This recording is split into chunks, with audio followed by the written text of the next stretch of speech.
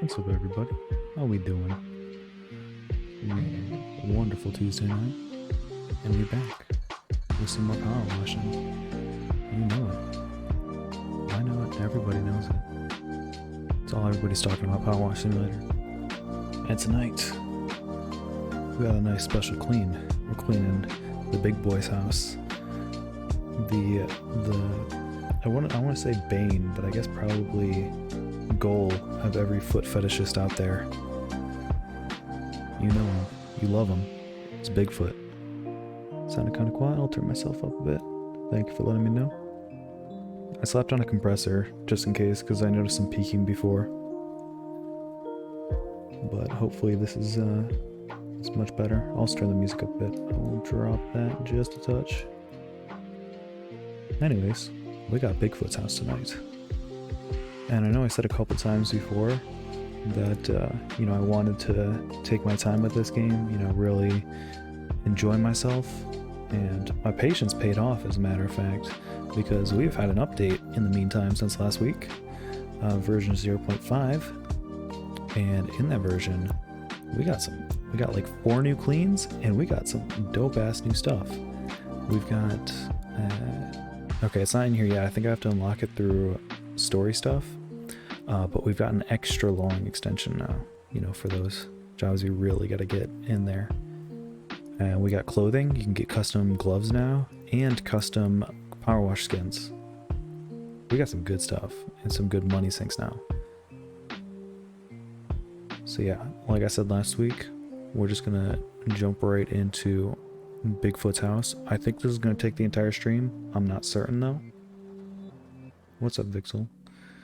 Oh damn, I didn't even notice. So I missed a couple of follows. Thank you Mr. Arrow for the follow, and thank you Alienated Monkey for the follow. I don't think I even posted my stream anywhere recently. I don't know where... I know Mr. Arrow. I don't know Alienated Monkey. Anyways, if you're here, thank you. Extra long, hell yeah. That long clean. Should I buy a skin right off the bat? I wanted to save my money for, like, metal cleaner, but I think I honestly think I want to buy one of these. I'm so ready for the stream debate. Today's been traumatic. It's chill time. Hell yeah, it's always chill time. Tuesday nights. Y'all have any preference for which cleaner I buy? I might go with the cheapest one, because honestly I really like how that looks, but it is also the cheapest, so... Yes. And let's see, how much are the gloves? Oh, gloves are super cheap. Pink, I use pink. What is that supposed to be, like a donut? Oh yeah, donut pink. I do like that one. Hold on, let me get some... Ooh, yeah, because we just got regular rubber gloves, like yellow gloves, I think. Pink octopus gloves. Yeah, I like pink octopus gloves. I'll buy those. Do I equip them anywhere? I don't know. I guess we'll just go pink everything. Fuck it. Good, but I got you on the TV at the Makerspace. Oh, hell yeah. What's up, Makerspace?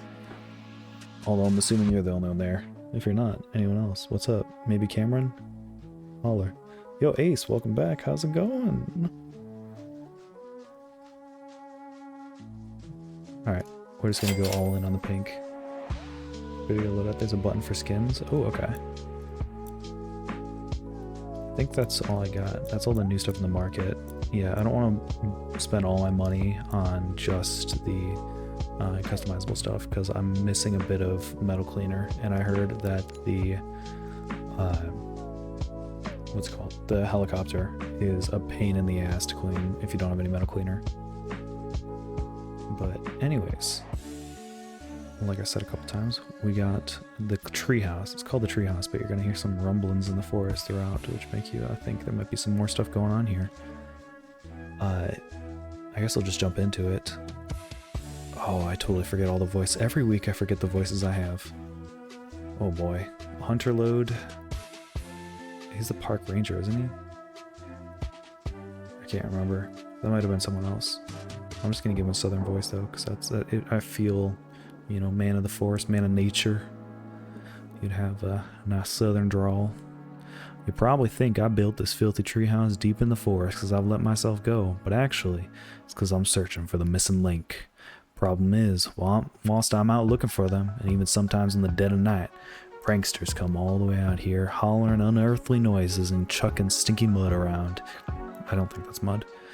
A few times now I slid down the steps and clean off the edge. Of course, I got the reflexes of a mongoose, so I always land on my feet and never break no bones. But it's probably time to get the price hosed down all the same. Thanks, Hunter. This is a big job. I know this is a big job. And so I'm gonna do a once over real quick. I've already completed all the new levels. I'm so upset. Damn, really? We just came out a few days ago. Alright, let's take a look at what we got. Yeah, you got trail cams here, looking for Bigfoot, feature film. Wait, is this just like a cardboard cutout? That is a cardboard cutout. What? Is that anywhere else? Yeah. Wait, we're surrounded by cardboard cutouts. There's no actual tree. There's trees in here. But everything else is cardboard cutouts. What the hell? At least, okay, over here looks nice. It's a waterfall. Hell yeah. Oh, I can't go out on the road. Damn. Okay. I don't gotta clean the fence at least. Let's just take a look around first. Lost cat, Ulysses. Very fluffy, please call the mayor. Still have yet to see the cat. We will one day though. One day. Alright, but in the meantime, let's take a look around here. We got the top deck and the lower deck. Got this house up here. A lot of stuff here. I've seen a couple people clean this level. Every way I've seen it done, it's completely different. I think I'm gonna even like do it different than what I've seen. Because what I want to do, what everybody has the most trouble with, is the underside right here. Because, you know, it's usually the last thing people do. Treehouse is fun, it's just kind of finicky. Okay, that's good. I think, yeah, I'm going to do the underside first. And just get that out of the way, because from what I heard, everybody hated the underside. Because it was like, at the very end, everyone was kind of just waiting for it to be done, and then this thing is, like Vixel said, very finicky. So I think we'll just get in on this. Here, let's get equipped with all our stuff. Let's go with the long extension so we can get in there. It's a good nozzle here. Let's just oh, clothing. There we go. Okay. Oh, already got our pink clothes on. Where do I change my power washing color? Did I not buy that? I think I did. Yeah. Everyone out here is complaining about the underside. Man, the railings are the most annoying to me. I heard the railings are bad too, but the underside was just the one thing. Since there's like, I know the issue with it. Here, I'll show y'all. There is a, I don't know if it'll show that well in here. Maybe if I come up on top of this scaffolding. So there is like a little gap in between the wood bars and like the actual underside of the deck. So you have to like get underneath that, get between those. This little icon right at the bottom where you load out. Let's see. Am I missing something? I don't think I'm missing it. Is it in the menus? No? Yeah, I don't see it. Blue and black striped corner. The stripes? Oh, thank you. I see. Oh, look at that. All fancy. Got the donut gun. Okay, so anyways, you can see there's like this little gap right here. And that's apparently a huge pain in the ass. Oh, hey. But we'll just hop in on this. Yeah, I think I see a lot of people working their way top down. I think I'm going to go bottom up because I think the house is not going to be too bad. I'm going to do the undersides, and then I'm going to do this railing, and then I'm probably going to go around the railing on the entire place. And I think that'll be a good way to start out. Get rid of all the super finicky stuff, so it's only the big stuff left at the end. Alright, so let's just jump into it. How's everybody doing tonight? I had like a pretty non-eventful day. just had classes and then a meeting after my classes, but nothing like crazy. Ever not here all methodical, but I devoutly jump between everything. I mean, being methodical is half the fun, though. This game is so much more extra than I thought it would be. I love it. Yeah, it's great. It's got all the sprinkles. Like, I think they... Yeah, the sprinkles have, like, a different, like they actually pop out a bit. Like, they put a map on it. Yeah, a displacement map. Just crazy. What were the other ones that we had available? Hold on. We had the... The Ornate and the Industrial Red. Okay. I think either of those look really cool. My brain doesn't do methodical. I get bored of one thing too easy. I mean, that's fair. I really like this because I can just kind of zone out and then do whatever. And my brain kind of just takes over and helps me do things methodically. Went to dinner with the Rents. Always an interesting time to say the least. Oh yeah, that should be fun. How are they doing? What's up with them? I mean, I saw them like a week ago, but it's been an evening trying to figure out bit compression algorithms. That's fun. What have you learned? You know, this is a stream about putting people to sleep. I can find no better way, or I can think of no better way than talking about bit compression algorithms. No, for real, that sounds interesting. That's something I know nothing about, but if, like, every time I look at it, I'm like, I probably should learn that, but I just don't. When I'm near the end, my brain itches to be done with it. Yeah, that's why I like leaving the big stuff last. Or like the like wide open areas, so that it's easier to see, you know, what's remaining. And that way I can, like, I guess trick my brain into being more patient with it. I'm just gonna go along all these bars first, just so I can make absolute sure that I'm getting all the gunk that's underneath.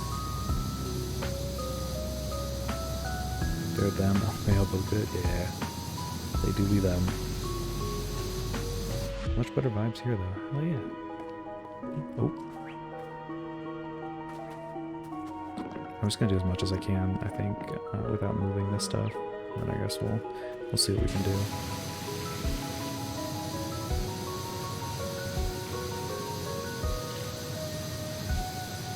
But yeah, bit compression algorithms is something I haven't even touched on, like, at all. I mean, it hasn't come up at all in any of my game development classes, but it came up in my CS classes when I was taking those a couple years ago. And I always meant to learn them. Never did. Because, I mean, they do have... I mean, they're extremely useful. But usually optimization is one of the last things you learn when it comes to game development. You just learn how to do it, and then later you learn how to do it better. Like, you learn to throw out everything you thought you knew, because everything you learned was the worst way of doing it.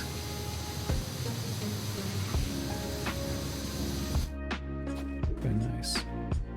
Do all of these? Yeah, all the joists have their own thing. Okay, that's not bad.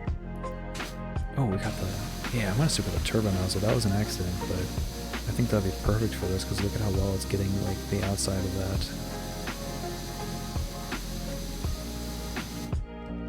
I think I'm gonna be much better equipped to handle this now that I'm one, starting out with the finicky parts, and two, I know what's coming. Like, I know that there is that little hole, so I don't have to spend, like, what was it in the, it was one of the previous cleans. I kept looking around for ages and couldn't find the bit that I was supposed to clean for so long. Like, I know what's coming. Get all those nooks and crannies, hell yeah. That nozzle makes my head happy flutter. I can't talk. Does not bode well for tonight's stream. I'm just kidding. Am I getting... Oh yeah, see? I gotta, like, kind of parkour my way up here. There we go. This is probably the perfect position to be able to, like, take on half of the stuff between the boards here.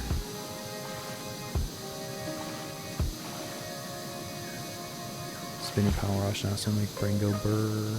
Indeed. Okay. I can see bits right there. I don't think you can hide from me.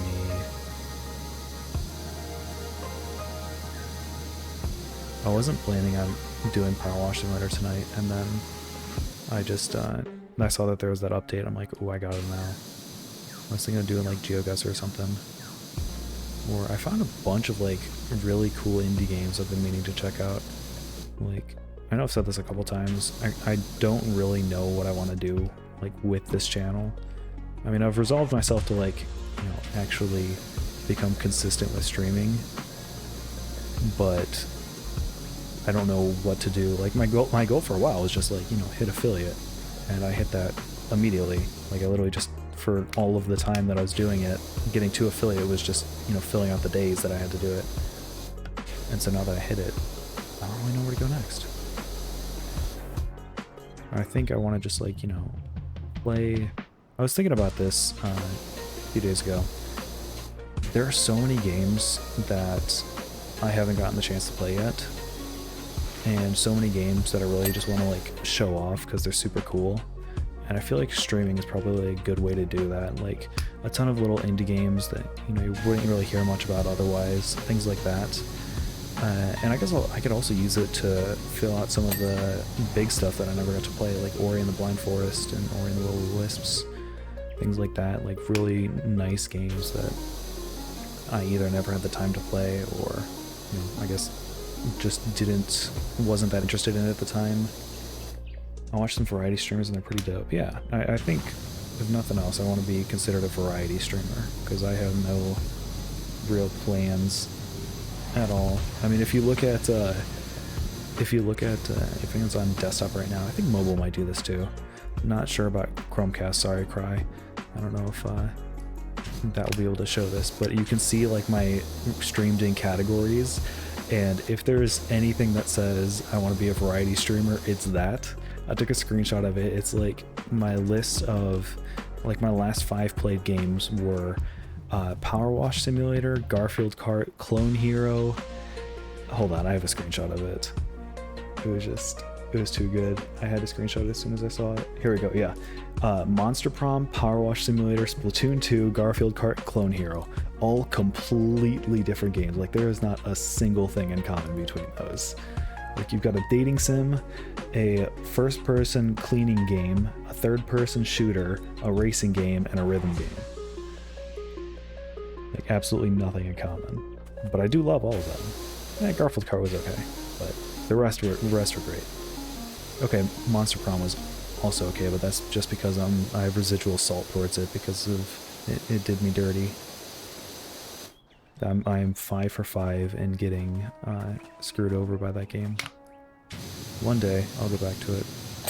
I did find out.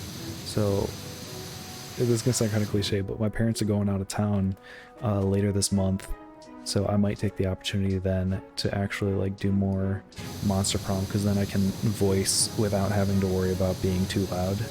Because a lot of my voices were like trying to be more, I guess, reserved. I don't really know how to say it. Yeah, so I had to hold back a bit, you know, but once my parents are out of town, you know, we're going all out. We're going full tilt. That only shows you like 20% of my power. Garfield Kart, all of the genres. I mean, it does have a banging soundtrack, so I would call it a rhythm game too. And it is a third-person game. And you throw pies at each other, so I guess you could call it a third-person shooter then. I don't know if it's a cleaning game though. It seems like you just get the track much more dirty. Mr. Manchester before Roxas play Cyberpunk. If I could get it to run on my computer, I would stream Cyberpunk, but I can barely get it to run like when I'm not streaming. There's no way in hell I could possibly stream that game.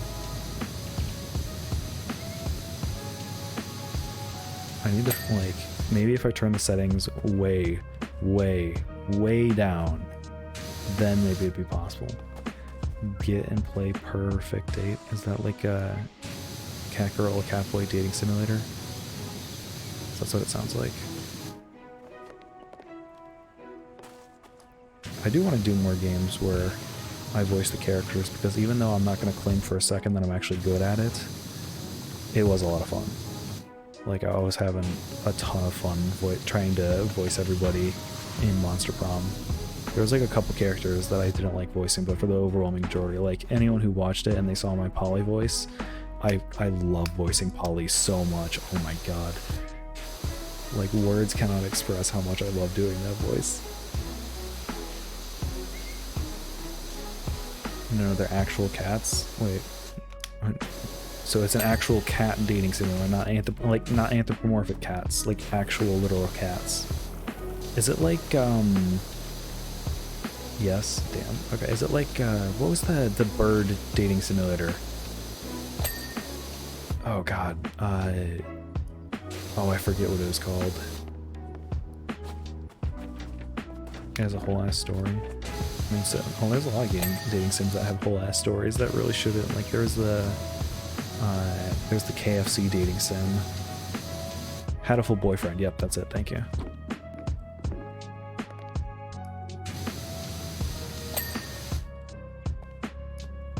There do be some weird dating sims out there. Not like it's got hidden lore. Like, how hidden are we talking? Is it just like have a secretly super dark backstory? Or is it, you know, like once every 20 encounters or events you have a chance to, I don't know, a comet strikes and they all turn into actual humans?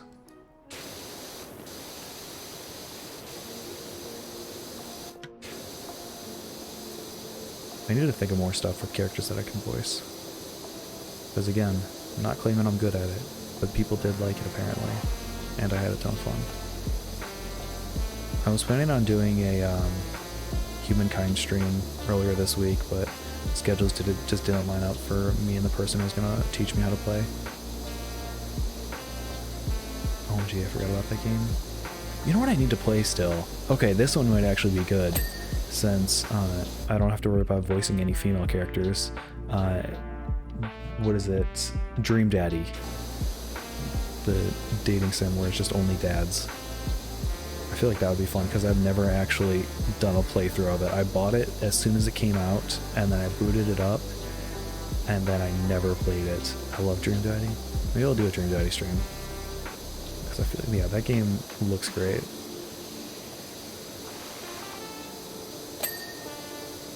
I can't believe they made a dating sim for Dream, the Minecraft YouTuber, though. It's crazy. When did he become a dad? There we go. How's this looking so far? Okay. I still have the video of you when we were waiting for it to come out. Wait, what? Send me that video, please. I don't know what you're talking about. I think I remember buying it. I think you were over at my place when it happened. Were we just like constantly refreshing the Steam page or something? It was near your birthday. Yeah, it was near my birthday. I forgot about that. Hey, Barnets, what's up? How's it going? Hey, by the way, everyone in chat, I said I was going to plug it, so of course I'm going to plug it. If you want to see some dope-ass art, you should follow Barnet's art. He's trying to get back into streaming, and he's got some really, really sick art. Like, a bunch of different genres. You got anime, you got, well, formerly Legend of Zelda until Nintendo decided to be an asshole about it. But, like, he's got his own OCs, which are awesome. Like, honestly, I think your OCs are some of my favorite designs, Barnets. We in here, my boy. What's up? But yeah, you should give Barnets a follow. I don't know if you have any streams planned upcoming, Barnets, that you want to like talk about, but I can confirm that they're all good times. Actually, hold up. You don't want to. I'm pulling up your page. I can't do Instagram because I don't have an Instagram account, but I'll do your TeePublic because y'all got to see some of these designs.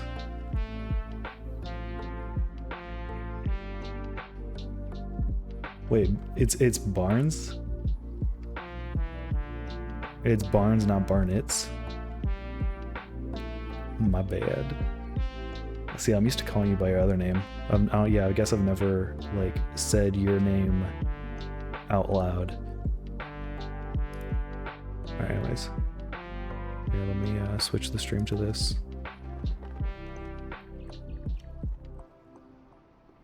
Oh, come on, that's not working.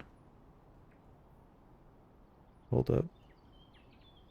We're just gonna do display capture. Barnes. Oh, okay, I see now. But yeah, you also check out some of my boys' art. You got some really sick stuff in here. And some of the stuff that I may or may not have worked on. Not drawing, God no. But some of the stuff like editing. Like I think, yeah, I worked on this one. This one was a pain because, damn, all the details on this, man, that was so painful. And then yeah, I think we worked on the design for this one together. What else? I just made this one for you. This is just an a slip up though. I was trying to this one got made when we were trying to take out the background of the other version of this that I just showed y'all, and I was using a plugin that was supposed to like take out the color by like it was supposed to take out the background within a certain color range. It was just supposed to convert it to transparency, and then I just had the background color just so I could make it super easy to see. I just Charlotte was by default blue, and then I just made the background red, and I'm like, then I accidentally did. I'm like, yo, this looks like one of those old army recruitment posters, like the "I want you." Yeah, I had to fix up. Yeah, you did. No, you did fix up a lot. I'm not saying I did the whole thing. I mean, also you drew the whole thing, but I did. Yeah, it was really funny, kind of how we stumbled onto this idea, and then I did the text. But it's a solid design. He's got some dope ass Azula art, Tanjiro, Nezuko. Will is one of your OCs too, isn't it? I forget. I have a sticker of I have the sticker on my Switch right now. Looks really cool. But yeah, and some of your favorite stuff, honestly, was your Legend of Zelda art. It's a shame that you can't sell it anymore, though. But yeah, shout out to my boy. Anyways, back to the power washing.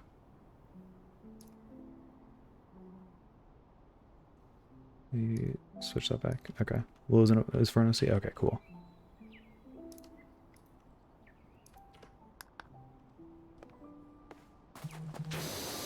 Where was I? Oh yeah, we're almost done with this.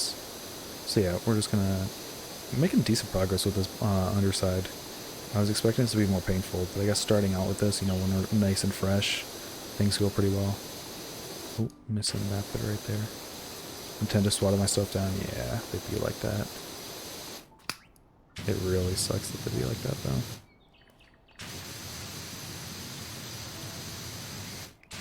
I need to catch up on some of the stuff I missed. Sorry if I'm quiet, I'm just reading back the chat.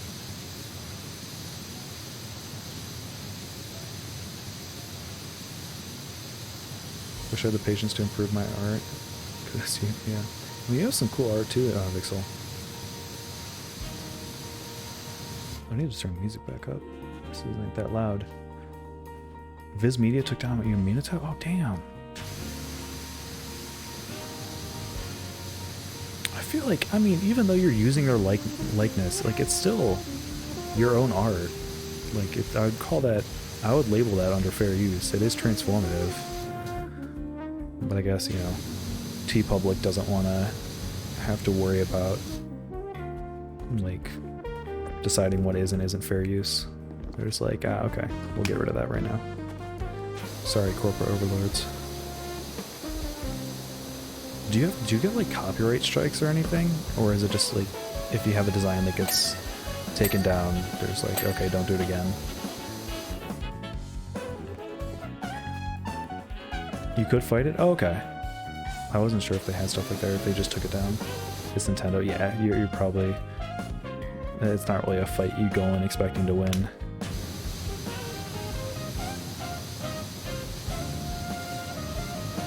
I will lose, yeah.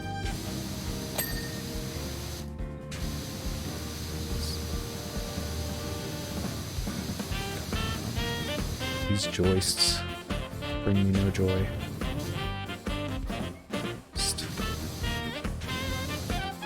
I'm just gonna keep parkouring my way up there.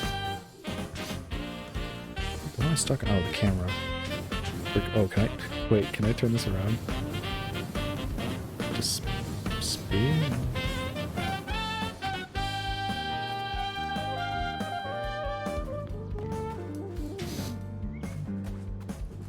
Come on. Alright. Did I got all of these, didn't I? So, oh, there's this joist. Damn. I thought I got this one. Okay, I might have to break this up into segments, like, of doing the underside. Because there's times where this is just being too much of a pain. Oh wait, I probably didn't get it from this side, did I? There it is, yep. There we go. I do feel like math at some days, so I take breaks, but I'm trying to make it in my own career. Yo, I believe in you. You got this, man. Speaking of, you doing any commissions, by the way? You still got some room for those? Because there was one character I wanted to commission you for.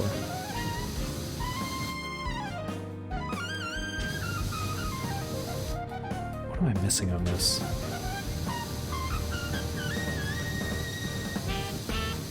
Oh, stream coloring. 2 tomorrow around 12-ish. Okay, what time zone is that? I got class, like, probably for most of that, but I'll still tune in.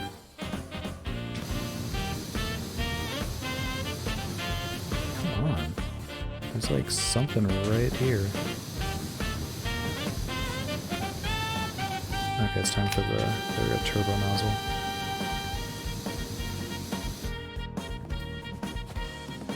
Eastern? Okay. You see, I'll be like an hour into my class, but I'll still pop in. Damn, scaffolding.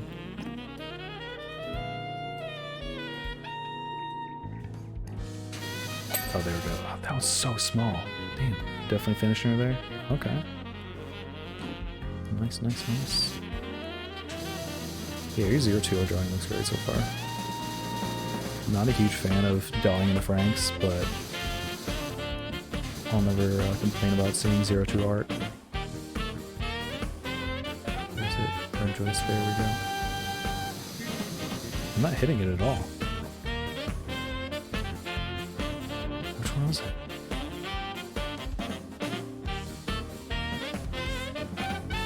Oh, Staffy, I can barely hear you sometime. Okay, hold on. Let me turn the music down a little bit. And yeah, see, I slapped a compressor on my mic, and I'm gonna leave the compressor on because it's definitely helping the peaking. I'm like, I can see it right there, but maybe turn on the music a tiny bit. Okay, cool. Thanks for letting me know. Yeah, man, my streaming, I don't know if you call it career, but my adventures in streaming have just been, what audio issue are we gonna have today? Just every single day. Just gonna keep slamming my head into this thing. Hopefully we'll get a clear on this. I'm just waiting for more dubbed MHA. You know, I started anime dub. I can't switch because it'd be weird. Yeah, I watched all of the Fairy Tail dub, and then they just stopped doing it for years. Like, they just stopped. Like, right in the middle of an arc, I think. And I'm just like, what the hell? I was watching that, and then they didn't finish it until, I think it might be finished now. I'm not certain, but it was just like, it took so long. Like, I think I was in high school. I was like a sophomore in high school, and I was in college by the time they finished it. They just stopped for a long ass time.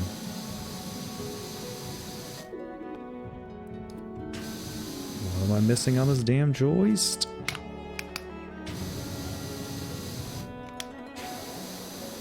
Just gonna keep spraying this thing until it gives it to me. I had the same problem for Fairy Tail. Yeah, because the dub was really good. Like, the dub was solid. Like, what are their names? Jeremy Lee and Todd Habercorn. Like, phenomenal voice actors. And so I really wanted to, like, finish it off with their VAs, and then there's like, nah. We're just not gonna, I mean, Funimation is like, nah, we're not gonna do it for several years.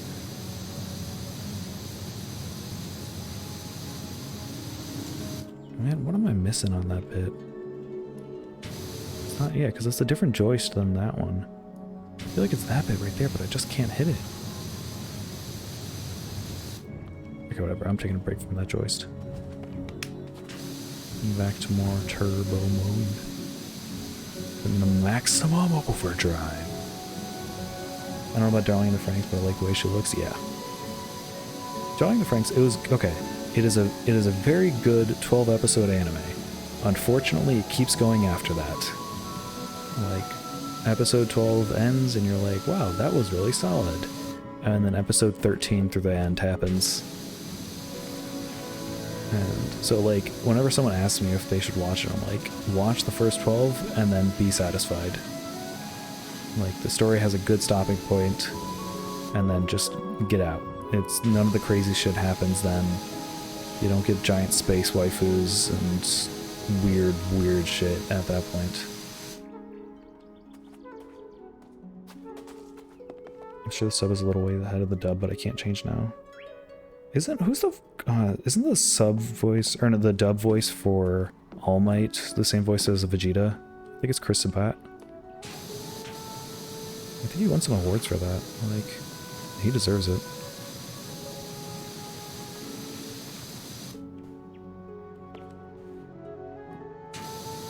Come on.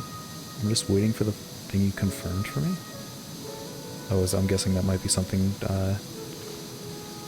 NDA. Shout out to that man. Oh yeah, great dude. There we go.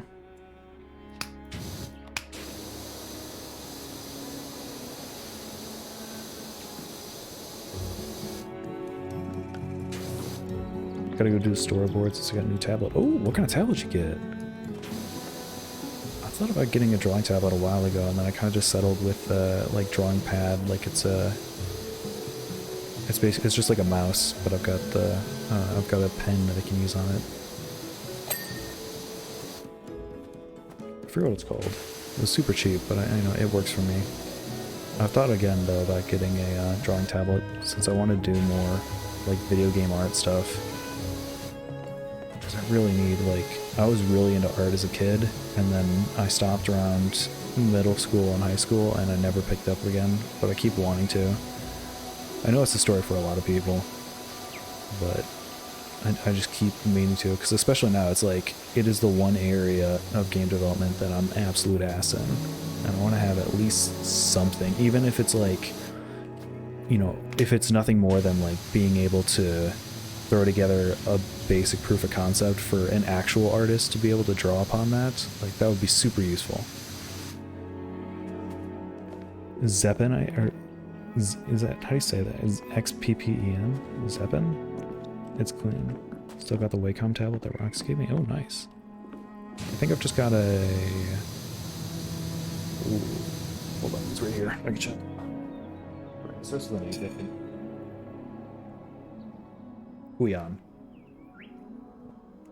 Huion tablet. Me with writing, yeah. 350 bones. Damn, son. Does that have like a screen and stuff though? Rest in peace to my other two. You say Wacom and I'm here like Wacom. Maybe I will call it Wacom.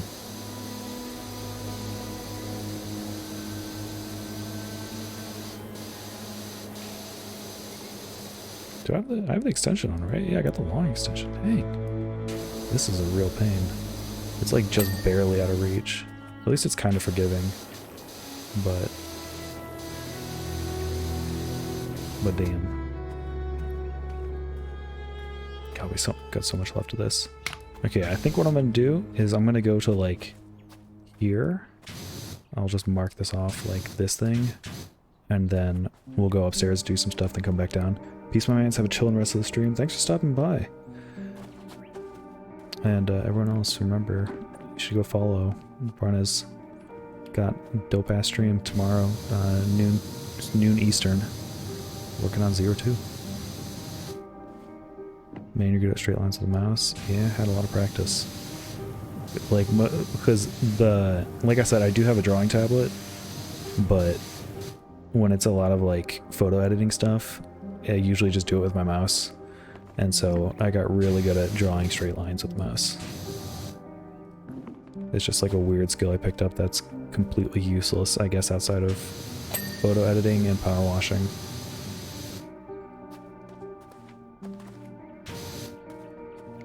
I used to draw with a mouse, but since I got my tablet, I've completely lost the ability. Ah, that's fair. Yeah, whenever I play like Jackbox or Gartic Phone or anything, I can't use my mouse. Like, I have to draw with my hand. Because, like, I can do straight lines and stuff, but I can't draw for shit. How are the joists looking like? Still got that one damn joist. Maybe if is there a ladder I can use? Yeah, I can use the scaffolding and we'll be able to see in there. Yeah, hold on. Yeah, we could sniper it. There we go. Is this a joist or is this one? Wait, which one is it? This one. I feel like I got everything. There we go, finally. Okay. Have we tried the top side of it? Yep, just did.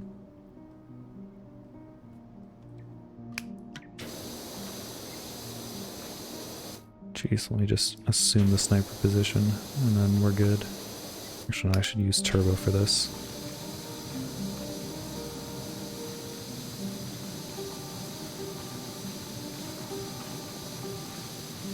Anyways, Roxas, what kind of stuff are you learning about bitwise compression?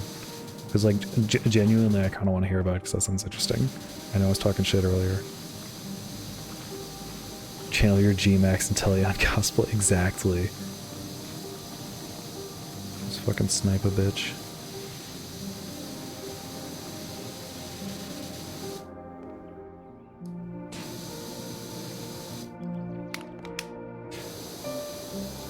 What do we got playing right now? Oh, Celeste, nice. Was it one of the streamers I followed, Point Crow? Just like, I think he's doing a Celeste playthrough right now for the first time. It's an amazing game. I know every time the music comes on I talk about how amazing it is, but really, if you haven't played Celeste, play Celeste. Absolutely incredible game. Also, I saw a thread on Twitter about how they did, and I don't know if any of y'all have played it, but if you have, you'll know what I'm talking about, the dialogue system in it. It is like, so basically it's kind of like an animal style, or not animal style, it's not In and Out, Animal Crossing style text system where you have like every letter sort of assigned to a sound, and then it sounds like that, but it's much more complicated. Basically what they did, they had to like go through and create models, like sound models for each character, and that way they can, like when I say sound models, I am greatly skimming over a lot of what went into it, but it's like randomly generated sounds based on like a sound font that they go off of, and then they can use that to give it like inflection and tone. So like when a character is angry, it'll sound much more like stilted and, you know, like a bit gruff than when they're happy, when it'll be nice and chippy. It's really crazy what went into it. Anyways, I'm mostly trying to teach myself the basics to take like a big in, compress it, save it to a file, and bring back to decompress it using bit shifting and stuff. Nice. Yeah, like I said before, have not touched bit shifting since my CS classes. I had to do bit shifting for I had to make like the Windows 10 calculator for one of my CS classes. Like literally just the full-on Windows 10 calculator. Had a basic mode, scientific calculator, and programming calculator, and had to have all that functionality. And so I had to do a bunch of bit shift stuff in that, since that is a feature that the programming calculator had, which I didn't know until that project. So yeah, like I vaguely... What? Did I just ski up this tree? So in the latest update, they did buff the ability to climb up stuff. So apparently I'm just a one-handed god, or no-handed god. I could just climb up trees with my legs alone. I've got like giant cleats on, just stabbing the trees and walking up. I modded shield to change Hoot Hoot to Blathets. Oh, Blathers. Nice. I've honestly never done it, or if I did, it was like a decade ago and I forgot. That's fair. Yeah, bitwise operations are crazy. It's something that I do not envy anyone who has to learn. It's not too difficult, but it's just, it can be incredibly high level. And that's where, like, when you're doing bit shifting, that's when you're, like, feeling, okay, yeah, now it's real CS hours. You feel like a hacker, man.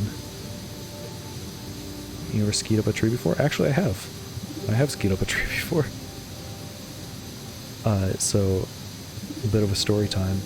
I go skiing a lot. Like, I mean, not recently, you know, COVID and everything, so I haven't been able to leave the state I'm in.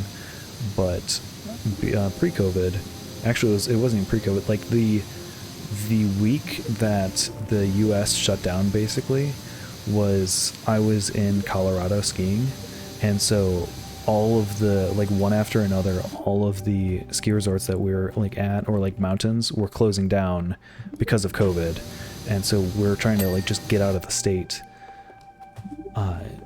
like, as fast as possible, because we weren't sure we were going to be able to, like, we couldn't catch a plane back, so we ended up having to drive back. It was crazy. But in reference to skiing up a tree, the mountain I grew up on, it was up in upstate New York. There was a one run there. Basically, I always went with my mom and some family friends. We'd always go skiing together. And one of the times we went, it had been kind of hot recently. Not like hot, but warm enough to where some of the places were melting, and some of the runs were melting, and they had to close them down for, you know, safety, because there'd be grass and exposed things that people would run into. Do you hydrate? Oh, thank you. I haven't hydrated this entire time. Much appreciated.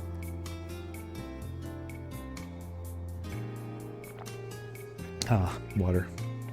Very nice. Anyways, so it had been, like, warm recently. I know that's why I redeemed it, thank you. So they were shutting down some of the runs, and we're like, okay, that's fine. Kind of sucks, but, you know, we get it. So I'm going down one of the runs with my friend Zandy. I kid you not. His name is Zandy. My name is Xander. And we met, like, those were our names before we knew each other. But, so we're just going down this, regular run, like, just regular blue.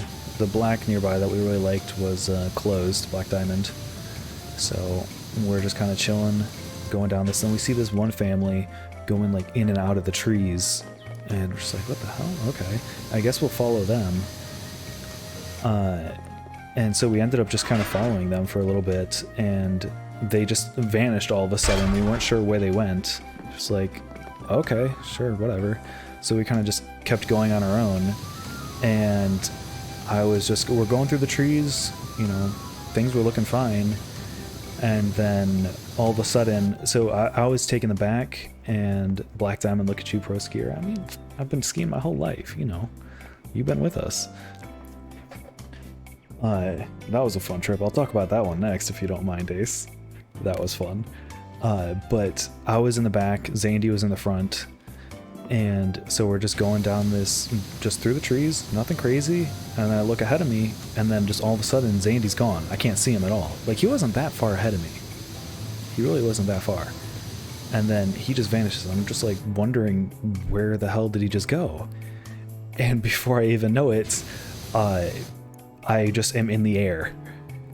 It turns out we were going through part of the area that had been melted, and didn't realize it because there was a tree that was sticking out of the ground, a tree stump, and it was perfectly disguised under a fresh layer of snow.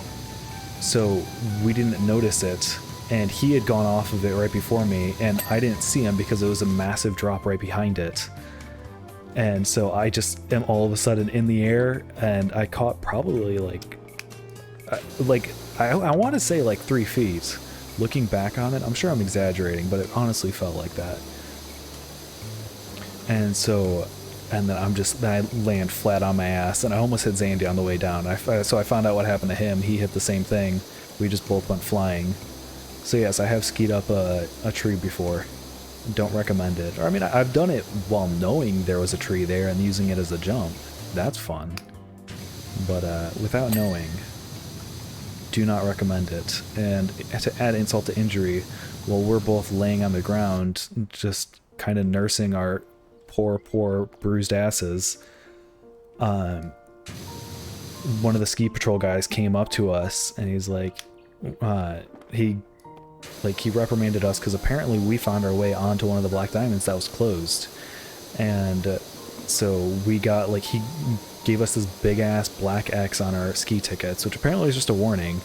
It felt like it was supposed to be more than that, but they let us keep going right after that. And so, yeah, for the rest of the day, we're kind of just, like, taking it easy because we hit our asses hard after that jump. We just did not expect it whatsoever. But yeah, anyways, go for it. Iconic trip. Yeah, that was a lot of fun. Also, damn, how many injuries have you had skiing? Not many. I'm gonna be honest, I don't get injured often when I go skiing.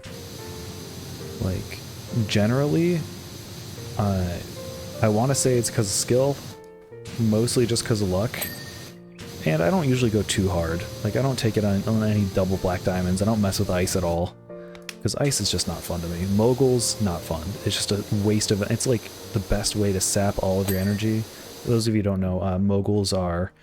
Basically, someone thought it was a good idea to just stick a ton of super condensed ramps. Not ramps, but like little bumps in the hill. And so you have to like slalom back and forth between it. It's not fun at all. I don't see how anybody likes it. And you just waste all of your energy just trying to make it through that. It is no fun. So I don't mess with that at all. And a lot of black diamonds are just like, oh, we took this one that would normally be a green or a blue and then just added a ton of moguls to it. I usually go for speed. I've actually got these super high-tech goggles that I got for Christmas one year that have a speedometer built in. They give me, it's got a heads-up display in the corner. I know, it's super fancy, but it's got a heads-up display in the corner that gives me, it uses the GPS to like find the local trail map and tells me exactly where I'm at on the trails. So I've just got like that in my head at all the time. And I can like connect it to, if one of my friends gets the app on their phone, it'll show me where they are on the map as well. It's really crazy, super cool. But it has a speedometer built into it. And one of my favorite runs, on a particular good day, I found out that I maxed out at 62 miles an hour, which going 62 miles an hour in a car, you know, is one thing. Going 62 miles an hour when you're on nothing, when all there is separating you between like you and the ground is just a small, like, I don't even know, inch thick skis and a helmet. Like, it's pretty crazy. Obviously I didn't fall then, because if I did, I would have been in for a real bad time, but it was pretty crazy. You can go really, really fast on skis, but I don't get injured that often. Worst I've had was the trip with you, not even kidding. So it's okay, at least you didn't have an obsessive Assassin's Creed phase and break your wrist due to it. Okay, so that actually perfectly leads into the next story. So Ace and I went to Copper Mountain in Colorado one year. We were there with our friend Oliver, just, you know, family friends and all. And so we're going through, Oliver had gone skiing, or he usually goes snowboarding a lot. Like, he and I have been snowboarding a bunch before. Like, we work well together. He's really good at snowboarding. I'm pretty good at skiing. And so, you know, we were just killing it on the tracks, or on the slopes, while Ace was over in snowboarding school. And I decided for some reason that day that I wanted to snowboard, because, I mean, I do water sports when I get the chance, down here in good old Tejas. You know, I've done surfing and wakeboarding and stuff, so I'm like, yeah, okay, I can surf, I can wakeboard. Surely snowboarding isn't that hard. And to be honest, I'll be real, I'm not bragging, I picked it up pretty quickly. You know, things went pretty well. And so I went down the bunny hill a few times, and I'm like, hell yeah, killing it. Didn't fall once. Did not fall a single time going down the bunny hill. My first ever time on a snowboard. Like, it was going pretty damn well. Like, I just figured that day, everyone else is snowboarding. My mom was snowboarding, Ace was snowboarding, and Oliver was snowboarding. So I'm like, sure, I'll do it too. I'll join the cool kids. Peer pressure, woohoo. And so I went down the bunny hill a few times, went great, and then I look at Oliver, I'm like, all right, let's take it to the big slopes. And so we started out, I said that one board would be easier than two. I mean, in some ways it is, some ways, but I will say, Ace, if you had picked skis, I would have been able to teach you. You wouldn't have to done snowboarding school. Like, I would have been able to teach you super easily. I've done it with a bunch of my friends before. But anyways, so I said to Oliver, I'm like, okay, I'm good. Let's head out of the bunny hills and go on to like the full slopes. So we started out, went to the top of the nearest slope, and it was a regular blue square, nothing too crazy. It was, you know, it's intermediate. And so starting out, things are really good, things looking good, and then just all of a sudden I hit this massive ice patch. I can deal with ice on skis. I did not know how to deal with ice on snowboardings, like at all. And so I instantly, this is like at the very top of the hill, I instantly went down and I landed on my wrist hard. Like, it took me a second. Oliver's right behind me. He's like, yo, you good, dude? I'm like, yeah, I'm good. Just kind of, you know, a bit wounded, but I'll get over it. And so, like, it was just, it took me completely by surprise. Was not expecting it at all. And so I just took a second. I'm like, I'll catch up with you, Oliver. He's like, all right, cool. Took a second, kind of just nursed my wound, what have you. And then got back on the slopes. So going down, though, I'll be honest, did not go much better. Like, I feel like I need to hype up my skiing skills a little bit. Like, I'm pretty good at skiing, just, you know, to counter, be like, oh, I'm not completely competent when it comes to being in snow. Like, I grew up in the snow, love the snow, but snowboarding, it was just new to me. And I was a bit cocky, not gonna lie, I was a bit cocky. So while I was doing this, while I was going down, like, I was pretty much holding my wrist the entire time because it was, like, throbbing a lot. I figured it was just, you know, maybe sprained or something. Or, hold on a second, I gotta sneeze. Sorry about that. Going down, I fell a lot. Like, a bunch more times. The only solace that I had was there was one other poor girl who was going down going down with me. She was brand new to snowboarding as well. And so, like, we kept falling in all the same places at, like, the same time. So just every time we'd fall, we'd be like, you good? Yeah. You good? Yeah.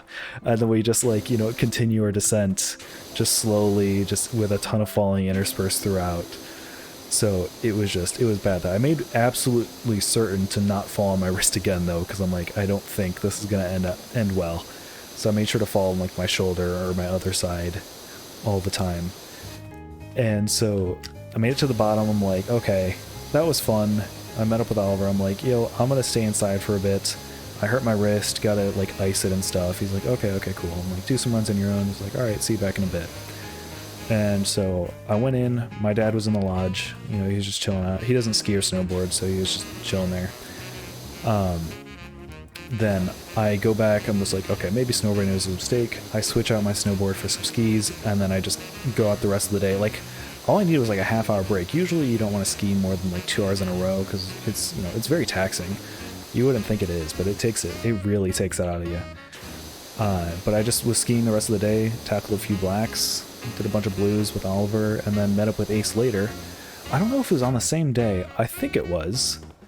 Well, I'll finish my side of the story first. So, finish out the rest of the day. Things went really well. Just got a lot of great runs in. I can't remember who's happened first. Yeah, me either.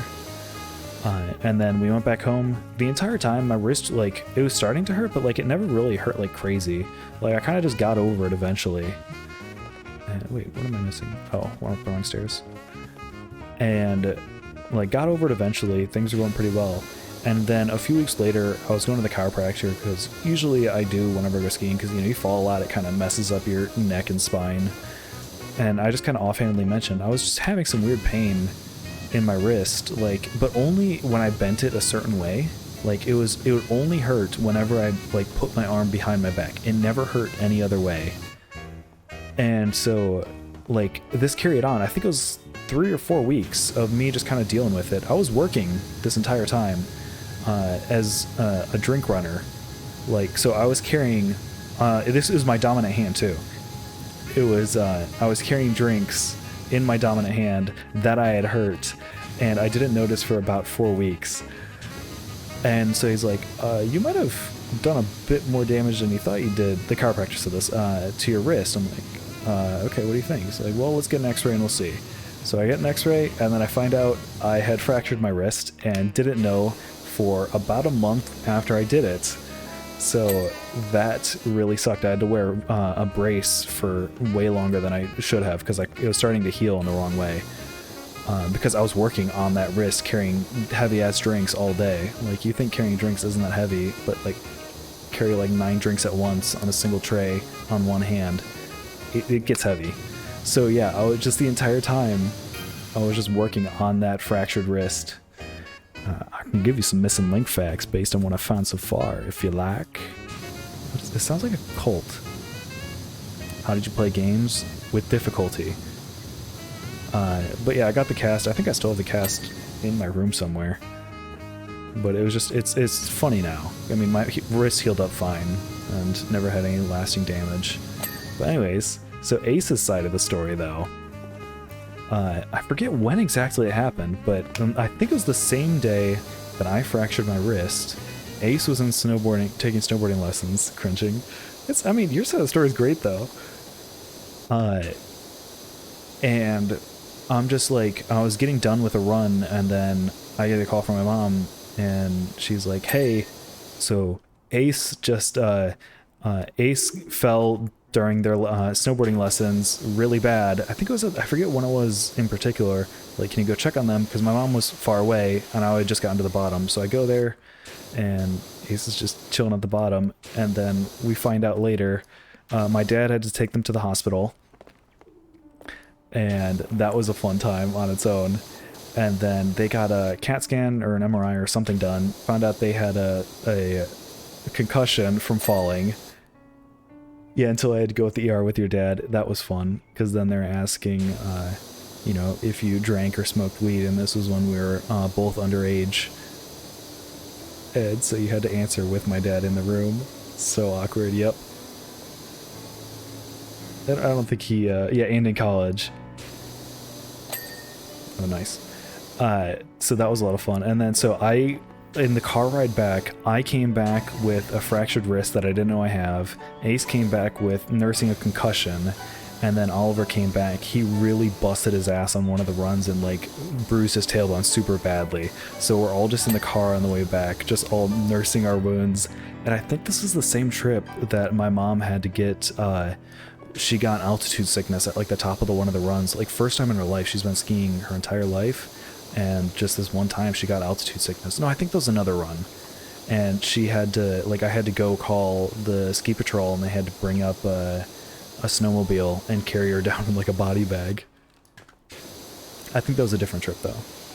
But I don't get injured often. Like I said, I really don't get injured often when I ski. It was just like that one time. It was just a really bad fall. I've never broken anything since then. Now that I say that, next time I go skiing, I'm definitely messing something up.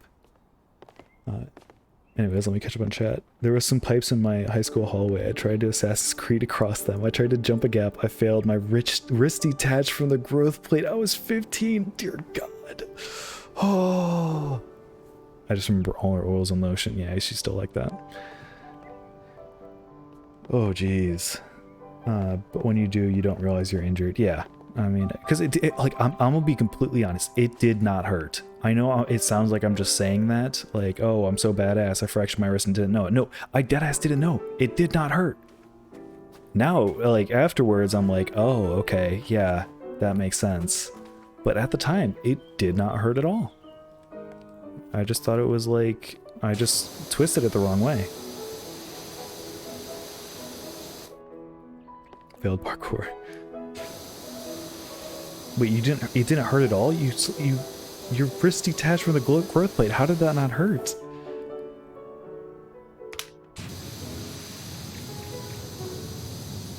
Damn. Yeah, I've never gotten anything like that crazy. My thing healed up pretty quickly.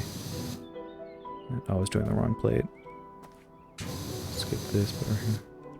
What am I missing? Ah, that bit. My entire arm just went numb, no pain though. Jeez.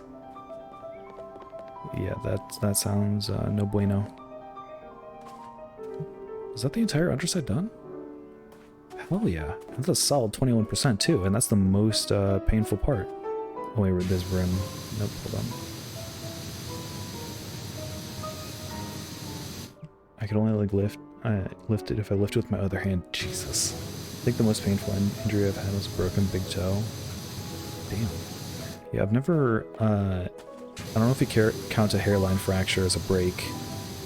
If so, that's the worst I had. Wait, no, hold on. I cracked my skull open when I was a kid. Never mind. What am I talking about? I forgot about that. That little thing. Yeah, get that rim, baby. Oh, what's up, Ted? Welcome. How you doing? My school nurse told me it wasn't broken, like she wasn't wrong, but it's an entire other issue. Am I getting this the right way? I feel like I'm not touching it at all. I probably have to do it from the top. Ted, do you have a break bone? We're just talking about, like, random injury stories. Come on. Where's that? Okay, so it's, like, over by the base of the tree. Is it? Oh, here it is. Yeah, it's this one. Okay, cool. So how long did it take that, to heal, Vixel? She didn't want to send me home. She made me sit with a room with a wet paper towel, such as the UK. The US is like that too. Just you get a bag of ice. That's all you get. No bone break gang for me. Damn, sounds like a pretty boring life, gang. No, I'm just playing. You probably got super dense bones.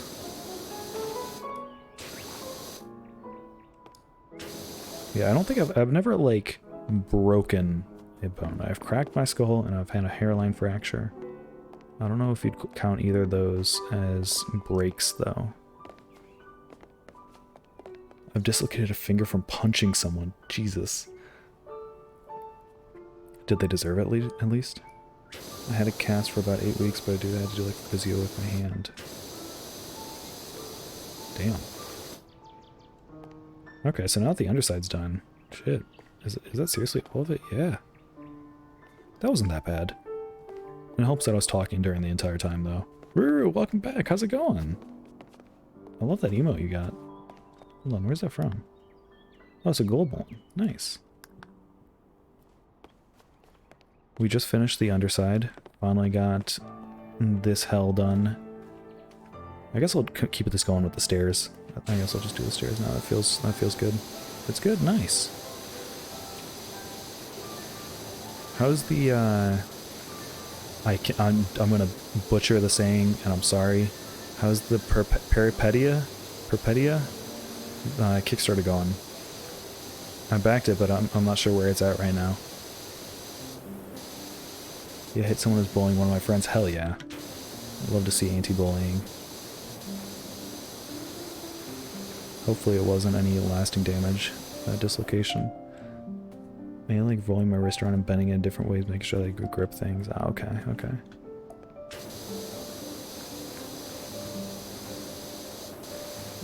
Yeah, I never had to do any like physical rehab for anything. I had to do that for my eyes. I had to do like visual rehab, or not rehab, but like basically one of my eyes is like way weaker than the other, so I had to like go through like this training stuff for it. It's really weird. Like my left eye is near 20/20 and my right eye is just completely messed up. Oh good, double the original goal. Hell yeah, I love to see it. The game looks dope. I'm so glad your music is in that. Like definite enhancement.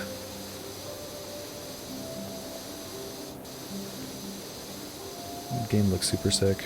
Like, it's not, I can't believe, like, I completely would have flown under my radar had you not been talking about it, and that's, like, insane, because I was looking at the Kickstarter trailer, and I'm like, I feel like I'm gonna love this game.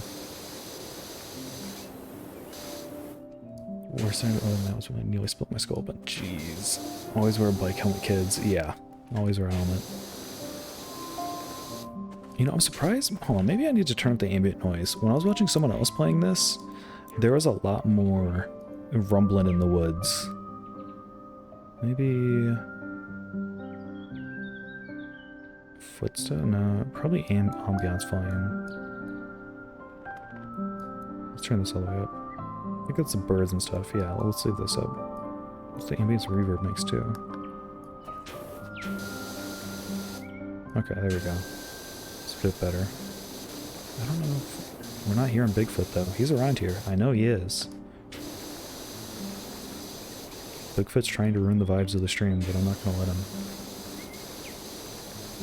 He also tried to eat my ass, but that's a story for another day.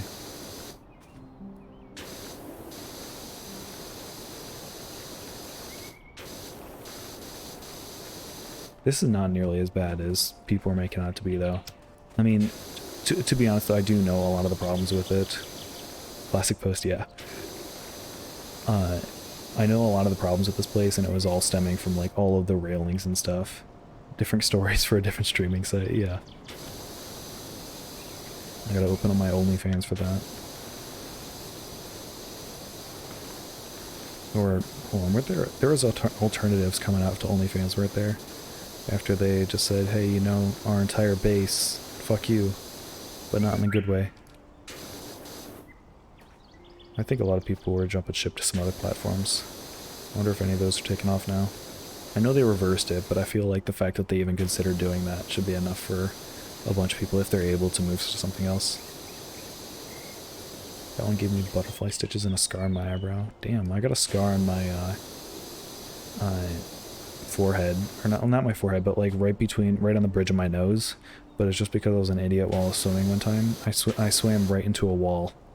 And like opened it up and like it left a really nasty scar at the time. It's mostly healed now, but it was just the dumbest injury I've ever had. Yo, Blue Phoenix, what's up? Waiting for that spicy streams. I mean, I was talking about doing some dating sims earlier. Maybe I could toss some see, I don't know. The thing is, I haven't really decided. Like, I want to keep Tuesdays nice and wholesome. You know, keep it nice, chill, wholesome vibes. At least, you know, mostly. But like, the Monster Prom stream was a ton of fun, and I kind of want to do more stuff like that. But I feel like it doesn't really align with the vibes of this. But I don't want to do like, I don't want to have something that'll be like super whiplashy for anybody. It's not even the good eyebrow scar, it's horizontal, not vertical. Yeah, mine's horizontal. But when are you going to bed? Because I don't have to wake up and go to work. What happened with Germany, by the way, Blue Phoenix? How did that end up? Hopefully you at least had your, some of your coworkers to back you up. Ugh, oh no.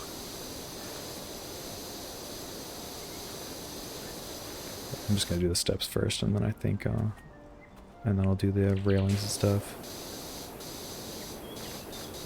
Do the rims. So it turns out it was all just a giant... Oh, damn! Just a big misunderstanding? Why did he schedule that to go out at 4:55 US time, though? It's a waste of time. Damn. But I mean, hey, on the bright side, at least that's not something you had to, like, worry about, like, excessively. Yeah, IDK? Yeah. I mean, at least it resolved itself. It wasn't like a big dispute. Yeah, I mean, yeah, it was clear that it wasn't your fault before. But, it's good that it didn't, like, escalate or anything. Alright, let's keep rattling the cage. Rats do be rattling.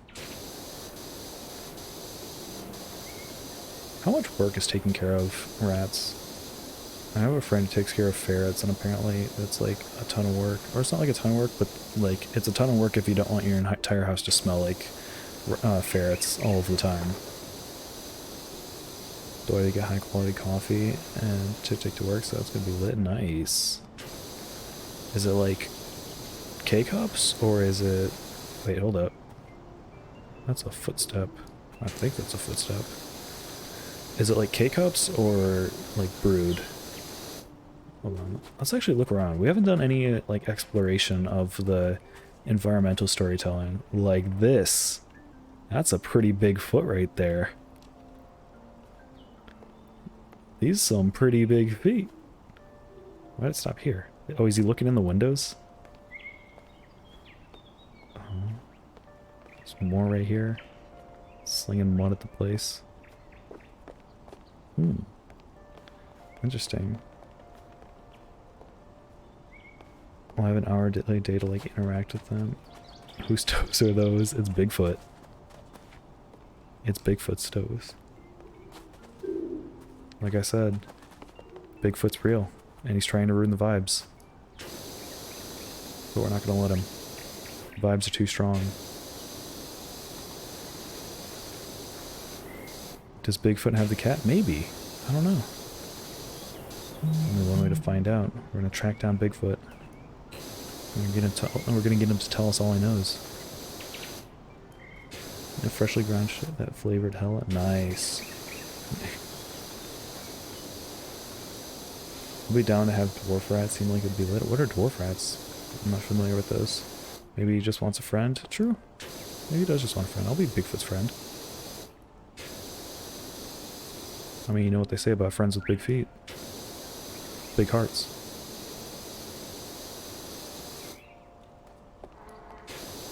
See, I don't know anything about rats. I don't know what angoras are either. What is like a balding middle-aged man?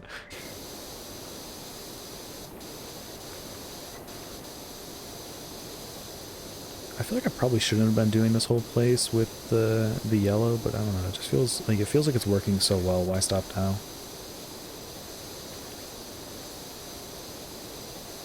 Also, damn, we're already an hour in. I made better time than I thought I was going to on all that underside stuff, so maybe this will only take like 3 hours. I was expecting it to take longer, but who knows. Actually, a Russian dwarf hamster, that'd be pretty good. I don't know anything about rats. Damn, there's so many different breeds. Species? Breeds.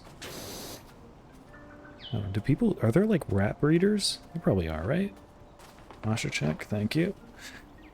I'm sitting like a pretzel. Let me just do some quick stretching. Ugh, thank you, Vixel. Yeah, there's rat breeders? Huh. You know, I'll give you a bonus. I'm gonna hydrate too, even though you didn't redeem it. This one's on the house.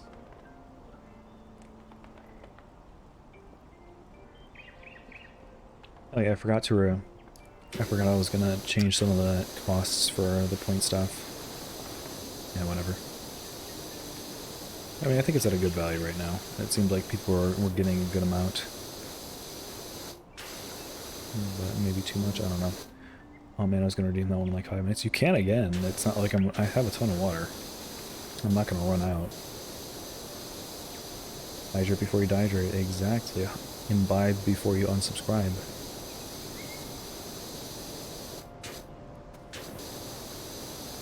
I forget the other hydrate mottos. I don't know how frequently people drink water. I don't drink water. Drink water. Drink more water.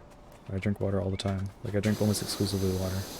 Except, I mean, tonight I have a thing of Dr. Pepper next to me because I got Raisin Canes for dinner, and it just came with Dr. Pepper, so I'm like, I'm having a bit of that on the side, but I'm really only drinking water because, you know, it's just too much caffeine. I like the taste of Dr. Pepper, but, you know, it's just a lot of sugar. I don't eat much sugar. Man, talking about really interesting stuff right now. Like, how about Dr. Pepper and how about water, hey guys? Water tastes gross? How dare you? Water's the best. Give me a monster and I'll be set. SMH. Pretty much drink water. Alcohol? No, I don't really drink alcohol because tummy issues, yeah.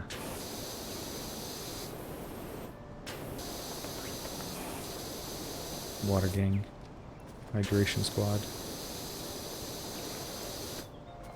What am I missing on here? Just like bits and pieces. Is this clean? Yeah, it is. Water gang. Is water gang just an extension of drain gang? I feel like it is. Shout out to Blade. Came up to my house, drained my entire life.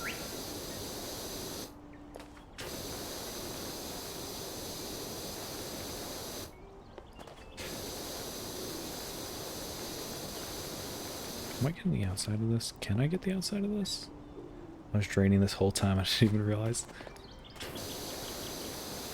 And if you think about it, all this water's got to go somewhere. This water does have to drain somewhere. I bought some bubblegum gin liquor. It tastes so sweet. That seems like it would be sickeningly sweet. I don't know. How is it? Interesting, yeah. I don't know if that's my thing, but I guess I won't knock it until I try it. But no offense, I probably won't try it, because that don't sound like my thing.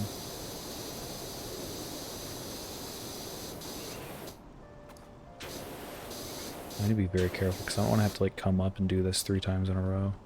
I think I'm just going to like do this on the way up.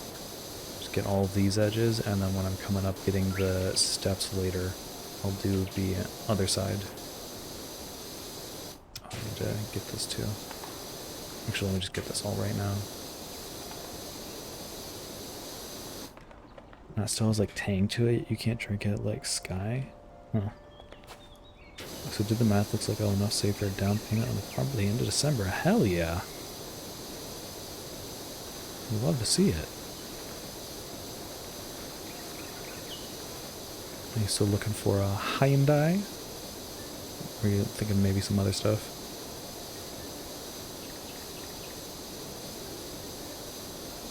There we go. Hoya! Can I get a hoya in chat?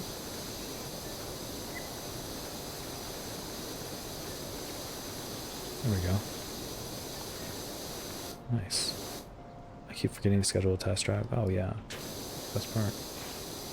You just get to drive a ton of cars for free. I could do in better lolly mode. I don't know if that's better. Actually, I'm gonna go as far to say that isn't better.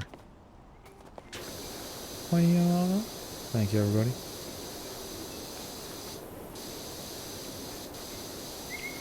What happened to the music, by the way?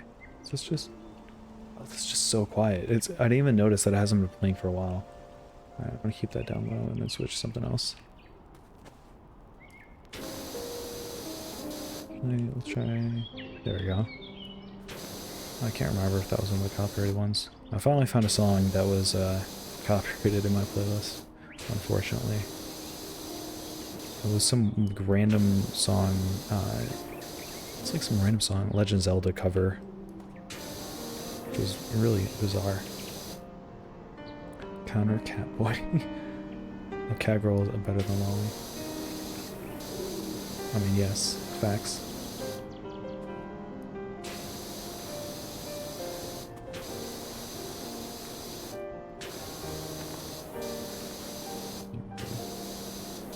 Love jamming to some Kingdom Hearts music. I think this is yeah, jazz cover. Nice. I love jazz.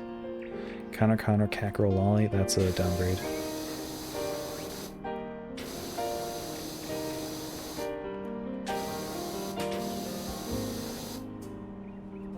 You like jazz? Counter, go outside.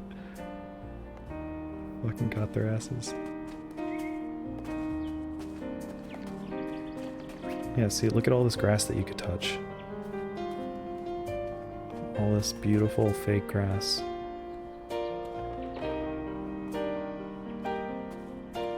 But people forget that cat boys grow up to be cat men and have to pay their cat taxes. And they gotta go to their cat 9-to-5s and raise their cat family. Is that a free game? Outside? Yeah, it's free. The latest expansion kind of sucks, though. I don't know, I'm just not a massive fan of that game. I feel like it's too pay to win.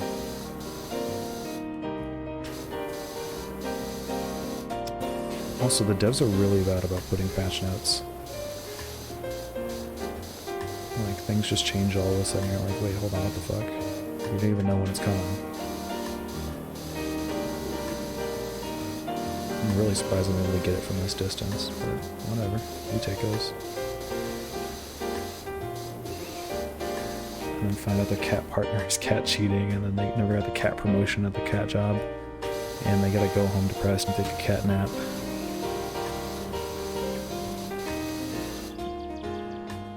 And then they find some, they find out they have to go to the hospital and go get a CAT scan. To be fair, I tried outside, the graphics make me dissociate.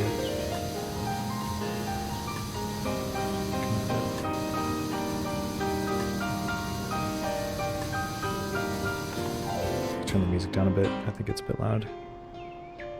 It is banging though. Almost got the handrail. It feels weird. I'm like doing this thing that I already did, but I'm missing something. Did I... Is the tops? No? Oh yeah, this is part of it. This is why I bought VR. I don't have to worry about things not being real when you can phase through things. That's a good point. I need to figure out how to get VR working on stream. I would say I wanted to do VR chat, but then I thought about it for a fraction of a second. I'm like, wait, no. That would be an awful idea, because then I'd just go into like some random lobby, you know, it would just be like, fun people hanging out, heart, and then it's just a dozen people with anime avatars with massive tits. Absolutely do not play VR chat, yeah. That's not happening. Maybe Beat Saber though. I was trying to get that hooked up. Though I'd have to get it through, like, it would be going through my quest, so it would be like, I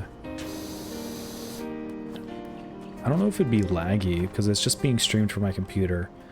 Like, it might make the quest laggy, I'm not sure. Like, I'd be casting it wirelessly.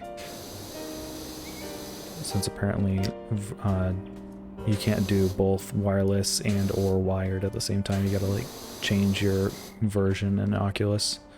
I'm not exactly sure how it works. Can you just plug the quest in your PC? No, not anymore. They added AirLink to the Quest 1, which means if you want to do that, you have to undo a bunch of other stuff. It's really bizarre. But I mean, I have good enough internet to be able to do it wirelessly.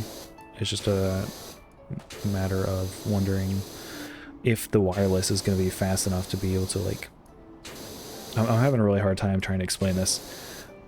So, it's going off of my router, which is right next to my desk.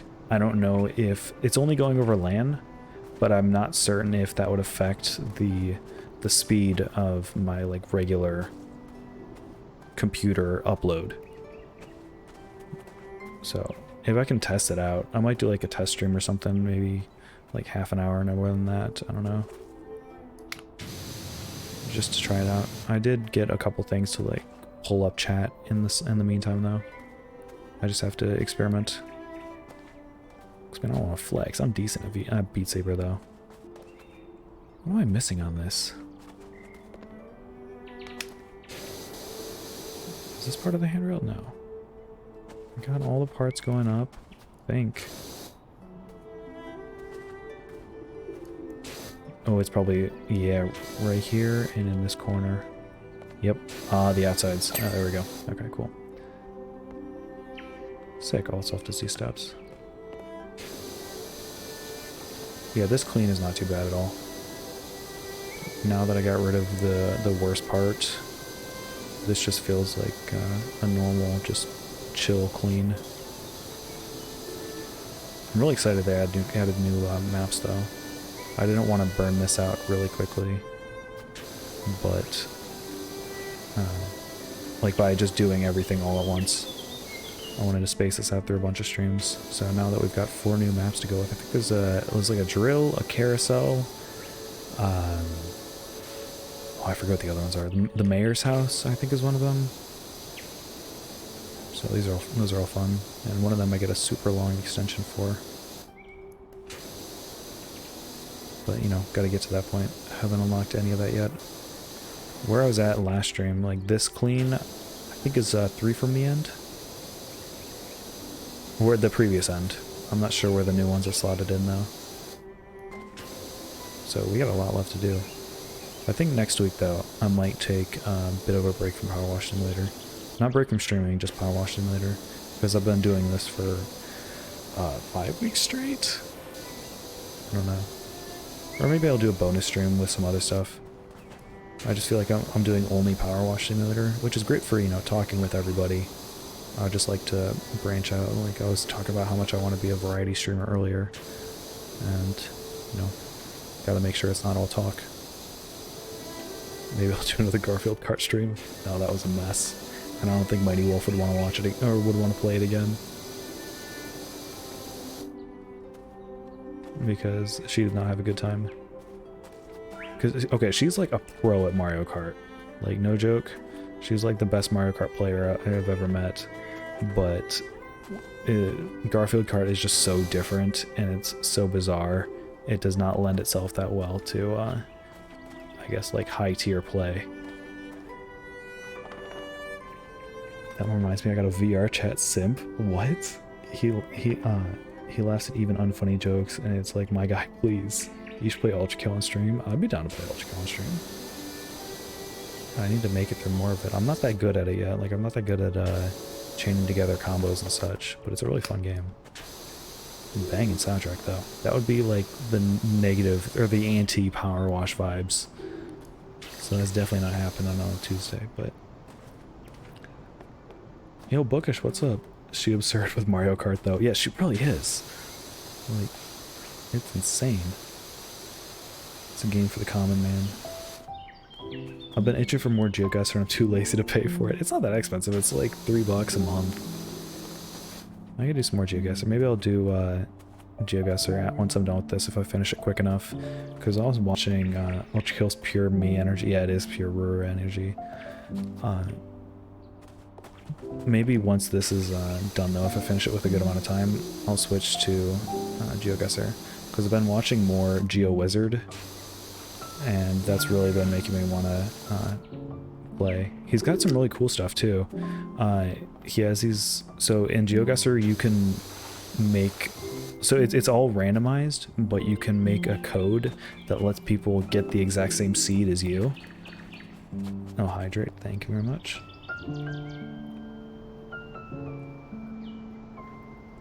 Thank you.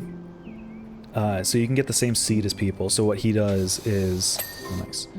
What am I missing right here? What he'll do is, you know, give everybody the seed, and then he's like, okay, so now I'll play it, and then I'll the underside right here. That's what I'm missing. Nice. Okay. So you're supposed to do it first, and then you watch him go and figure it out. And I've been watching that series a lot. It's like a play-at-home kind of thing. It seems really fun. And I wanted to try that once or twice on stream. Because, you know, it's free content just watching someone else do it. I'm vibing, once again, shooting my ability to write in the foot by trying to watch you play a video game at the same time, but you know. I mean, that's fair. Glad you can make it, though. What are you writing, by the way? I forgot to ask you that last night. I think we're going to work on... Yeah, so we got these stairs done, got the underside done. Now I could probably work top down. I'm probably going to do this railing first. Do I want to, though? I'd have to take... Once I do it... Yeah, okay, I'm going to do this now. Because once I get started on this, I'm going to have to take the scaffolding along the entire outside, too, and do that. So yeah, we'll just get this out of the way. I should probably sleep. Alright, fair enough, Vixel. Thanks for stopping by. Glad you can make it. And hopefully I'll see you next time. Also, that was perfectly straight. Alright. There you go. Stretching noises. I forgot that I had stretch as a different one than posture check. When I did the stretching earlier, I gave you that one for free, damn. I'm just gonna subtract those points from your account anyways. Can't believe I'm giving my followers free rewards.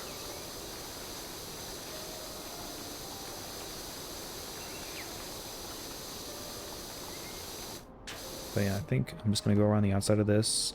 Oh, let's actually, hold on, let me take a look around what we got left, so... Hydrate again? Okay, fine, fine.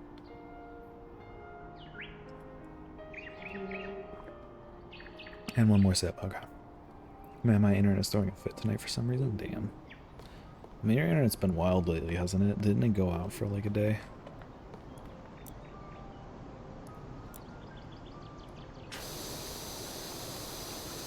I think it's, yeah, there we go. No, I have power now, this was a mistake. Oh yeah, I forgot, I got distracted. Okay, so we got all of the outside of here, top of this house.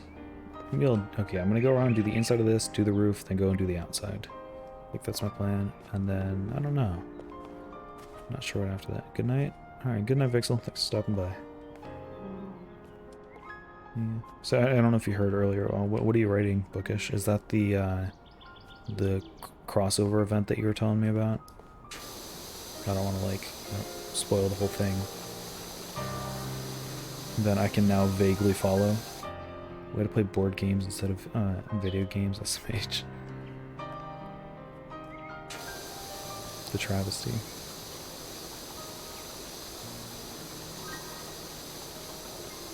I mean, there's some good board games, though. That one night that I was at your place, and the power got knocked out, or was it? No, the power didn't get knocked out, the ceiling started leaking. That was fun, and we were just kind of vibing around a bunch of candles. That was fun. NASA's original work stuff. Ooh, okay.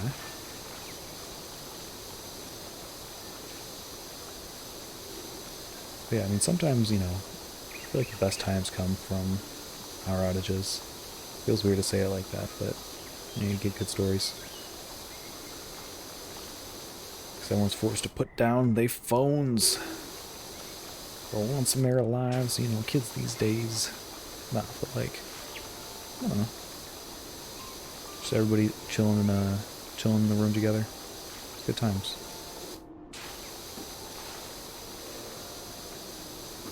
We wanted to play Uno, but we only have Toast and Harry Potter Uno. What am I getting stuck on? Oh, the stool. Yeah, I still don't understand how DOS is played. Like, I read all the rules, like, I don't know, it wasn't the last time I was at your place, or like, it might have been a couple times ago. But I still do not understand how to play DOS. It is very strange. Dang, I'm getting like all of that with this beam. Holy crap. Look at them stairs down there. Nice. DOS kind of sucks, not gonna lie. Yeah, it does. We played reverse Uno once, and that was a ton. How do you play reverse Uno? Are you like just trying to get all of the cards? Or is it like the thing where there's the reverse cards? I played the game Uno once. Like, I used to play it a lot, and then I kind of just stopped playing it, but that was fun. They sold a deck at some weird game shop. Huh. I'm also sorry if you heard the squeaking just then. I moved my mic. I need to find some way for me to, like, equalize the sound from the music. Because, like, some songs are really quiet and some are really loud. And so I kind of like, keep bouncing back and forth between, like, I'm just spamming up and down the music. I don't know. Okay, I think, actually, ooh, I have a plan for this. Okay. I am gonna go around the entire thing, like, on the entire railing in this direction, so I'll get all the edges on this side, right? And then when I come back and do the outside, I'll go back in this direction, so then I get the inside on this side. I said side a lot, I hope that made sense. Compression? Wait, is my voice being compressed or something? I got the compressor on, but it's not super strong.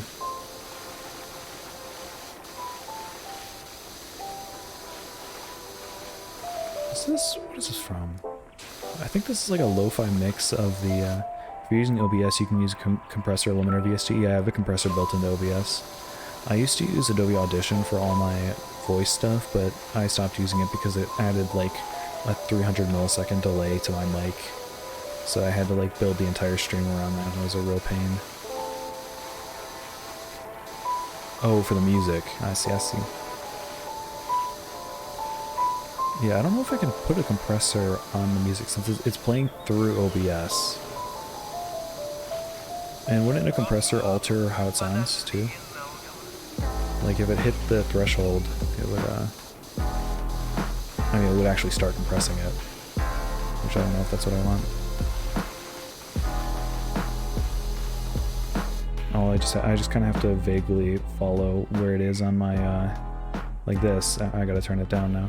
I just gotta vaguely follow what decibel it's running at and adjust it accordingly. Basically, I've after throwing in this compressor, I'm trying to stick around like, I know you can't see it, but I've got a green, red, and yellow. Red's obviously close to peaking, yellow is, you know, warning zone, a danger zone. But I'm trying to like keep my voice roughly in the yellow. If you're careful with it, you can make it pretty invisible. Okay, maybe I'll check that out then. I gotta figure out how to... Wait, maybe... Hold on. Is it... What is it playing through?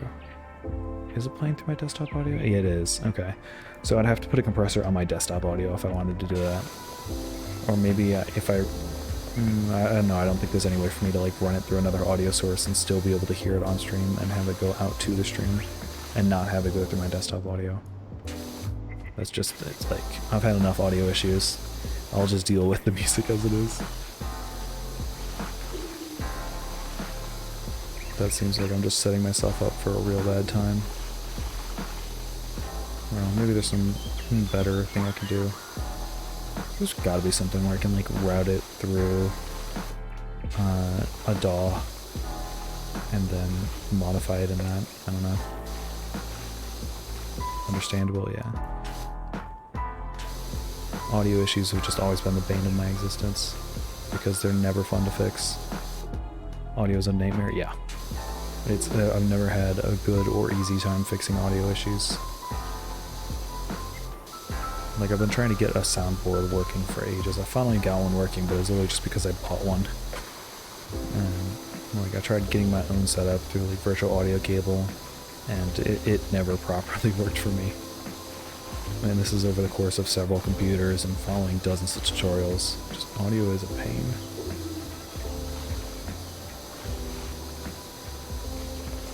But you know it's not a pain, though? Today's sponsor, Raid Shadow, no. This clean though. It's going pretty nice. Let's see, how far am I with the, got all that done? Oh, we're almost back around. Oh, hell yeah, Spirited Away music. You love to see it. I almost want to put the short extension back on just so I can see my fancy purple gloves. And so I'm going to do exactly that.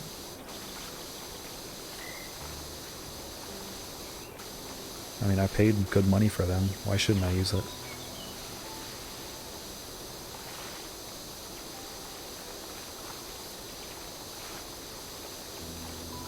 There we go. This is really coming along.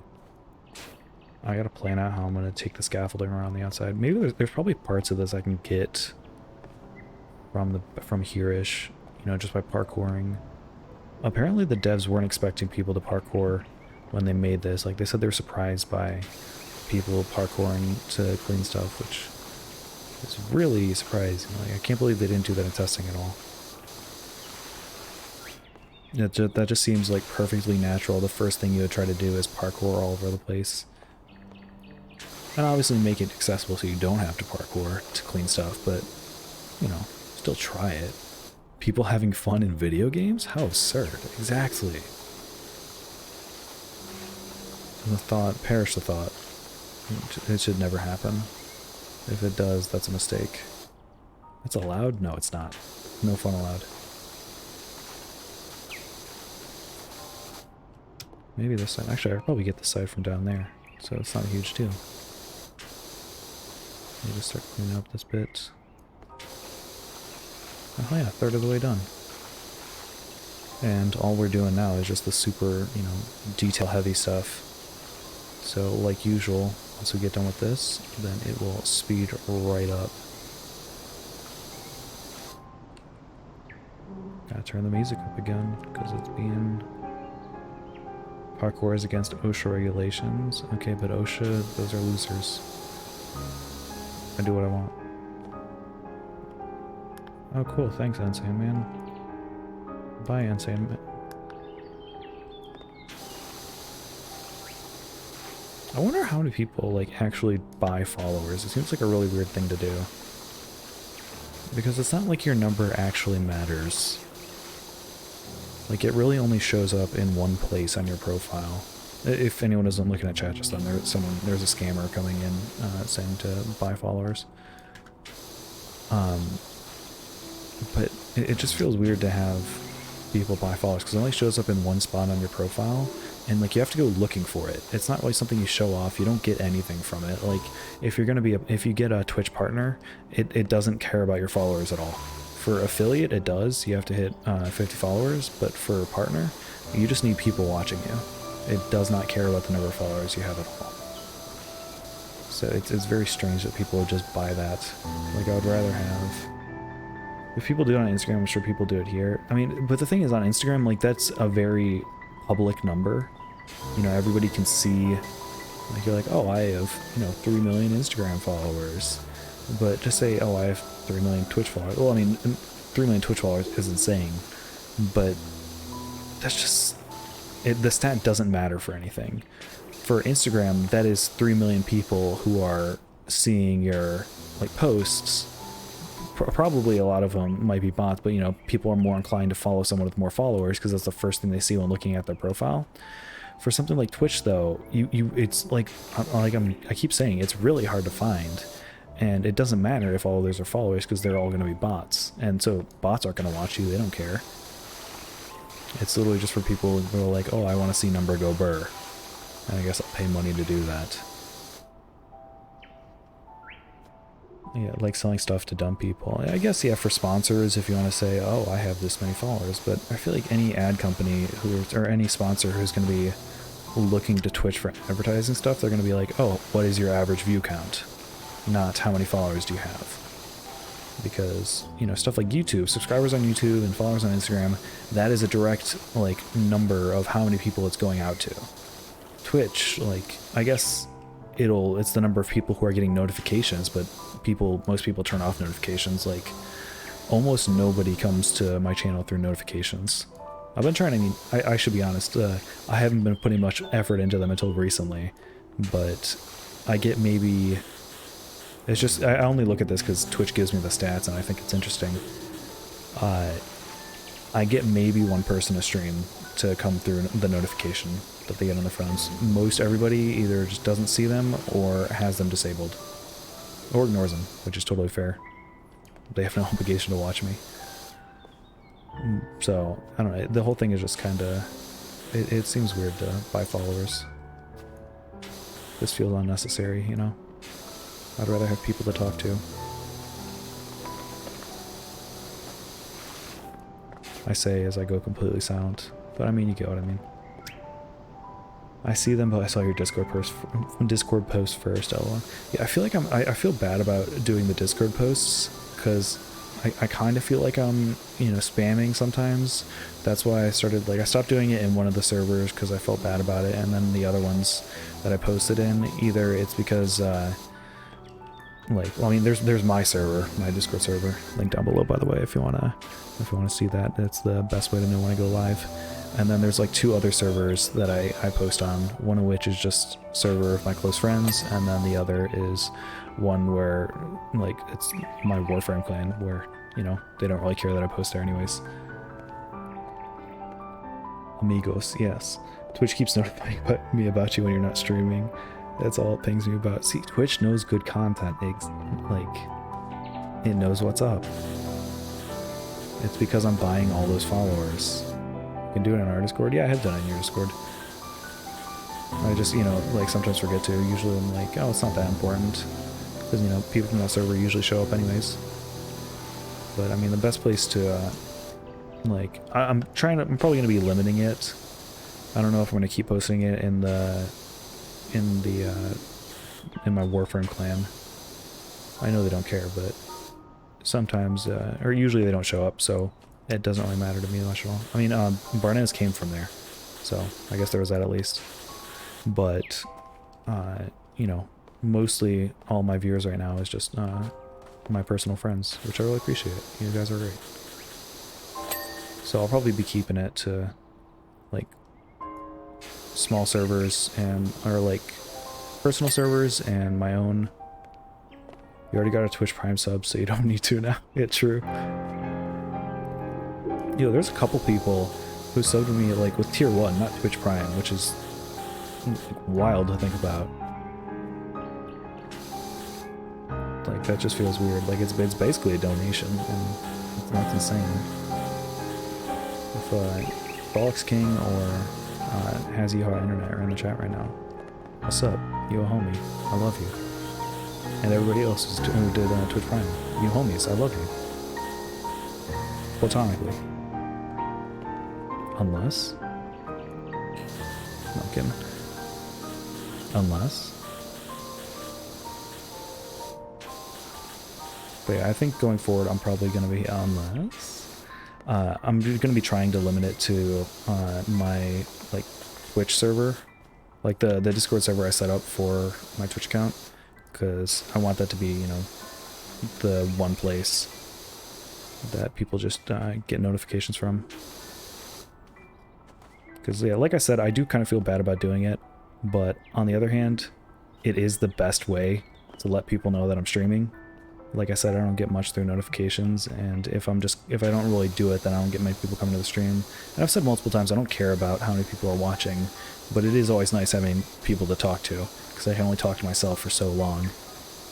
And I mean, I do got good stories that I can go into, but it's hard to, you know, just launch into that right off the bat without any prompting. Like that ski story I told earlier, that never would have come up because I don't really think about that much. It is a good story though. So just, you know, ping in my close friends and we can just vibe.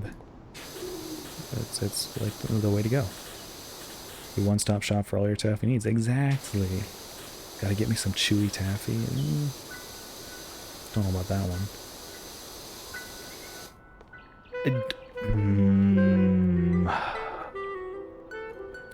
See. Oh. You're the first person to redeem that. And I put it in there because I knew that there was gonna be some cursed shit going. But I did not think that it was gonna start out that cursed. Cannot figure out what my Twitch or Prime sub is. I don't know if something stupid happened to it. I think you can check your account and it'll see where your subs go. Alright.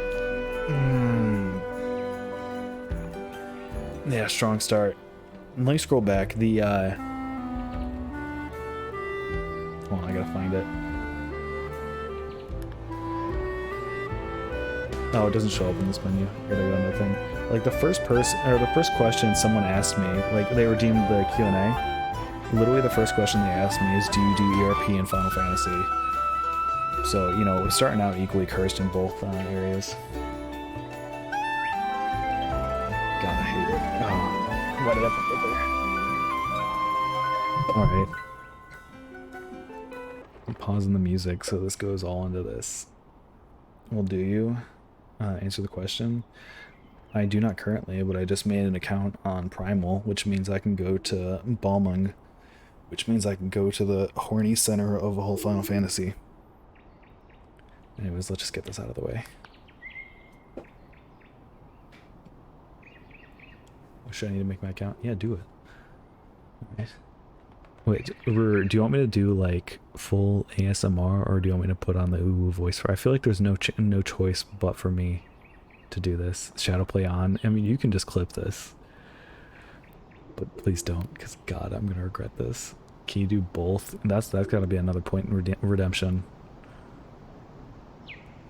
There's only one ASMR reading per redemption. I'm just gonna do it in normal one first, and then if someone else does it and asks for an ooh voice, I'll do that. The industrial revolution and its consequences have been a disaster for the human race. Woo. I hate my life. I don't, but that was deeply cursed.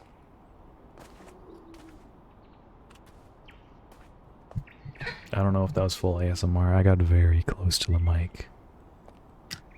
You happy, Rur? Very good. Okay.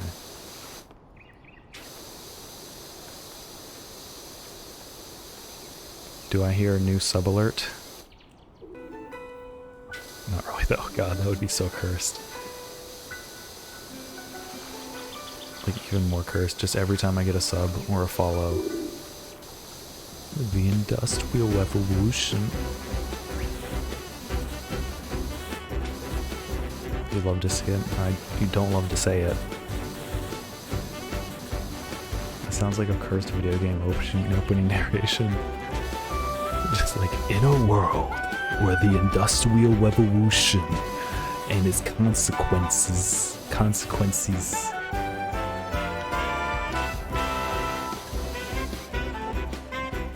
Reading the crawl text, yeah.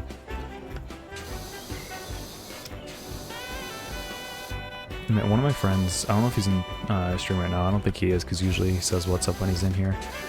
Ghost, he was streaming Jedi Fallen Order once, and he needs to get back to streaming, because he always went, like, super high effort with this stuff, the amount of effort that I wish I could, like, think to put into mine.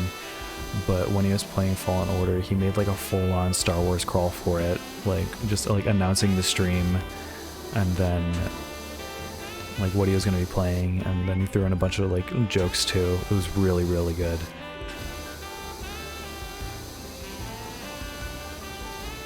They probably got copyrighted though, honestly. Actually, yeah, it did, because I remember I downloaded it immediately because I was like, oh, that's definitely getting copyright struck, because he used the Star Wars music too.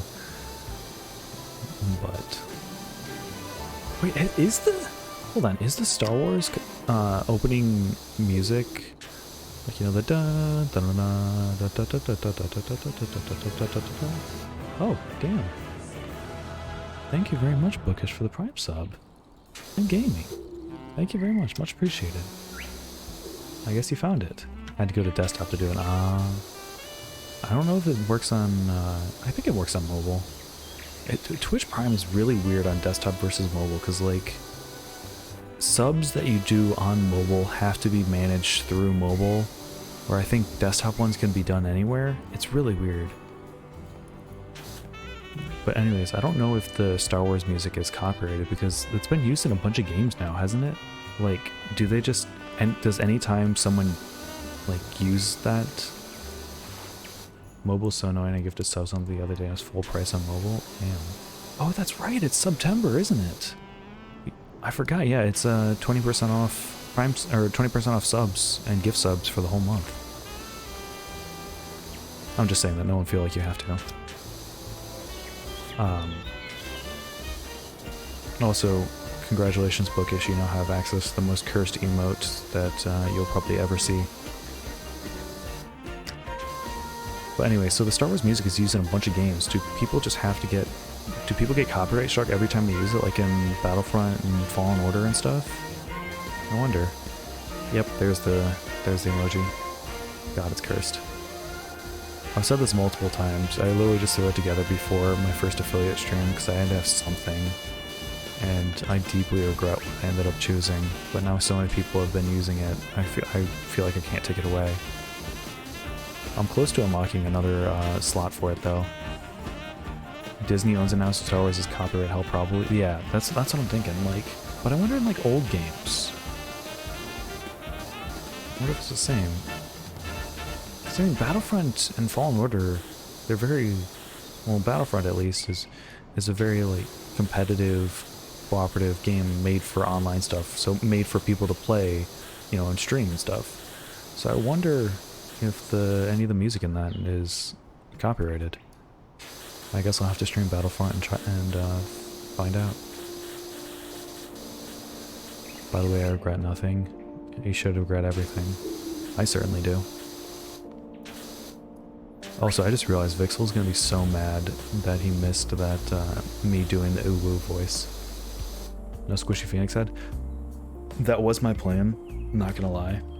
I had planned on doing the Squishy Phoenix head, but then last second, I'm like, wait, I don't own the art, and so unless I ask the artist, I don't just want to like steal someone's art and put it on my, like make it a paid feature of my channel, if you know what I mean.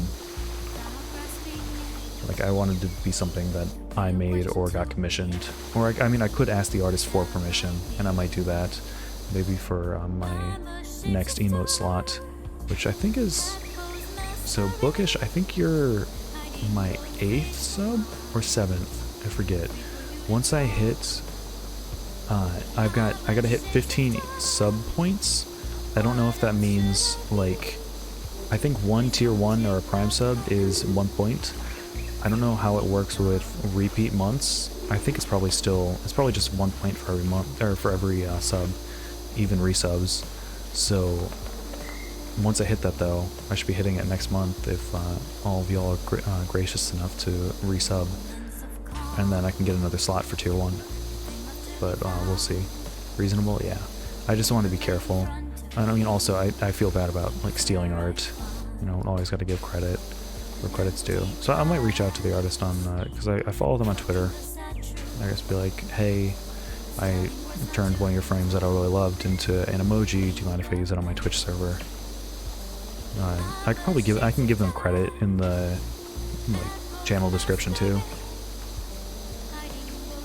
But yeah, I just don't want to do anything without having full permission from the artist.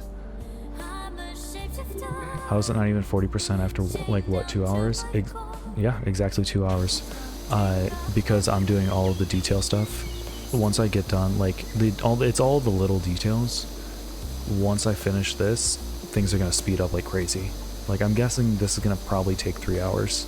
So I'm thinking 1 more hour, and then we'll be done. I was checking the speedrun.com page for this. I can't remember if it was on stream or not. And there just is no speedrun for this, so technically I could just take my stream and upload it and claim the gold spot for it. But this one's a long one. Most of the speedrun times are for, or speedrun like attempts are for the shorter cleans, like the cars and stuff.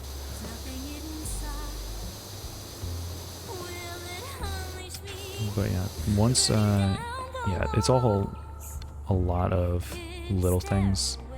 Like I was saying, I got this whole underside. That was about 25% right there. Then I've got, you know, the table, the grill, the house, all of those, this research table. What is it researching? I don't like the idea of that. But once I finish these fences, there's nothing else that's going to take a lot of time. Whoa. Just ramped off that ladder.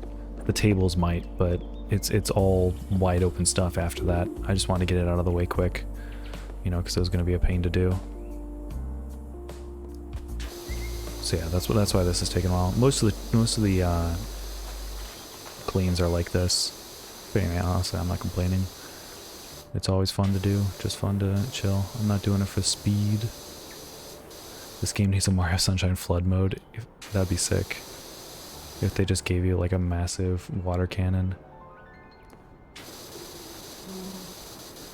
Oh, Howl's Moving Castle. Phenomenal movie. Just watched it again recently. Let me turn it up a bit. Jetpack cleaning, hell yeah. That'd be really, really cool, like an Easter egg. Missing link fact, they're sometimes called Bigfoot because they're one big foot, kind of like a bear's. Other one small, like a cat's. I've found track evidence of this myself. So the cat has been here. Ooh. Wait. Hold on. One Bigfoot, one big cat print. Maybe the Bigfoot did have the cat. Interesting. What's that crying emoji for Howl's Moving Castle? Or for... Probably not for Bigfoot, right? Cranking this up. This is a banger.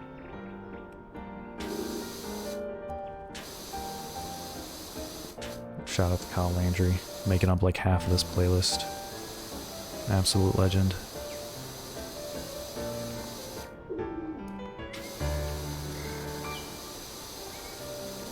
Let's see. Okay, we're almost done with the fencing, actually. Or at least all the inside, and then the outside. I'm pretty sure from what I've seen, it's a lot more forgiving than the inside. So it'll be done much faster. Oh, would you look at that?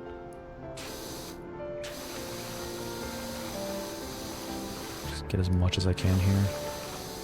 Was this another one of those things that I gotta get? Oh, yeah, I missed that bit. Well, we'll get these stairs while I'm here, though. That ought to be a pain. Or it would have been if it wasn't here. My internet crashed and my phone Wi-Fi has the power to view chat, but not the stream for some reason. Truly, life has suffered. Damn. Are you able to, Oh wait, she probably can't hear me. Hold on.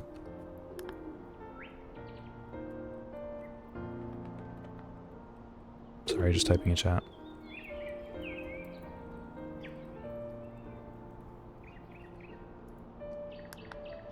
Okay. I was saying, I think you can put the stream on audio only. It's an option in the, I think it's in the video settings. You can just say audio only. And it works really well. I did it a lot when I was watching Twitch at school. Like in between classes and such. Just because, you know. Yep, tried closing and reopening Twitch and made nothing happen. Damn. ISPs really suck. The audio only worked? Oh, sick.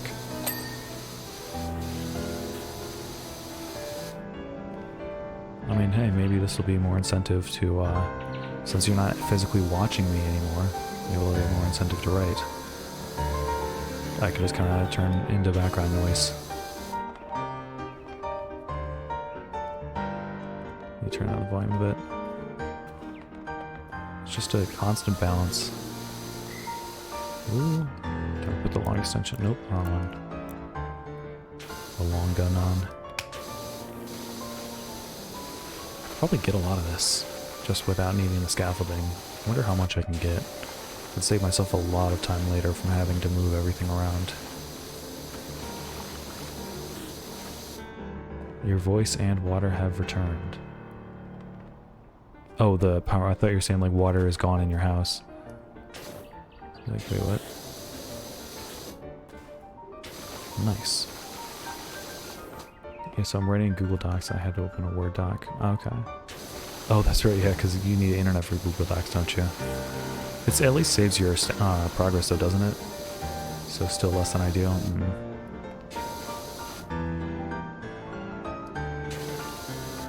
How much of this is... Oh, I didn't do this side at all.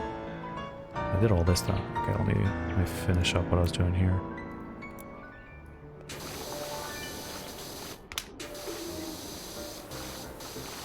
I love the Howl's Moving soundtrack, Howl's Moving Castle soundtrack so much. It's just some nice, like, chill, waltzing music.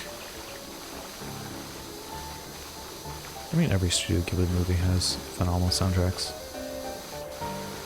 I need to watch more Ghibli movies, though. I've been lacking. Yeah, progress is saved? Okay, cool. That's good to hear. How many words is it so far?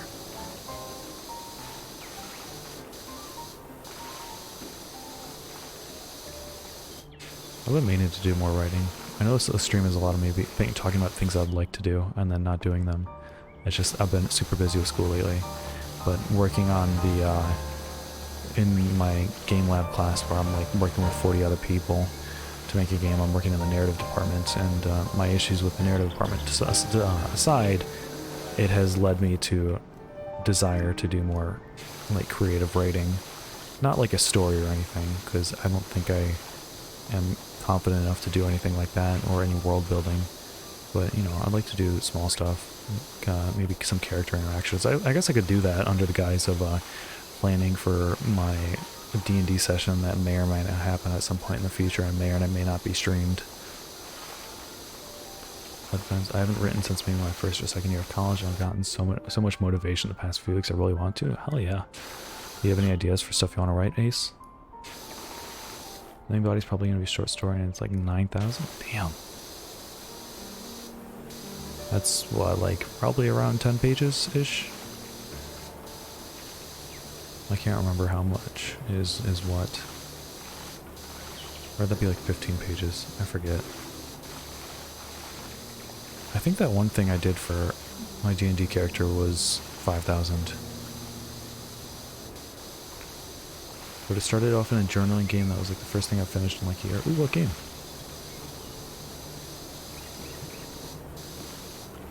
It's 25 pages, I space weird.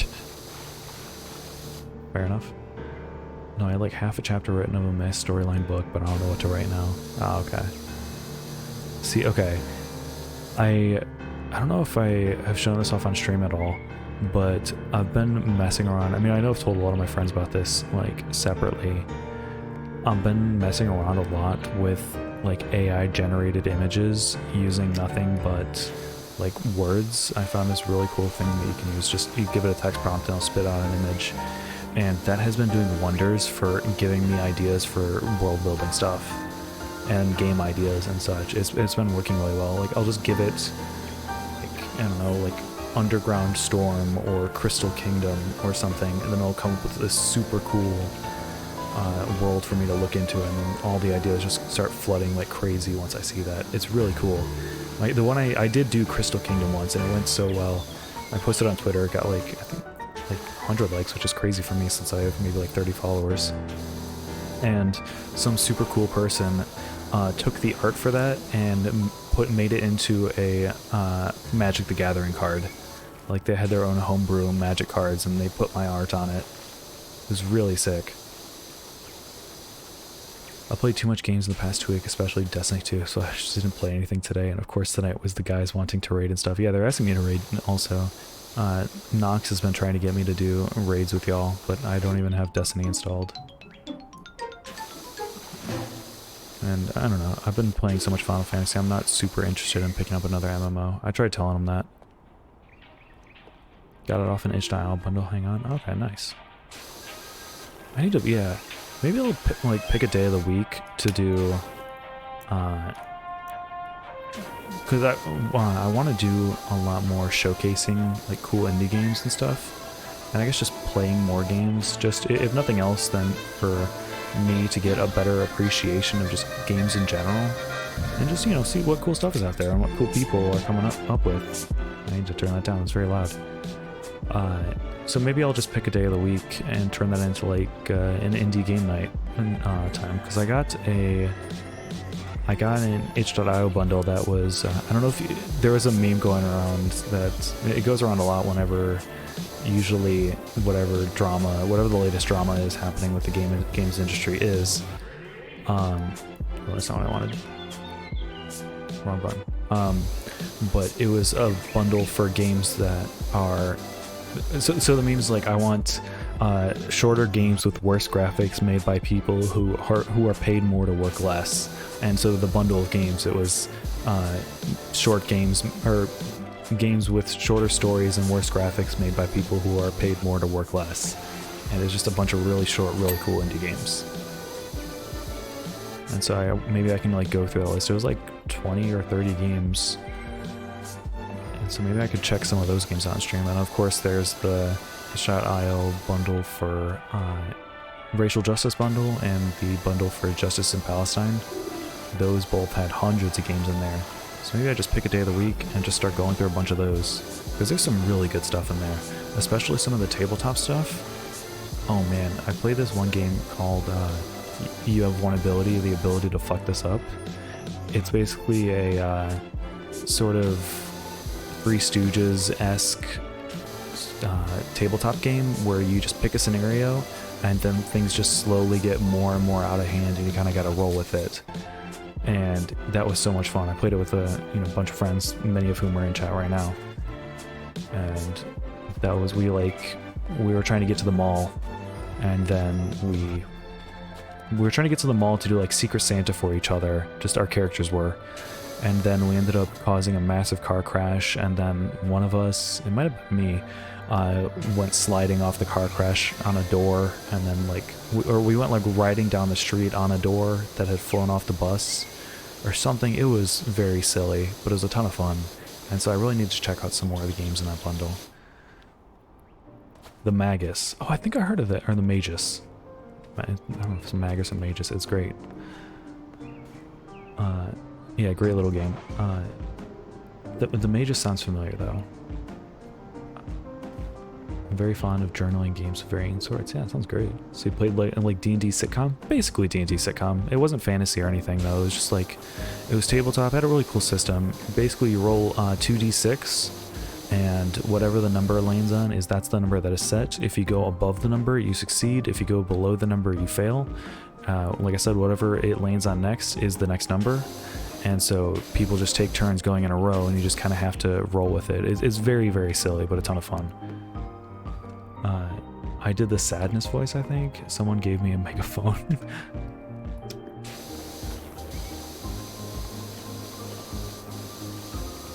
Yeah, I forget what all of our characters were in that. Who was I playing? Someone got me a hunting rifle, I think. I was playing some southern dude. I completely forget. We should play that again sometime though. That was a ton of fun. It was just real quick one shot. It's only meant for a one shot. But it was very silly. Good times. But yeah, that's just one of the hundreds of things in that, in one of the bundles. So let me look at my schedule this week. Let's see. So I've got class tomorrow, class Thursday. I'm probably going to be dropping my class on Friday. Maybe I'll do a Friday stream and do just indie games to show off. Or maybe if the No Man's Sky Twitch campaign is live by then, because there's just recently a massive No Man's Sky update, and they basically added Animal Crossing style villages and stuff. It's really sick. And I'm not just like paraphrasing like Sean Murray, the owner of the company that makes No Man's Sky. I guess lead developer. I don't know if he's lead developer. I don't know what his role is exactly. He was calling it basically Animal Crossing. Magus is basically like journaling the rise to power and dramatic fall into mistakes of a mage. Ooh. There was this one mage game, that was another tabletop role-playing game, where it was, that one, it was super dramatic. It seemed so cool though. It was you and a bunch of other mages. It's bedtime. Alright, good night, Little Phoenix. Thanks for stopping by. Glad you could be here. What was it called? It has mage in the name. I'll have to find it. It's so cool though. Basically, robots took over the world, and you and a bunch of other mages have to find a way to, you know, save the world. So you go back in time to before things changed, and so you set up like everybody has their own characters, and you set up the world just through random cards, and then you also pick like all of your characters have like people and places that are very important to you. And so by going back in time, there's a chance that you might overwrite some of those things. So maybe you like, you know, you fell in love before the robots attacked, but by going back in time and changing things, like maybe one of the things that led to the robot revolution was also one of the same things that led to you meeting the love of your life. So you changing that is like, and it's really cool. It explores like a bunch of different themes. And I have it planned. Hold on, actually, I have it on my computer. I have a file, or I have a folder just for tabletop games. I've never played a TTRPG, but they sounded like a lot of fun. They are a ton of fun. Maybe I'll host some of these in SSB, because I've got a lot of like from the racial justice bundle. Yeah, here it is. TTRPGs. Mage Against the Machine. That's what it's called. Yeah, I'll put it in chat. It's a great name too. But I've got a ton of really cool one-shots that I just haven't had the chance to play. I feel like SSB would be a cool place to do that. So maybe I'll try some of these out. I've got like, let me count. 1, 2, 3, 4, 5, 6, 7, 8, 9, 10, 11, 12, 13, 14, 15, 16, 17, 18, 19, 20, 21 tabletop role and play games are ready to go. Yeah, Mage Against the Machine is a phenomenal name. Let me just open it up. Let me open it up on stream. Let me check this real quick, make sure I'm not doxing myself on accident. And the art for this is so cool. There we go. Look at this, you just got a bunch of mages, and it's really, really cool. Yeah, it's about time-traveling wizards going back in time to stop the robot apocalypse. The way things sit now, the machine cannot be stopped. It is everywhere. It is everything. Your only hope is going back to when it wasn't to make sure it never is. You must do what you've been warned about your whole life. You must travel back in time and meddle with reality. So yeah, it's a quick GM-less role-playing game played in a single session. If you never played a role-playing game without a GM, that's okay. Instead of one person running the game and making all the decisions, every player is responsible for this. This kind of game requires players to follow a simple, I cannot word. This kind of game requires players follow a few simple principles. First, practice active listening. Don't think about what you're going to say next. Don't hold on to the way you want things to go. Listen to the story being told and run with it. Second, say the first thing that comes into your mind. Don't overthink things. Let your initial instincts guide the story. Third, share the spotlight. This is a collaborative game. If you're the only one telling the story, then you're missing out on half the fun. So yeah, it's really cool, and there's yeah, this is... Oh, this is the bit I was talking about. Yeah, I'll skip this, but the resolution. So for each of your memories, every character you create has a bunch of memories. For each of your memories, roll a number of dice equal to the number of anomalies generated during that memory, plus the number of unspent anomalies. Use the lowest die to determine the results. And then memories will happen exactly as you remember it, or it didn't happen in this timeline, or it went the exact opposite. Described by those twisted memory makes you feel the opposite emotion. Joy becomes grief, gratitude becomes bitterness, hope becomes despair, pride becomes shame, love becomes hate. Describe exactly what happened in the new timeline and your character's reaction to it. So this is a really sick tabletop game, and I've been wanting to play it for like ever since I saw it. It just seems super cool. This might be a good stream game or something. I don't know. But anyways, back to PowerWashing. I would show you the rest of the cards, but I am being ultra wary about what's going up on stream now.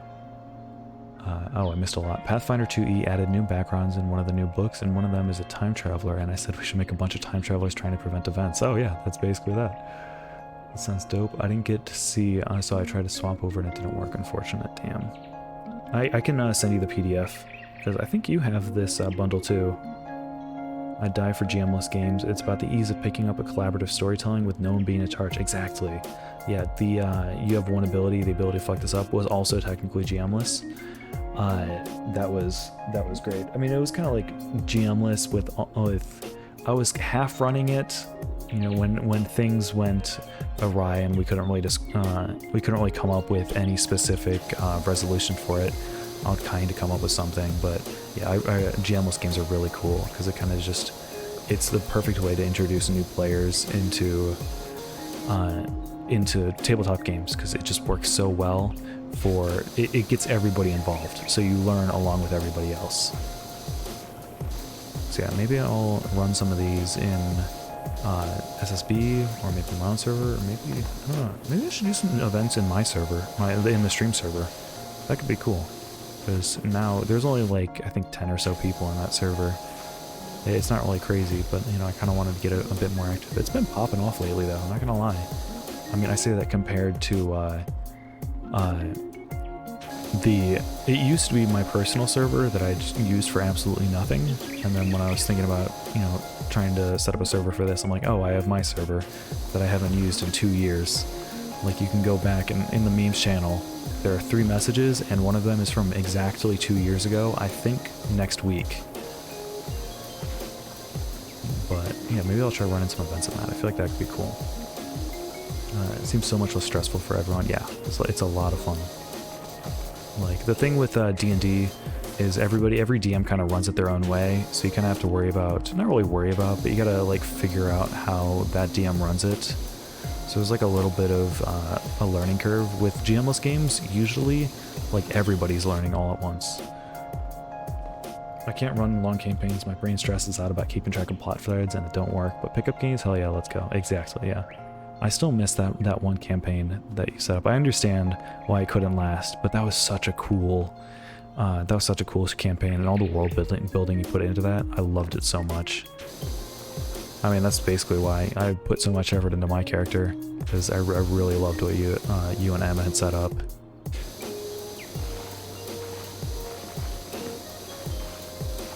I was actually thinking of, like I said, I was planning on maybe doing a stream D&D game where I'm DMing it.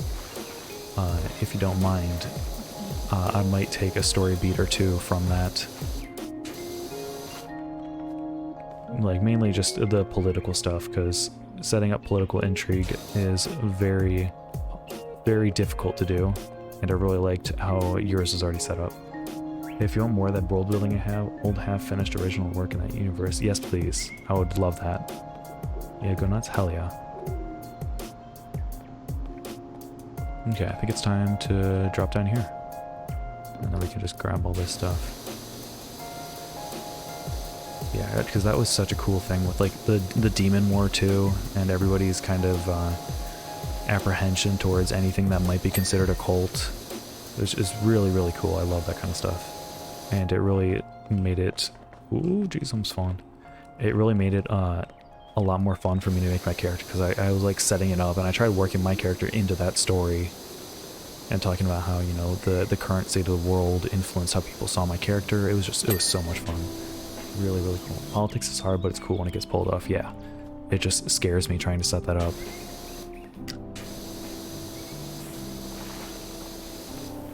And then you had all the countries set up. Yeah, I was thinking of taking some stuff from that, again, if you don't mind.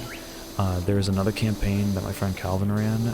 That was a lot of fun. I basically played... oh, Phoenix left. There was an anime that he showed me called Moribito, Guardian of the Spirit. Phenomenal anime, by the way. Extremely underrated. Like, I don't really see anyone talking about it. It was super good. But I basically played the main character from that, because she's just super badass. And the world building he had in that as well. He didn't have as crazy of world building, but I really loved his, like, historically speaking, he didn't have much world building. But in terms of the, like, world that we were inhabiting at that very moment, like, all the different, he set up like 6 or 7 different countries for us to visit, and they were all planned out, and he had them all ready to go.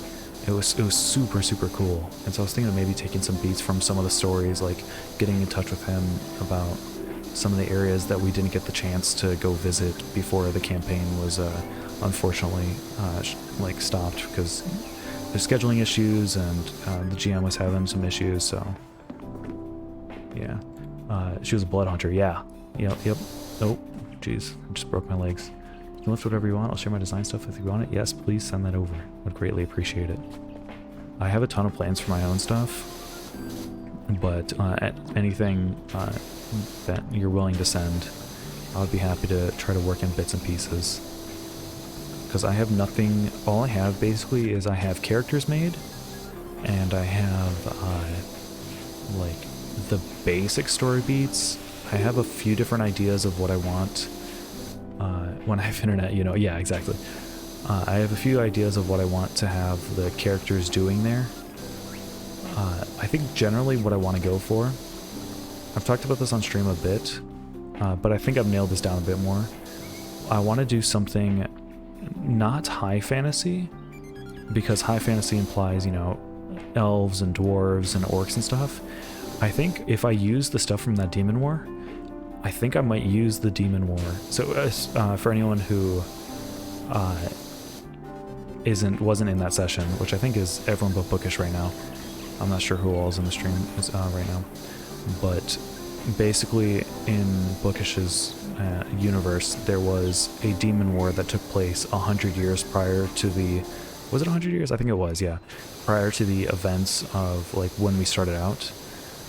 And that led to... It was just a bunch of... There was, like, a country dedicated to, like, academia and pursuing academics at any cost. And they kind of fucked with some demons and stuff. And that led to a bunch of demons entering the world and messing everything up, and they're still dealing with the after effects of that. So I think what I want to do, what I was planning was having a world where this works with the demon stuff, where the demon lord won and ended up like succeeding in destroying, like not destroying, but like ruling the world. And so all that's left though, like all of the big races, the humans, the orcs, the elves, they're all gone. They all died ages ago. And so all that's left is like super minor races that's like nobody's really heard of. This would probably be D&D. So you'd have like, yeah, I would probably homebrew my own races and stuff, but you'd have like slimes and goblins and like, I don't know, kobolds. And I guess, I don't know, actually, I don't actually know what the difference is between goblin and kobolds. But like, you just like all of the previously, like all of the races that usually would just be like fodder enemies, those are the players. you're picking up like the world that's already been destroyed, and you kind of gotta just hope for the best and just fight the demon lord and his armies. And I could start it out if I took that idea from your campaign bookish. Just say maybe the academics summoned they summoned the demon lord, and their armies just came through the portal, just slaughtered everything, and all that was left was the people who weren't really of consequence.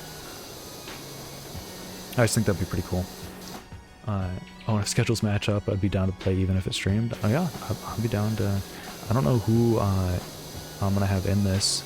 I had a couple people express interest. Basically, the people who are making me do this is one of my other friend groups, but I'm sure they'd be down. I don't have any goal in mind for a number of people I want to have. So if you're interested, I could probably fit you in. Love a good goblin, same. D&D wise, I think kobolds are technically attached to dragons somehow. Okay. Yeah, I know nothing about kobolds. But it would be like the little dudes. Yeah, the slimes, the goblins. I can't think of any other races. Probably the niche ones, maybe like that, there's like a turtle race, I think. Maybe those dudes. And maybe, I don't know, like, isn't there a panda race or something? Just say the pandas were like up in the mountains and they had no part in the war. So they weren't killed off like everyone else. I just think it would be cool to have a non-standard D&D campaign where, you know, a lot of them are like, oh, save the world from being destroyed, but there's obviously name your post-apocalyptic story, but usually then it's like not all of society has been demolished. What I'm thinking is it's all gone. You're starting from scratch. Like anything you see would be at least 100 years gone. It would only be ruins and completely overgrown. Maybe there would be a survivor or two, but they would be extremely rare. I just think something like that would be a lot of fun. And maybe I could do something like, I could leave relics of the old civilizations. So, like, they're still there, like, you can find their technology and stuff. I do like blending fantasy and technology and sci-fi. I think that's always a lot of fun. Like, you know, you put an elevator in your world and people say you can't do elevators, and then you say, fuck you, I'm gonna put an entire elevator creator in my world and he's gonna be famous and stuff. Yet reject humanity, return to goblin. But yeah, maybe I could do like something with sci-fi mixed in. If you're maybe trying to activate old weapons of power that were made before the war. Maybe Legend of Zelda style, I guess, now that I'm thinking about it. Like with the ancients. I don't know. I really haven't thought about it more than the basic premise, and I have a bunch of characters that I plan on making. I guess I could talk about some of them right now. I've got the... I'm not gonna lie, I mainly just went with... The more I developed a character was based solely on how well I think I could voice them. And so the character who's basically got a Patrick Warburton voice, like the dude who voices Kronk, I have the most development for him. And he's basically the, like, not captain, he's like the chief of the resistance who's like trying to organize things. He's gonna be the one sending the main squad on missions and such. And it's only because I think I can voice him decently. No other reason. And then I've got like a few other characters that I may or may not have lifted from D&D sessions I have either played or listened to. I mean, I will shamelessly steal stuff, but I'll at least be honest about it. I don't know. I got a lot more planning to do on this, though. This semester is going to be super busy for me, so I'm really not sure what all I'm going to have time to plan. I mean, it's only week 3 for me right now. Once things stabilize a lot more, we'll see. Then I could probably set aside some time and get things rolling. And then maybe, I don't know, have a every other week D&D session or something. I don't know. Like I said, though, I gotta put a lot more planning into it. Figure out which races would work for this. Which races exist in D&D too. I've only DM'd one, like, I would call session prior to this, and it wasn't even D&D. It was like a Halloween one-shot that I made for some friends, and it was all a custom-made system. So, it was based off another one, but I literally just... I practically ripped out everything in that old system and then remade it with my own stuff, so... I would call it something I made myself. Because it was like, I went through every single rule that was in there, and I'm like, okay, how about this, but it's this? And how about this, but I take out everything that made it this, and make it this? I think it went decently, though, and I had a lot of fun DMing, so I'd like to give it another shot. Might be easier to start with pickup games to figure out who jives on stream to TBH. That's actually a great idea. That's a great point. Was it was a Laser and Feelings reskin? Yep, it was Laser and Feelings, and except without the only mechanic I kept from Lasers and Feelings was the fact that there was a, like, you pick your number and then you roll on insert good value and insert bad value. That was all I kept. Everything else, I think I still have the planning docs for that. Like, I added in classes for it, which it didn't have. I added in traits that the players could pick up, which it didn't have. I added in like a whole mystery machine mechanic. It was a Halloween themed thing, so the group was going around investigating like things that go bump in the night. But I think it turned out a lot of fun. It definitely didn't go in the ways I expected, but that's just how D&D goes, or not D&D, but tabletop games go. Especially when you have someone like Frolics. He's just an agent of chaos. Ronsense TV, thank you so much for the host. Welcome. How's everybody going? I can't talk. How's everybody doing? My name's Taffy Swordsman. I'm just a variety streamer doing chill vibes and such. Playing some PowerWash Simulator right now. Frolics yelled at the ghosts. Yeah, it was. I set up this whole campaign, and it was built upon fighting the Pumpkin King at the end of it, and then I was gonna have this like ghost town as allies that you could find and like would assist you with the final fight, and then he just went and pissed off every single one of them, so they had to hop in their giant ghost mech and, you know, mess up their car. I gave them a mystery machine, and then the ghosts hopped in their mech and just absolutely totaled it. That was a lot of fun, though. It went all completely off the rails, but in a fun way. But anyways, welcome everyone to the stream. How's it going? Ronsense, I don't think I've seen you before. What kind of streams do you do?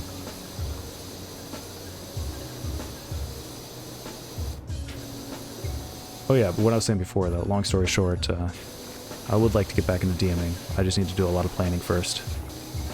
But pick some small pickup games to see who vibes on stream is a great idea, and I will definitely be doing that.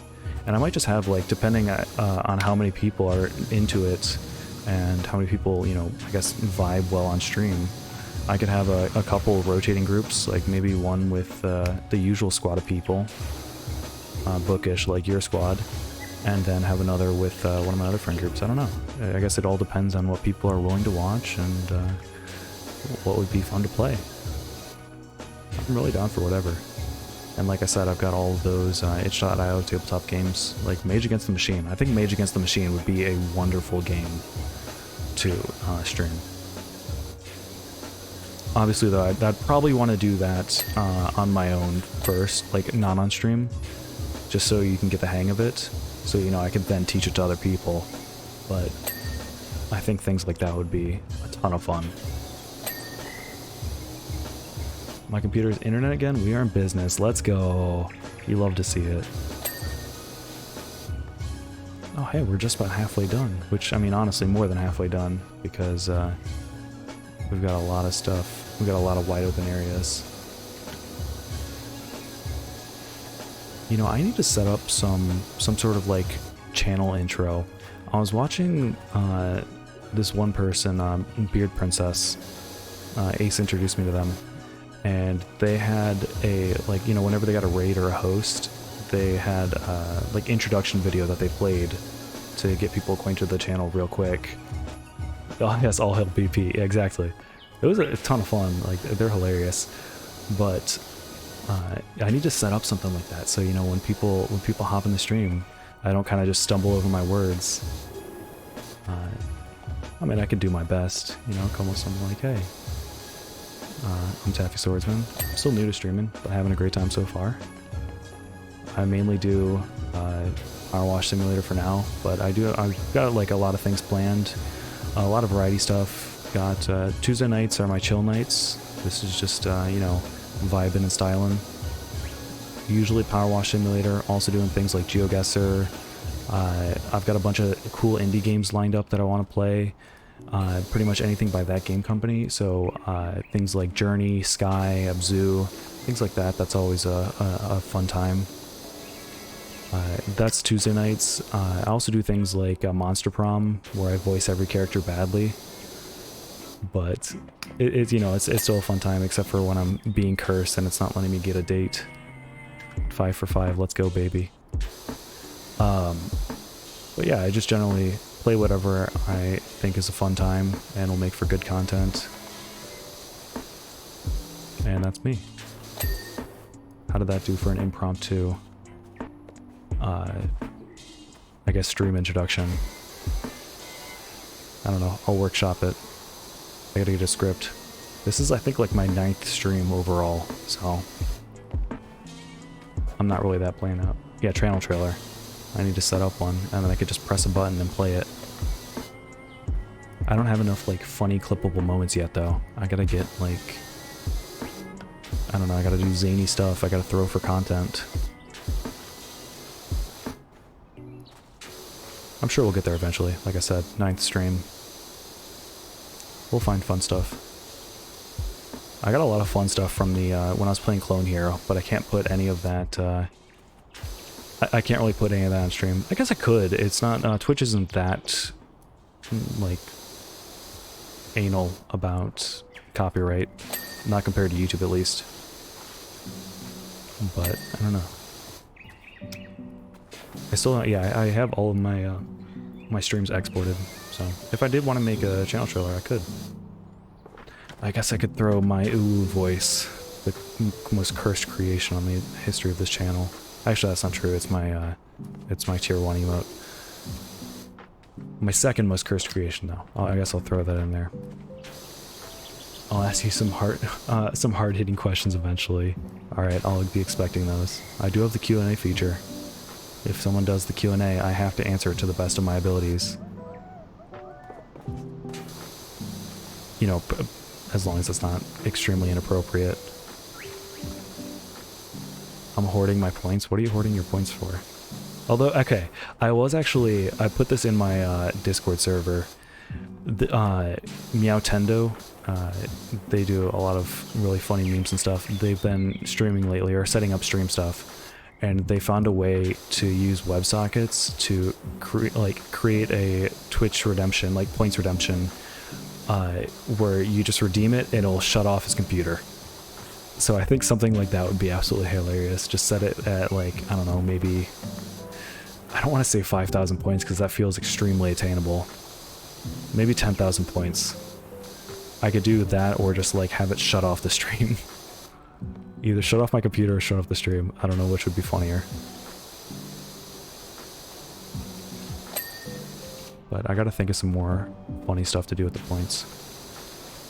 I figured Q&A and ASMR would be a good place to start, because those are both things I can lean into very easily.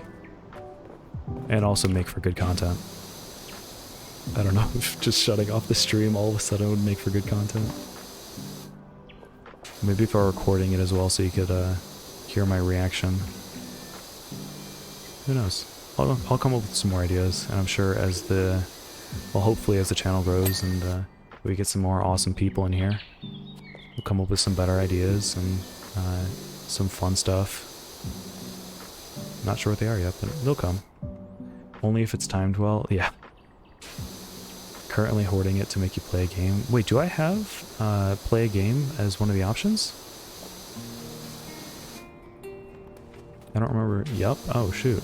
Yeah, so I didn't explain that one at all. So 5K, it's play a game. That is basically the bonus stream. If anyone redeems that, then I will just do a bonus stream of a game of your choice. Obviously, a game that Twitch will let me play. So that means no Yandere simulator. Even though apparently, I don't know if y'all heard, apparently that's going to be actually coming out soon.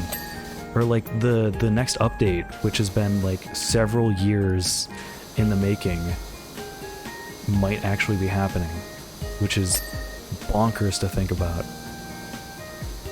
Possibly during a TTRPG, things are going badly. Yeah, if someone rolls a nat 1, if the stream just ends.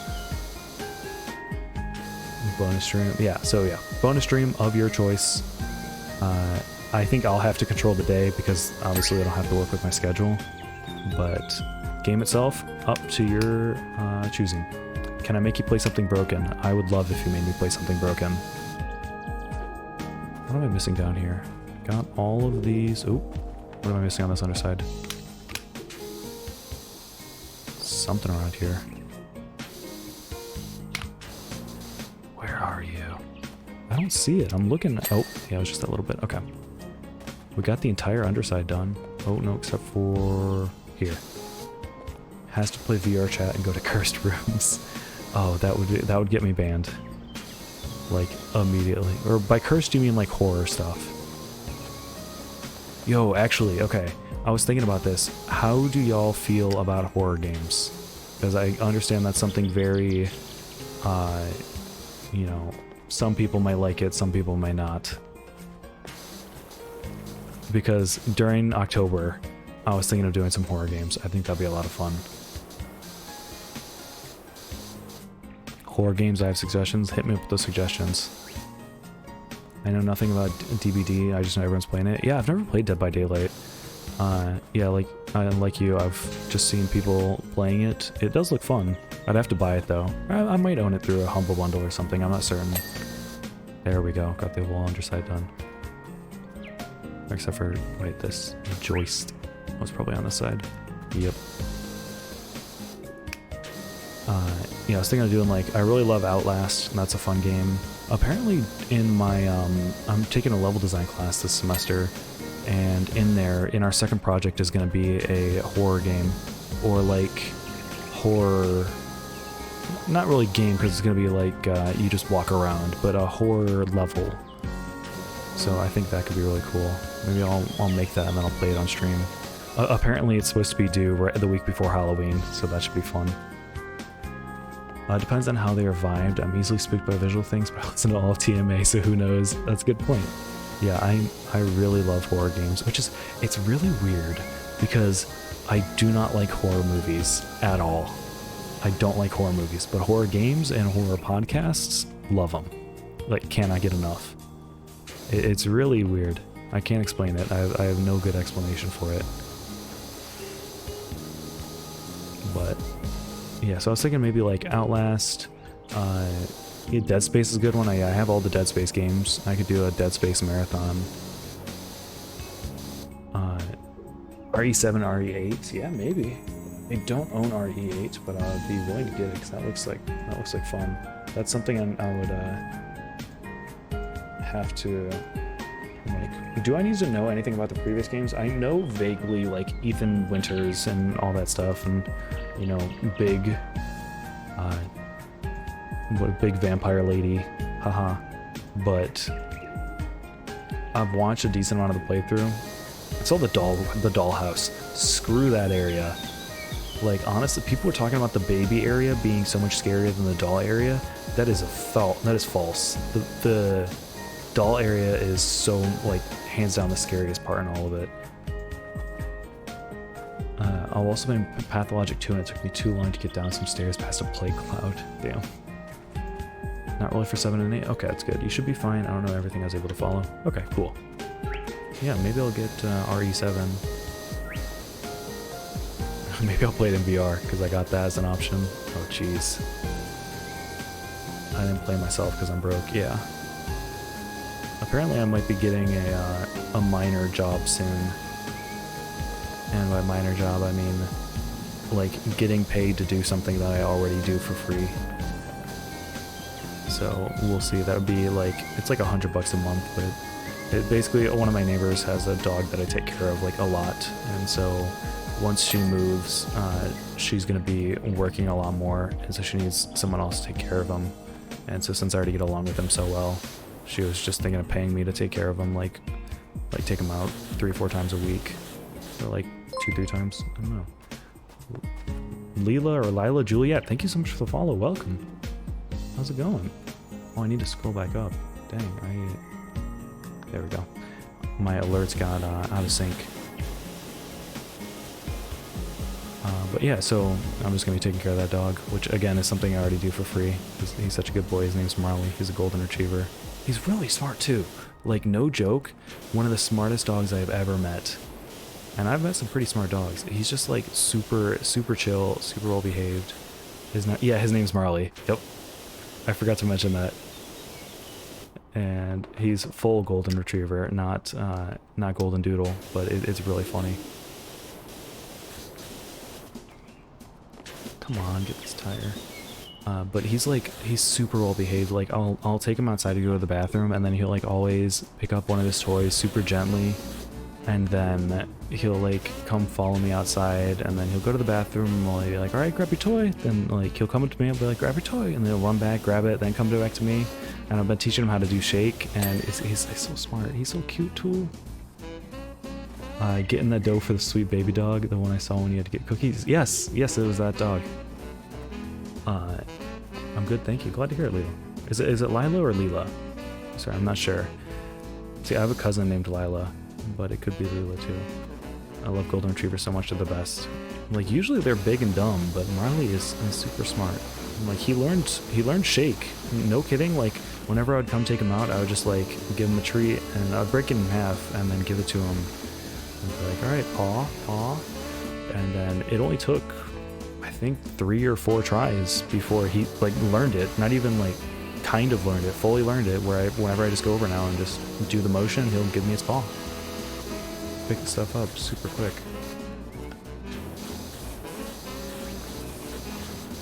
Like your cousin? Okay, nice.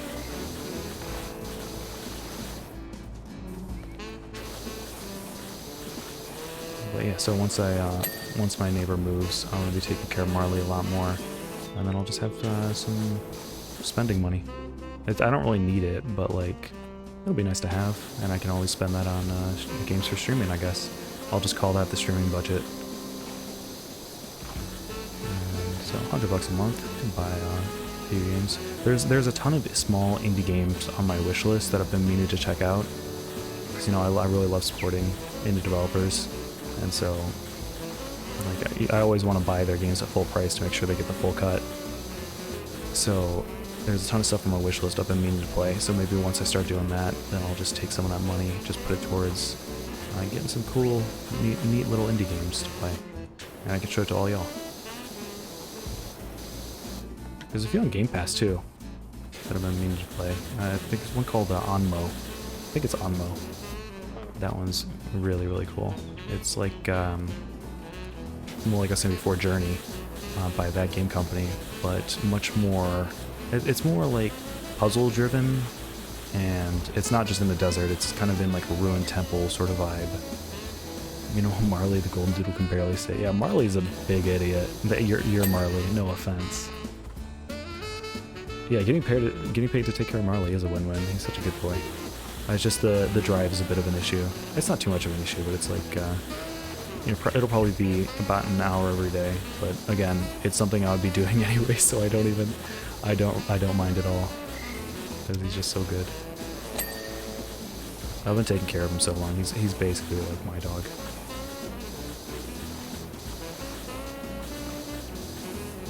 But yeah, Marley the Golden Doodle.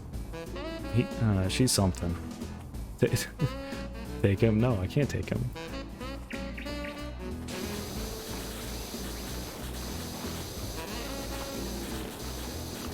How's this looking? Let's go back.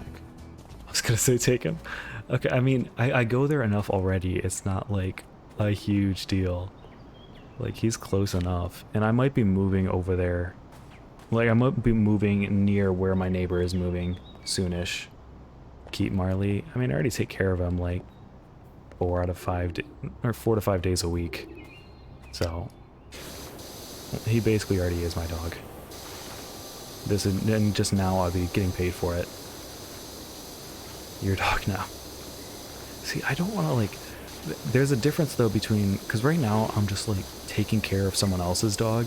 There's a big difference between that and taking care of my own dog. I've always wanted to get a dog. I just don't know if I'd be like a really good dog owner. I'm just super nervous about that. Like I don't want to get a dog unless I'm like absolutely certain that I would have like that I'm both in the financial and like mental space for it. I'm hard on myself a lot. I mean, Charlie's great though. Charlie's the best. And you're a wonderful parent. Marley's a mess though, but that's not your fault.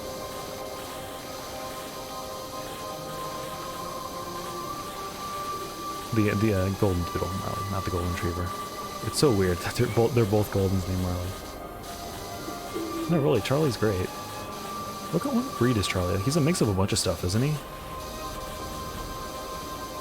I forget what all he has in him. He's great, he's super anxious. Yeah, I mean, he's still nice. Still super sweet. Like, once he gets to know you. I'm just glad I got the chance to, like, live with him for a while, so now that whenever I come over, he remembers me. And he doesn't really get anxious around me like he used to. Because, you know, like, he's everything: Lab, Beagle, Pitbull, Border Collie. I can see Border Collie. I cannot see Beagle at all. I can see Lab and Border Collie, but I see no Pitbull or no Beagle at all. He loves you. I know he does. He's the best. It took a while to get there, though. First time I met him, he was so scared of me. I mean, because, like, you know, tall, somewhat dark-skinned guy, like, that's all 3 of his check boxes, right? For people he doesn't like. Honestly, mutts are good critters most of the time. Yeah, mutts are the best. If I ever get a dog, I'm adopting a mutt. Also, I can't believe I'm just now doing this. We got the big old warning signs. No visitors, private property. But yeah, if I ever get a dog, I'm 1, adopting, and 2, getting a mutt. Because they just get, usually mutts just get all the best features of the, you know, breeds that make them up. I wonder if this sign applies to me. Probably not, since I'm being contracted to do this, but here's hoping. I think the Beagle is very small and mostly in his spelling abilities. Interesting. He's barked at a man from like half a mile away when I heard this man's convo about how he handles the kids. And to say Charlie's very right about people. Damn. Yeah, Charlie's got a great sense. I want these signs in my yard. Same TBH. When I was living in an apartment on my own, I was thinking about getting like a bunch of signs to put in the doorway. Just like meme stuff though, nothing like actually serious. But I never ended up doing it. Maybe when I move back out, I'll do that again. Also, let's just get all the trim here while we're doing this. Ours is a mix of some sort of large retriever Pyrenees lab. I think she's a Pyrenees and maybe a bit of golden. I'm not sure. But definitely a lot of Pyrenees though. Pyrenees are pretty. Yeah, she's very pretty. She's massive though. A real massive dog. See, my cousins have 3 Great Danes, and they're all like absolutely huge. It's just crazy. Like, it always feels weird when I go over there because like I'm pretty tall, but like next to 3 Great Danes, you feel very, very short, and they all act like lap dogs. Like they'll just sit down on you and they're 100 pounds. It's ridiculous. I had a rescue Pyrenees dog growing up, but she was such a good dog, incredibly good with kids. Oh, it's lovely. Mia's too small to be full Pyrenees and doesn't have enough fur. What do you mean she doesn't have enough fur? She has a ton of fur. Oh, I guess Pyrenees do have like a ton of fur though. That's a good point. Ooh, this is a banger. Hold on, I'm turning this up. I think Nier Automata is on Game Pass. Maybe I'll try that one. I've beaten it, but maybe I'll play it again with like mods or something. She's 70, 80 pounds. Yeah, that seems about right. Kind of tiny bit.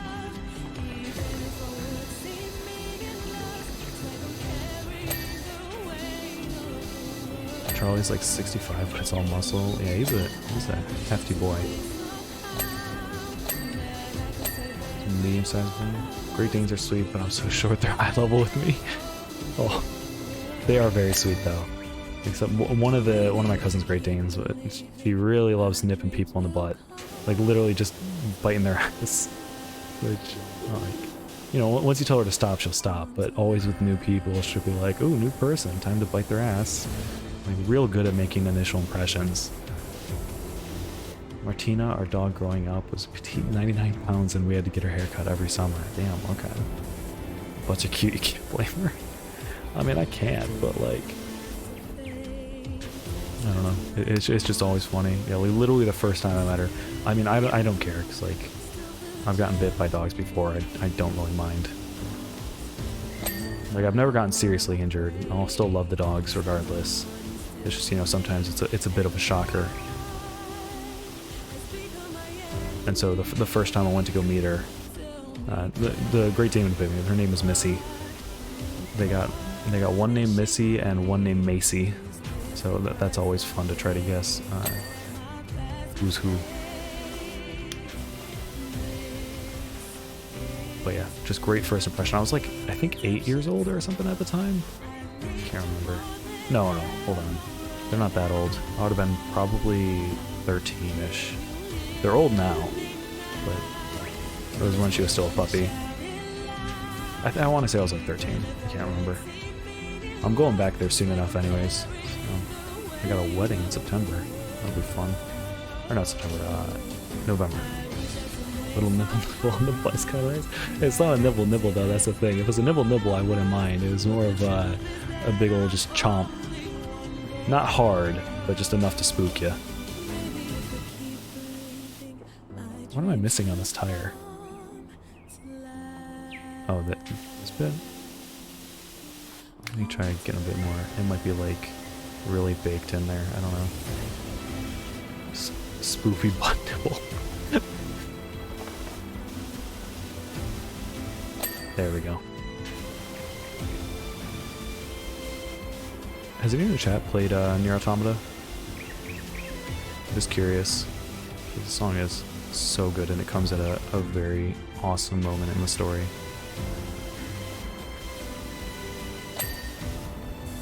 It's been so long since I've played it, I forgot most of the story. I just remember it as absolutely wild.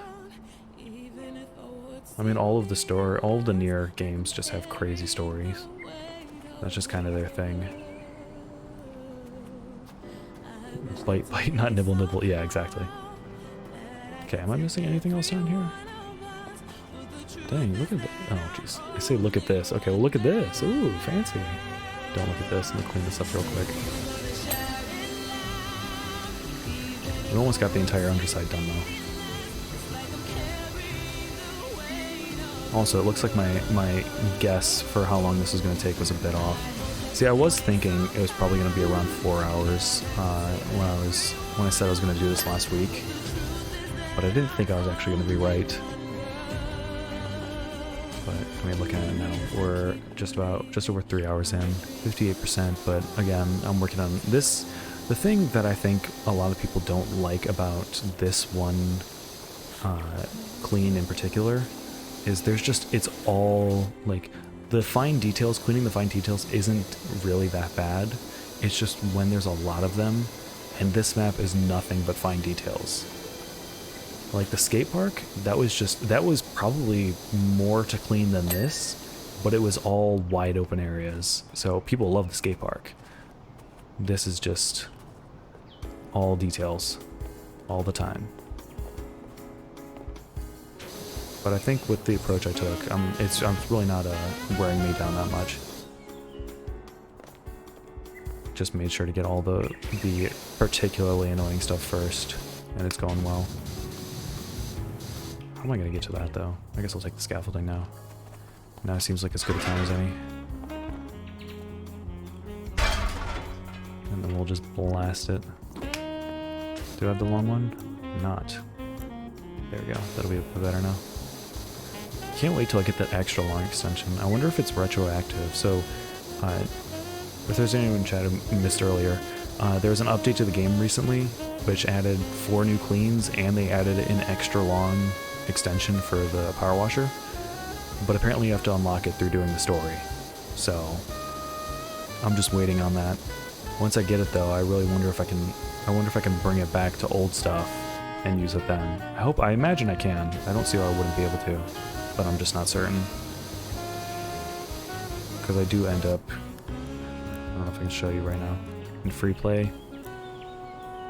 Oh, it saves some of my progress. I ended up going back and like cleaning a bunch of the old stuff. Just because I really love this game. It's just so relaxing, and it's great to play. Ironically, I've been playing it during class, and it helps me focus more, because this is just such a great game to zone out in. So I'll just like put this on, start cleaning, and then pay attention to class in the background. It just works so well.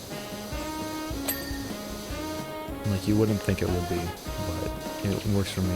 It just gets it hits my ADHD just right, to where it gives me something to occupy my mind and my hands, and then in the meantime, I can, I can use my ears to listen to other stuff. Missing link fact: they can deposit their scat in bundles, much like a wild hog. Hold up. I missed it. Oh no. Here it is. They can deposit their scat in bundles, much like a wild hog, with which they apparently share an identical diet. You sure it's not a hog then?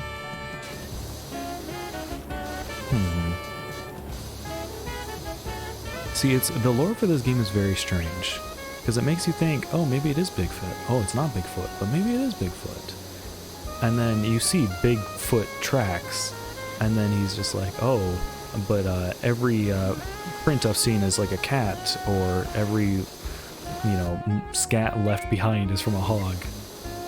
I don't know, weird stuff. F ADHD. I mean, I don't know, I kind of like it. I say I kind of like it. I think it can be useful. Like, I think the way it makes me think is a lot different. But obviously when I don't take my meds, it's hell. So I use my fidget cube. That's a good idea. I never got like a fidget spinner or a fidget cube or anything, mainly because they were banned in my high school.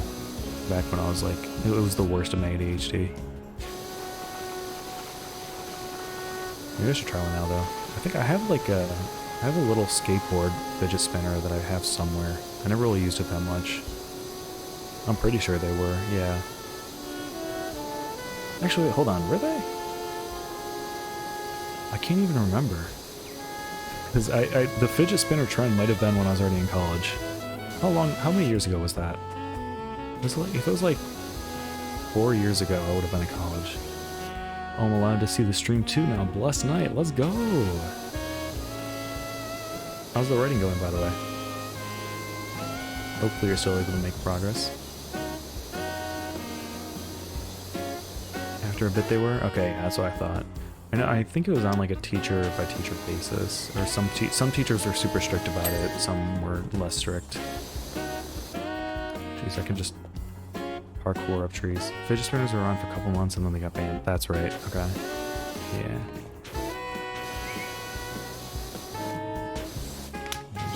There we go. Let's get that joist.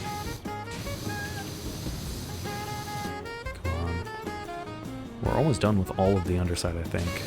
And then we never have to worry about the underside again. There we go, got that one. What is this? I don't remember most details from ages. Haha, that's great. That's fair. I don't blame you. I really only remember like senior year. And that was because a lot happened senior year. I'm missing something on this underside and I don't know what. There we go.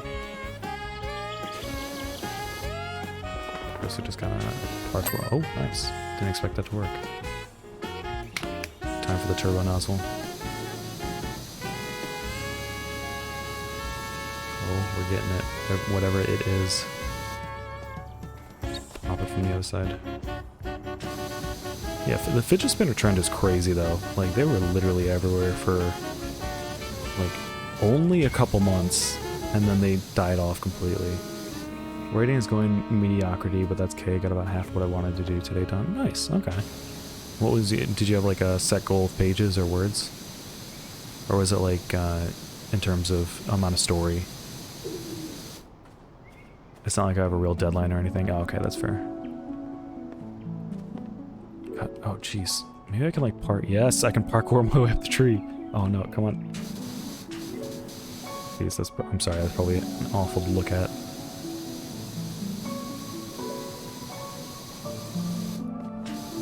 Maybe if I get in the scaffolding. We got that right there, and I'm not using it. I'm big dumb. Oh, there we go. Got that bit. Okay, what am I missing? Oh, this one. Okay. Oh, perfect sniper shot. Okay, there's one more. Rim joist. It's probably on that other side, it looks like. But I'm just making absolutely sure. I don't know. And I've been trying to do 500 words a day, but like the real goal is any words a day. That's a mood. Yeah, that's a mood. I've got a project that I've been working on. Oh, is it this? Oh, it's this. Okay. Wait, where is it? Is it? Wait, maybe I'm wrong. Hold on. Where is the joist?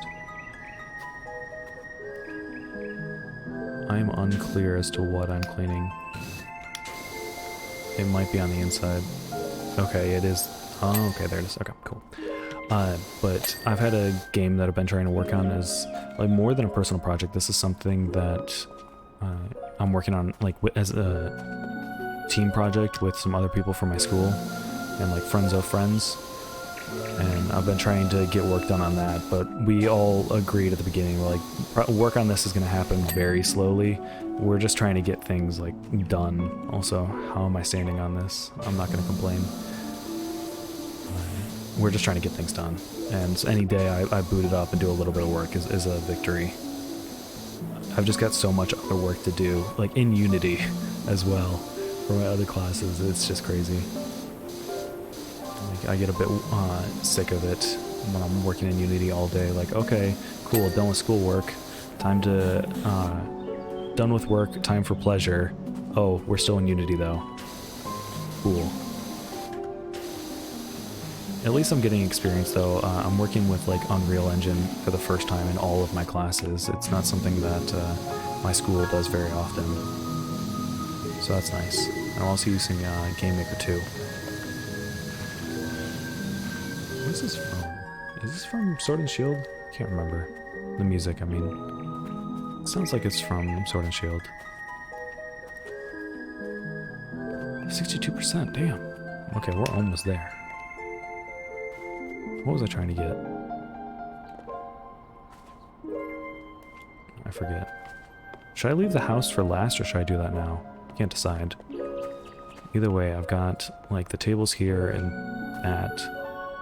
Oh, okay. So yeah, all that I've left is the house, the floors, and then the tables and stuff. My day job legacy code make my head hurt and my heart angry, which is an ideal creative mode. Yeah, I feel that. Especially after hearing some of the stuff you gotta deal with. Like, I can sympathize with that immensely from my own experience working specifically with the same language that you're working in. It is not fun. But, you know, so any day that you're able to, like, get something done, always count that as a win.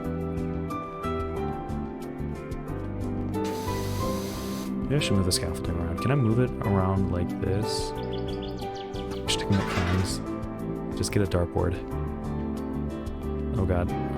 Jesus. Okay, am I just stuck with this now? I'm just stuck hauling this giant scaffolding through the treehouse. Okay. Cool. Neat. Okay, where to next? Can I... Okay, it looks like here's probably a good spot to drop it. If I can. Can I? I cannot. What is blocking me? Should be able to. There we go.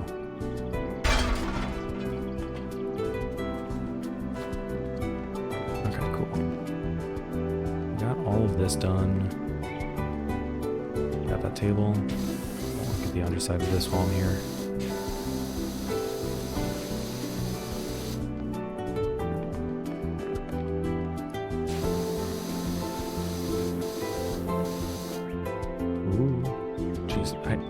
I really hate having to balance on the scaffolding because like it's always, you always have to, right? It's always like the perfect spot to do stuff, but it's so finicky. I mean, obviously they did not intend for you to stand on this single spike, but it be like that where it's super useful. So I gotta.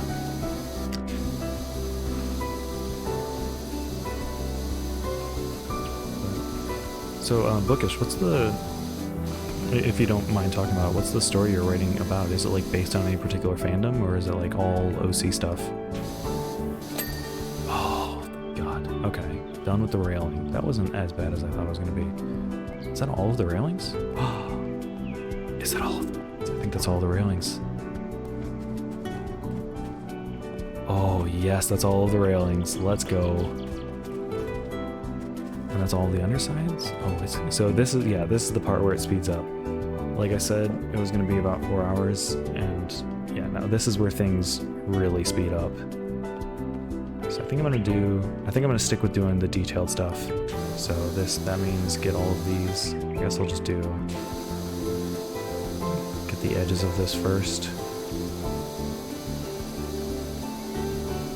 Get all the tables, all the stools. And then I'll go back and do the rest of the floors. Maybe I should just, actually, okay, here's what I'm gonna do. Short extension, so I can still see my beautiful gloves. We're just gonna cut this in half.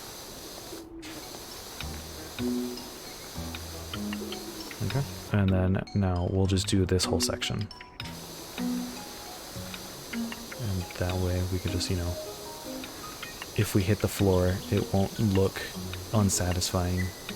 And we have to go back and, you know, clean it up immediately.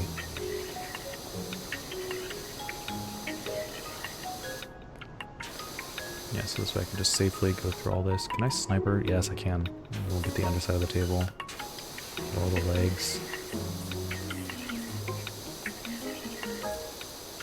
What game is this from? I don't recognize this one. I guess I could open it in YouTube and figure it out. But where's the fun in that? There was one game I've been playing recently. It's basically, I could never play this on stream because it'd be copyright like city, but there's this website called Anime Music Quiz, and it will, like, it just boots up a bunch of music from anime, and like openings, endings, you can control like the difficulty and stuff, and then you have to compete with a bunch of other people to guess it first. And it's a lot of fun, and it's really crazy. And there's some really banging anime music out there, but you know, obviously I couldn't play any of that on stream because that would be, I guess I could if I didn't, or if I archived the stream and never made it public because, like I said, copyright city. Original work mostly. Ooh, nice. With influence from other things, of course. I'm playing around with like stories as a source of magic. I like that. I'm deeply fond of my arbitrary choice to make the most common form of human magic be done in song, because what is a song but a story? I really love that magic. I love super creative magic systems like that. That's so cool. If you make some more progress on it, do you think I could maybe read it? Because I'd definitely be down to read that. I really love, like, you know, not unorthodox, but super creative magic systems. Like there was a couple subreddits I go onto just for like world building and such, and there's one for specifically like power systems and such, and it's really neat some of the ideas people come up with, like, because you know you have regular like magic where it's like, oh, it's the elements, but then yeah, you have stuff like your thing where it's music. There was a game that I follow, Oh, I wish I remember the name. Actually, I don't think I know the name because it's all in. It's by a Japanese developer, and the name is in Japanese. But maybe I can find it and pull it up on stream. But basically, it's kind of like a Kingdom Hearts styled fighting game, or like Devil May Cry sort of thing, but like combo based, third person combo based action game, where all of the magic is done through music. Like basically, the main character has a violin that they use to like fight along with the beat of the music, and so like all attacks you do are in tune with the music, and it sounds incredible. It's super cool, but like all of the magic in this world is based off of music, similar to yours with stories.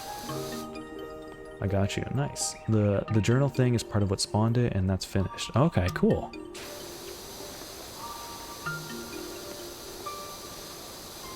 And Yeehaw is a hoe who asked me to edit her work and then doesn't read my work. SMH.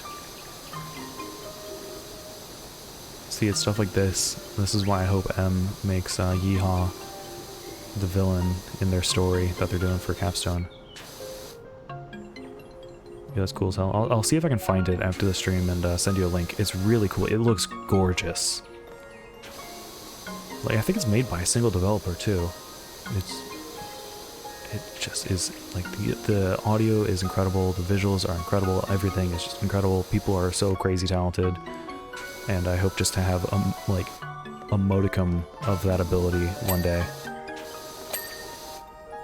Like, I have a lot of ideas, but really, that's just it, ideas. Like, I have one idea for a game that I've been wanting to do for a while. I have a ton of world building done for it, but it is so unbelievably out of scope for me that I would never be able to do it. It would be cool if one day I was able to, though. But right now, I do not have the skills or the experience or the team, because it probably would require a team of people in order to do it. But one day. That one also has a super cool magic system. It's that one is element based, but it's got more elements like, you know, life, death, and then there's gonna be like an element of like human, which is like human creations, so like machines and such. Yeah, scope hard, yeah. But so that it's gonna have it would have a magic making system, sort of like, oh, what's it called? Magica. That's not, yeah, it's in the name. Magica, where you can chain together different abilities and then it'll alter the outcome of it, or chain together a bunch of different elements and it alters the outcome.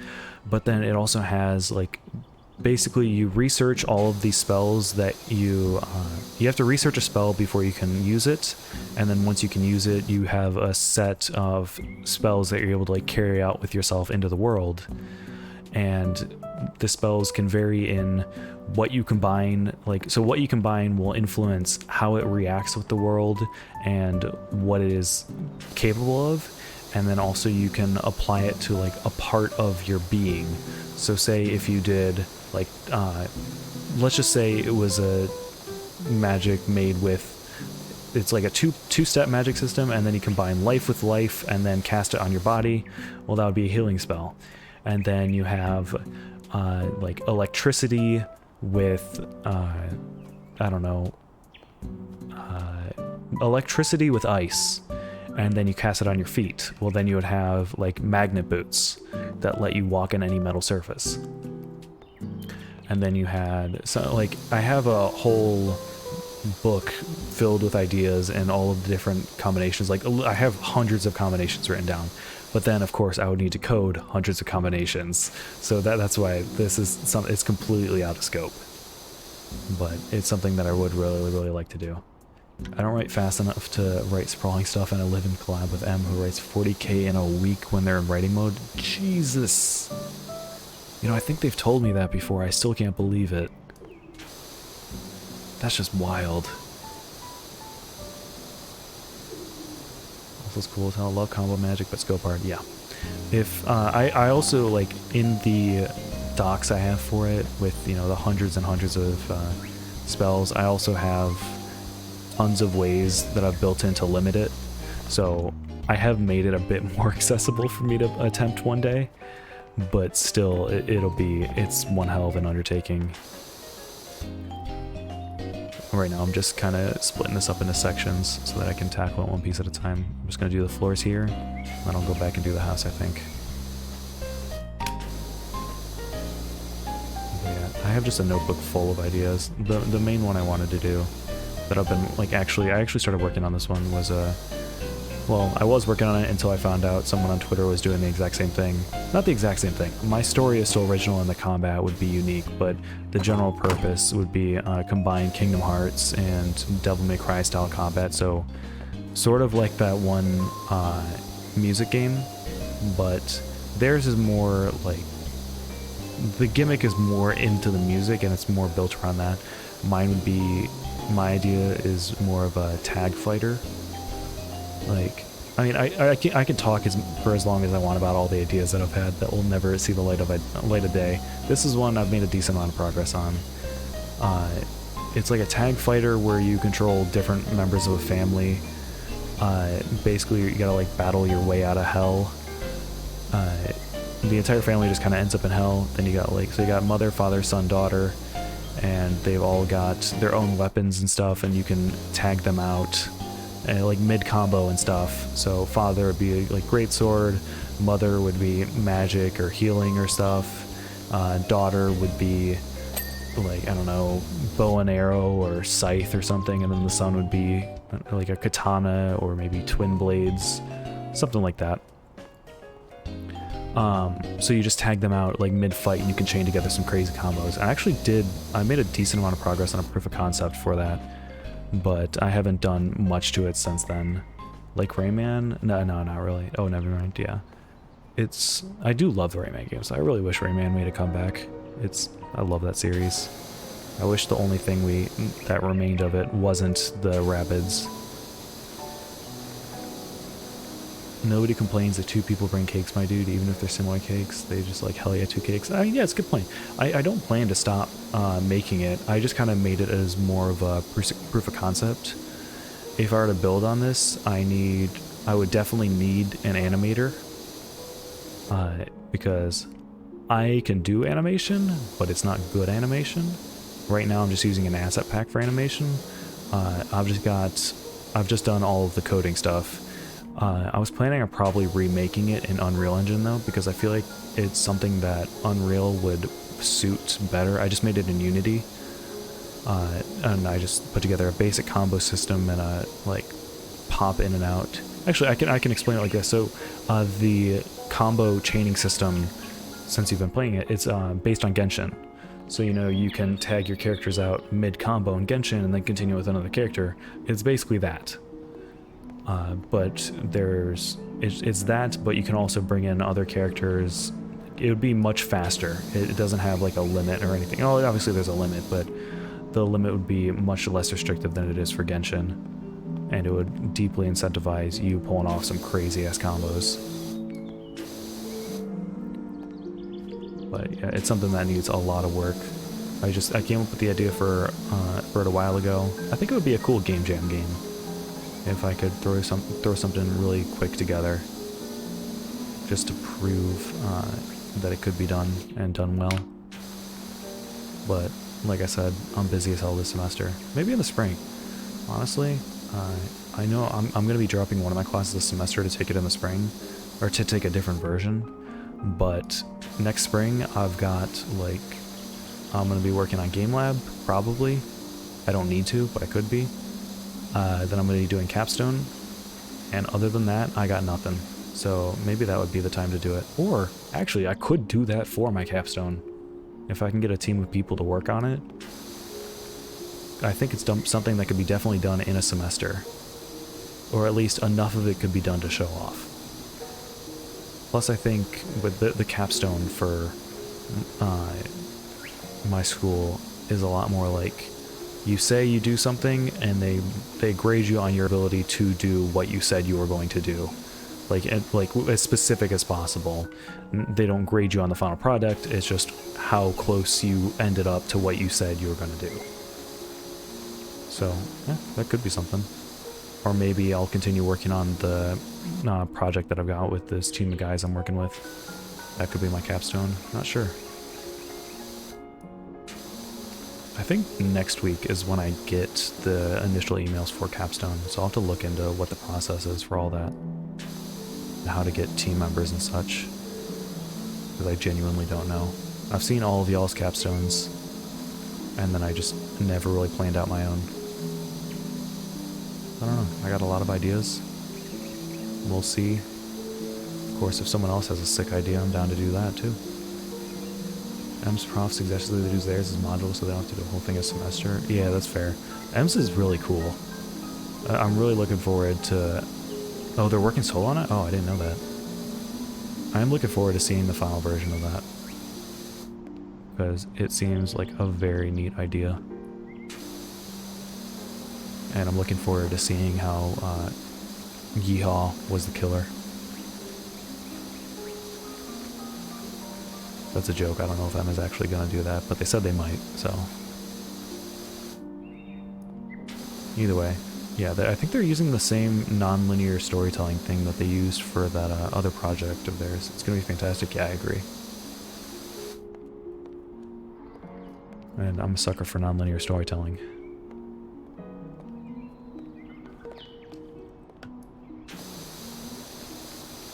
We'll just get this. 71%, let's go. Yeah, I'm feeling good about the 4-hour mark. Oh dang, it's already 1 a.m. I guess I did start at 9:30, so Yeehaw is gonna be the murderer or the victim. Okay, not sure which yet. That's fair.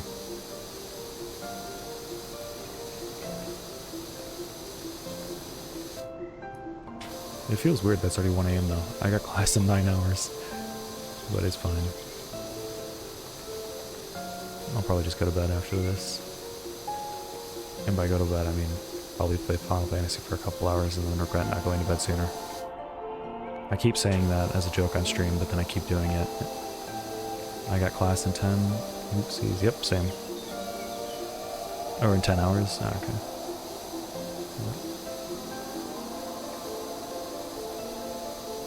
I mean, it'd be like that sometimes.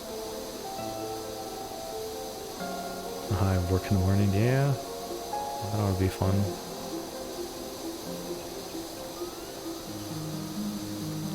See, I was thinking of when I started the semester, I'm like, oh, I got Wednesday's my busiest day. Maybe I should move the streams. And then I'm like, you know, actually, I feel like Tuesday just works. Even though tomorrow I have a lot of stuff due.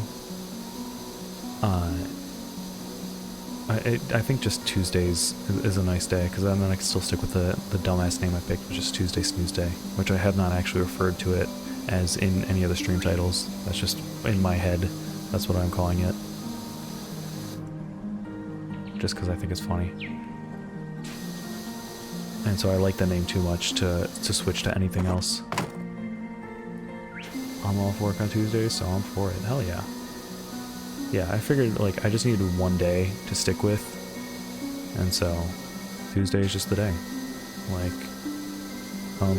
hell or high water, hopefully neither, I'm trying to stick with the schedule. The rest of the week, I've said this before, and I'm sure it will continue to be the case. Who the hell knows? It'll just be whatever. It really depends on, you know, if I'm feeling it, if people are available, if I have a good idea, whatever. But Tuesdays, I'd like to have some sort of schedule that I can have and maintain so people can expect me to be live on this day. My Tuesdays are my main consistently free night? Hell yeah. Yeah, I gotta say, like, I've also been getting, like, a lot of people seem to be free Tuesdays, so it's really good for me. I just get to vibe with y'all.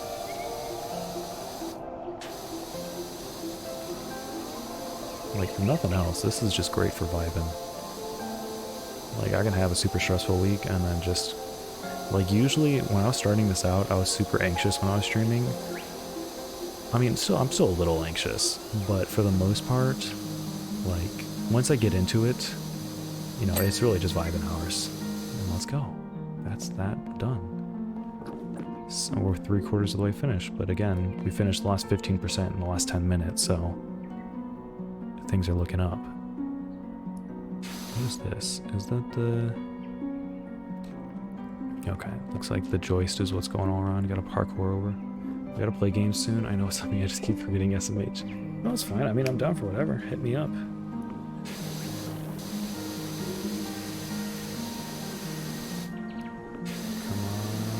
on. Maybe time for the... Wait, no, turbo nozzle. Let's go. What am I missing? It's probably a bit on... I imagine the other side. Come on. Yep, right there.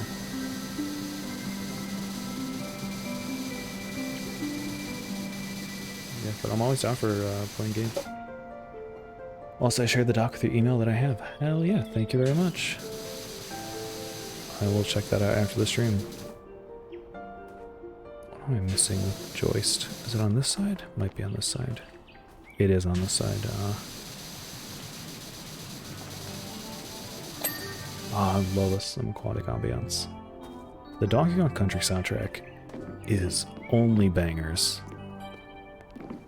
Like, it's just an incredible soundtrack. This was one of my favorite games as a kid. I had it on my Game Boy Advance. My grandpa got it for me, and I would always just play it whenever I was at his apartment. Like, he would just be chilling, watching NASCAR or something, and then I would be playing Donkey Kong Country. It's good times. So, Bookish, the stuff that you shared with me, is that, like, those are the planning docs, right, for your campaign? Just checking.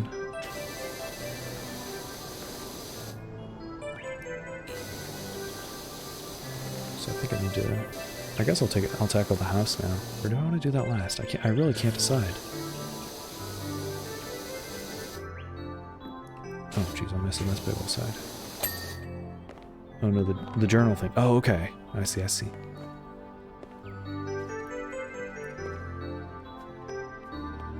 Let me check the list, what we got left. See, this says a lot of stuff, but...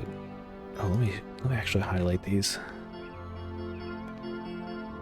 If you're planning on it, I should read through again, because I don't remember. That's fair. I don't blame you.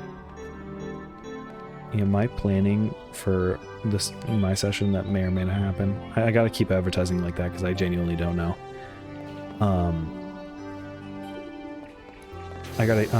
My planning notes are so all over the place, like genuinely, they are a complete mess. It's spread out through like 5 different Discord servers, or like more like 3, but 5 different channels. Like I can just go into Discord right now. Hold on, I've got in my server, I've got, oh god, Ruru did clip me doing the ooh my Jesus. Oh. I'm just looking at my server right now. Link in the description, by the way. My Twitch server. Apparently I can create events for this. That's nice. So I could use this as some sort of like stream or game organization server. That'd be nice. But yeah, in here I've got D&D items, D&D rules, D&D characters, and then back in the but mostly server. Bookish, you know what I'm talking about. I've got 2 more D&D channels in there. Like, it's just, they're scattered all over the place. No particular reason, it's just that's how it went, because it went from being, oh, maybe it's a stream thing, maybe it's not, maybe it's a stream thing, who knows at this point. But I got such a nice write-up about orcs. Ooh, but I'm not nothing. H4 Major Country. I made lore, I just don't know where I put it. That's fair enough. What am I missing on here? I feel like it's a lot, judging by what I'm... Oh, here we go. It's this bits. I think. Time for turbo nozzle. Turbo nozzle is just so nice. It gets all the bits that I don't want to have to, like, pay attention to. Oh, it's in the corners. That's it. Yep, and the outsides. That'll do it. There we go. Yeah, I've got lore scattered all about though. Like it's in every nook and cranny. I do the one thing I do really like the one thing I'm going to do that I think a lot of DMs don't do is I'm going to be giving players a ton of magic items, because I came up with like 4 dozen or so ideas. I think I've shared a bunch of them with you, and it's just because I really like seeing when people absolutely break my campaigns with something that I gave them. Like I know that sounds a bit masochistic, but it really is super satisfying, because it means they're really thinking about the stuff that I give them, and that's, you know, super fulfilling. But I've got so many ideas for magic items, so I'm going to be giving them out like crazy.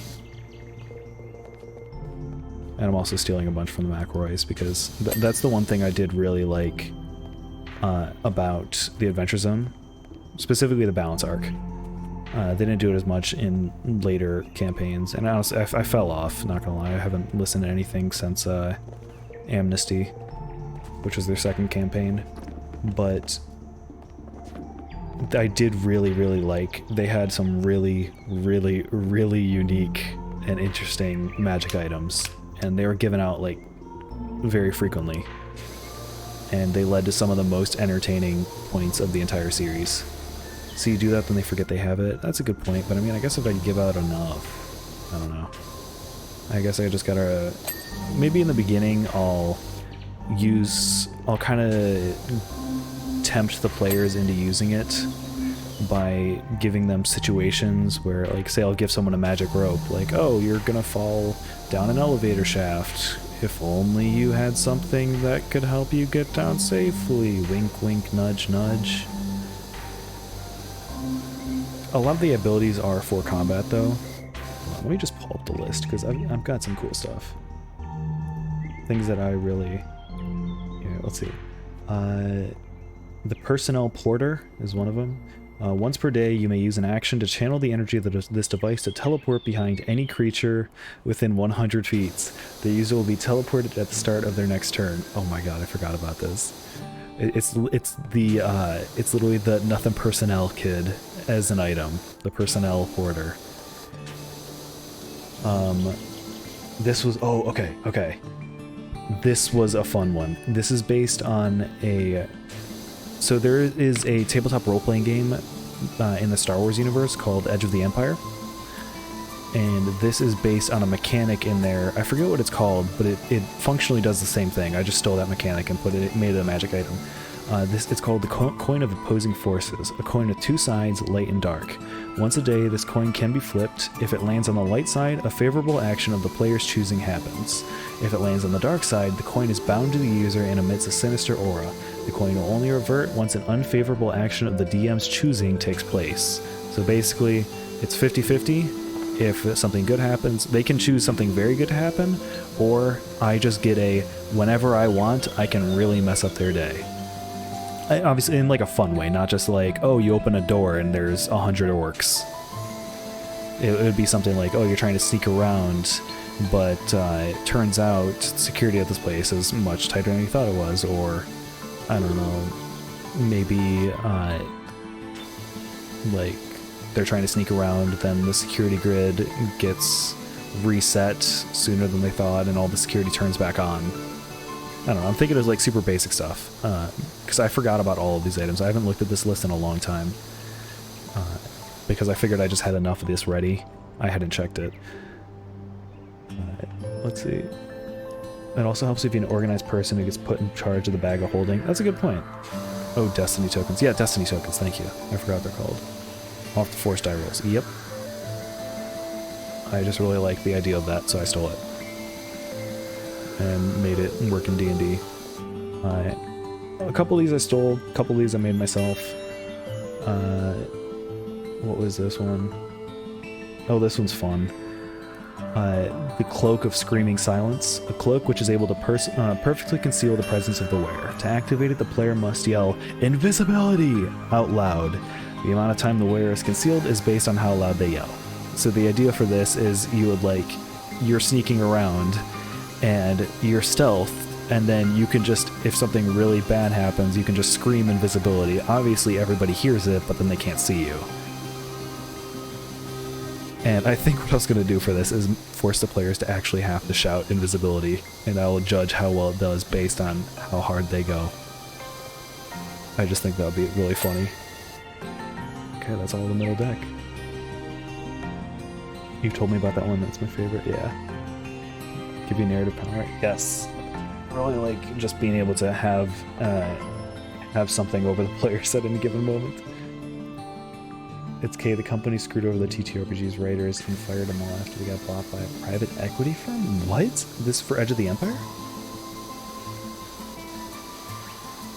I think you're allowed to steal? Damn. I did not know that. I mean, I'm only stealing that one bit, too. And I'm kind of taking it from the Apocalypse system, too. Where it's like, if you roll under a 6, the DM gets to choose something bad that happens, but except I just get to choose when it happens. It isn't immediately resolved. Yeah, damn, I didn't know about that one.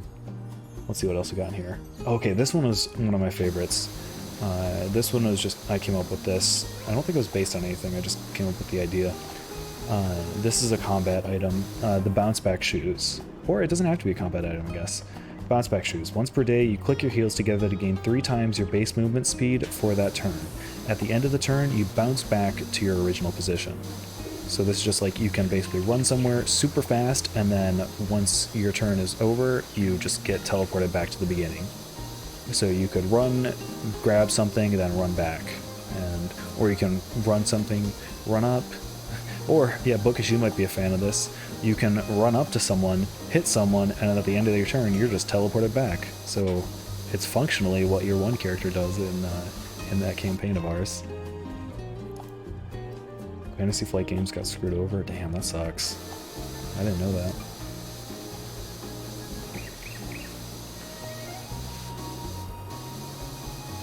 I think I'm also going to steal... since we're talking about stealing items, though, I think I'm stealing the Orb of Slope Detection, because that one's just too good. It's got to make a cameo.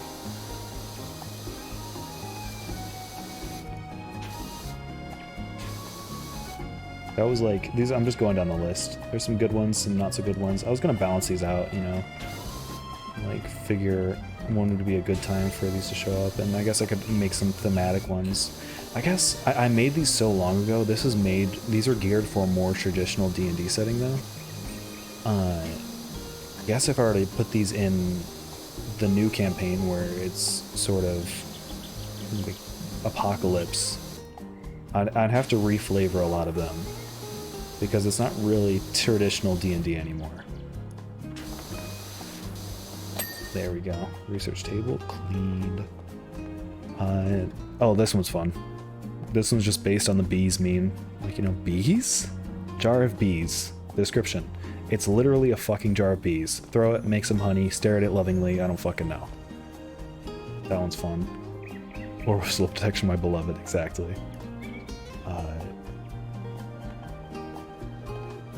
Oh, try and guess where this one came from.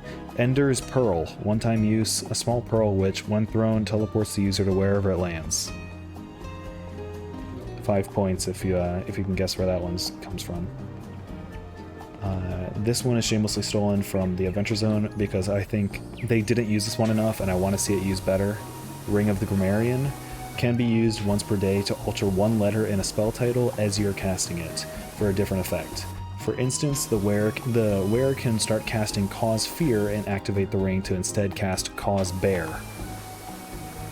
That one is criminally underused, and I think I'm probably going to give that one to Frolics, because I feel like he can come up with the most disastrous use for it. And I want to see. I really, really want to see what he can do with Ring of the Grammarian. Let's see. That is... there were a couple joke ones too. There's one called Pen Number 15. Anyone touching this pen is forced to giggle uncontrollably and must make a wisdom saving throw to resist its humor. Because we're all adults here. I think that's funny. He comes up with the disastrous uses of normal spells. That's why I think it'd be even funnier if I gave him the ability to change any one letter of them. Like, I feel like it would be more, I feel like it'd be funnier if I just kind of leaned into and being an agent of chaos. If he were to be in these campaigns. You would give him this power knowing he would go mad with it, yes. Okay, here's the thing, Bookish. You have to understand. I'm a content creator now, right? And being a content creator, you gotta do things for the content. Yo, is that a gnome? There's just a gnome chilling up here. He's sleeping? Oh, he's just sleeping. My bad. And so, if I were to do a stream game and have frolics in it, I would absolutely give this to him. Because I think it would be hilarious. And it would lead to some amazing moments. Could be worse, you could be an influencer. Yeah, exactly.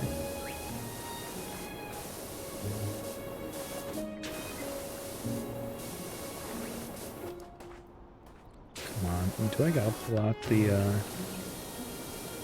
Wait, is this all roof cap? No. What am I missing on this? Oh, this is all roof cap. Okay. I might have to pull out the metal cleaner. I think I'm gonna do that. Or actually, hold on. Let me just get rid of this first. Just get rid of all the worst stuff on it. Is this all roof cap? Damn. Okay. We're just gonna give it a wash down to get rid of everything but the rust. Well, the rust isn't too bad. It looks like it's only on the top. Yeah, it could be an influencer though. That would be terrifying.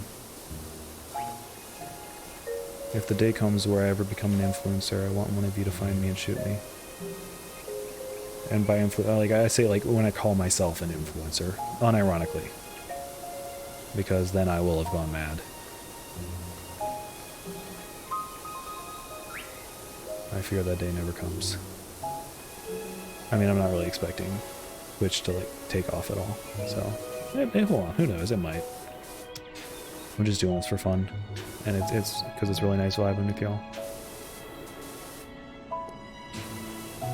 But you never know. If that day does come, though, who knows?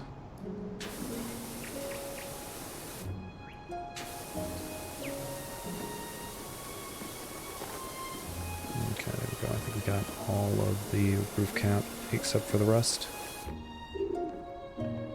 We're using the first, what's it called? First cleaning liquid of this job. Probably the last two. I just don't want to deal with this. Look at how fast that is, damn.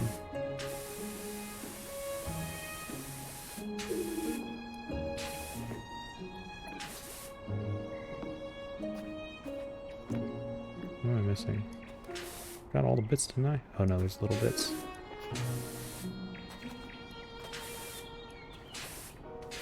Come on, give it to me. You know you want to. Oh, this bit right here. Underneath.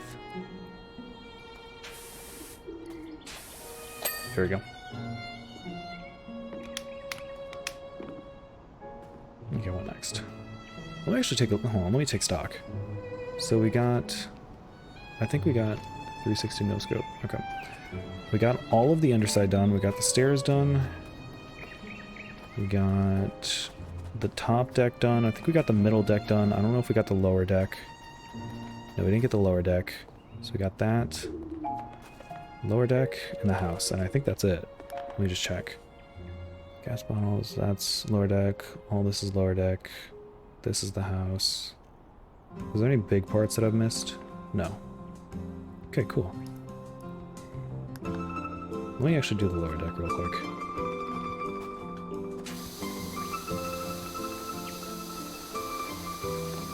How long is this playlist?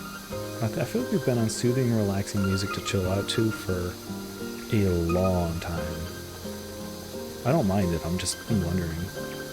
I feel like you could like see how far into the stream we are just by this song alone. Let's see, when was the last song we were playing? It was... Last one I remember was Weight of the World. The Nier Automata song. I'm vibing? Nice. That's a good playlist, don't get me wrong. It's a great playlist. It's just, I think it's like 2 hours long, maybe an hour and a half. I tried not to make any of the songs that I added. Like when I was just looking up mixes to add, I tried to make sure none of them are more than an hour, since, you know, I only stream for roughly about 4 every time I do. So I didn't want something to take up like a quarter of the stream, but this might be one of them. I don't mind though. It's good music. It's really funny that for how like anal Nintendo is about copyright, all of their music is pretty fair game. Mission Link fact, their scent is very much like that of a muskrat, and they seem to crouch right down when marking their territory to appear much smaller than they actually are. Cool. Thank you, Hunter. But yeah, like, Nintendo music is pretty much fair game, because they usually only put it in the games, they never release it anywhere else, so it's never copyrighted.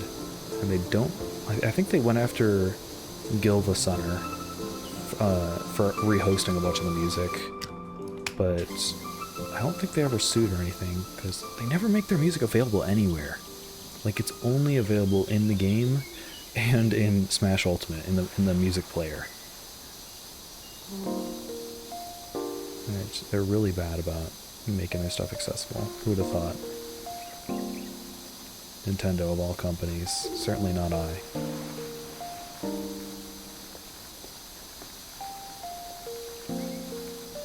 But either way, it's good, chill music. Super nostalgic for a bunch of people. Myself included. So this playlist is pretty much half Nintendo, probably a quarter just piano covers of stuff, and then the other half is assorted other video games. You know, some Persona, some Nier Automata, some Final Fantasy, what have you. I mean, they've been mad about emulator series. Yeah, that's what I'm saying. Who would have thought Nintendo would be the, like, given all that they do for making things accessible, you know, the one time they re-release an old game, they only make it a limited time release, and you can't get it anymore. Cough, Super Mario 3D All-Stars. You're not even making those games anymore, come on, man. Exactly. And then they shut down any tournaments that use those games that they don't sell anymore. I mean, to be fair, they did use modded versions, but, like, come on. You don't even make those games anymore. It's like a 20-year-old game at this point. Dear God, is Melee 20 years old? Kingdom Hearts 1 turns 20, I think, this month. Maybe next year. I feel like it was 2001 though. That's crazy. I wonder if they're going to do anything for the 20th anniversary. Probably not, but maybe. What am I missing on this? Was it stuff on the inside? Yeah. Assume the sniper position. Here too. There we go. Okay, so that's all the floors done. Let's go. Have y'all heard, speaking of emulators, have y'all heard any of the crazy drama surrounding the new Sonic Colors port? That stuff is absolutely wild. Like, it is more drama than I ever expected. Probably the most drama that the Sonic fan base has ever... That's not true. That's not true. Sonic 2 was last month. But some of the most drama. Okay. I have not. So, Sonic Colors is an old game that came out on the Sonic game that came out on the Wii. They announced they're doing Sonic Colors Ultimate, which is a port of it, like with enhanced visuals, you know, a bunch of redone stuff, looks much better, the whole nine. Apparently, the Switch port of it is, so it was released on Wii. Apparently the Switch port is so bad that it's like hardware issues everywhere. It runs incredibly poorly, and it's like, it runs worse than the Wii version, I should say. And it was like, there was like seizure-inducing stuff in it. Like some of the textures were just glitching out like crazy, particles not working. Just the whole game is completely broken on Switch. I don't know about the other ports. I only heard about Switch. But there's like one of the videos I saw, like Sonic turned into a fish. Like when he gets running, he literally turns into like a fish model. It's crazy. And there's like textures flashing. Like it's all hardware optimization issues. I'm pretty sure it's only exists on the Switch. But then people are trashing it like crazy. And then someone found out that one of the biggest showcases of glitches, someone's like, they're asking like, hey, you recorded this, but why is there a cursor on the screen if this is a Switch version? They're like, okay, yeah, so people were asking, yes, I did play it on the Yuzu, which is the Yuzu emulator, which is a Switch emulator. And so that just like completely blindsided everybody. Now everyone's like, what's real, what's not? Is the gameplay real or on an emulator? Some of it's real, some of it's not. It's crazy. No one knows what's going on. It's hell. I feel like the Sonic brand exists solely for memes now. It's bad. There's some good Sonic games. 2D Sonic is good. Sonic Mania is incredible. But yeah, the Sonic Colors was apparently one of the best ones too. Everyone was excited for it. I heard the remaster for the most part was really good. It's just the Switch port was a hot mess. Just a hot mess.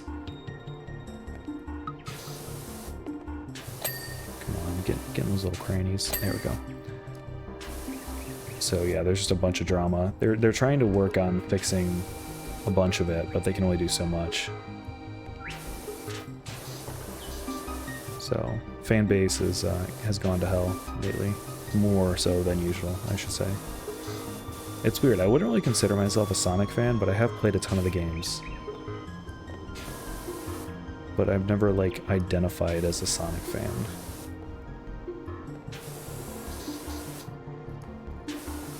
But yeah, it's just crazy. Maybe I'll pick up the port when it goes on sale. I don't know, because I never did play Sonic Colors. That was one that I missed. But Super Monkey Ball though, that's coming out I think this week, and it's like the biggest crossover event of all time. It's got the dude from Jet Set Radio. It's got Kazuma Kiryu from Yakuza series. It's got Hello Kitty. It's got Morgana from Persona 5. It's got like, these are all guest characters in it. It's insane. And that game actually looks really good. Oh, thank you for reminding me to hydrate. I actually have, like, no joke, I'm glad I put that in there because that is the only time I've been drinking water this stream.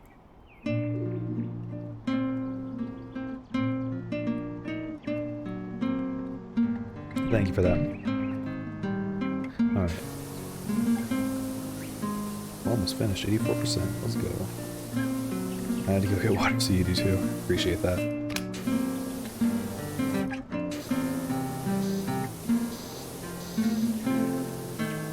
Yeah, this was not a bad clean at all. I just like, I knew it was going to take time, and it certainly did. But we're almost there.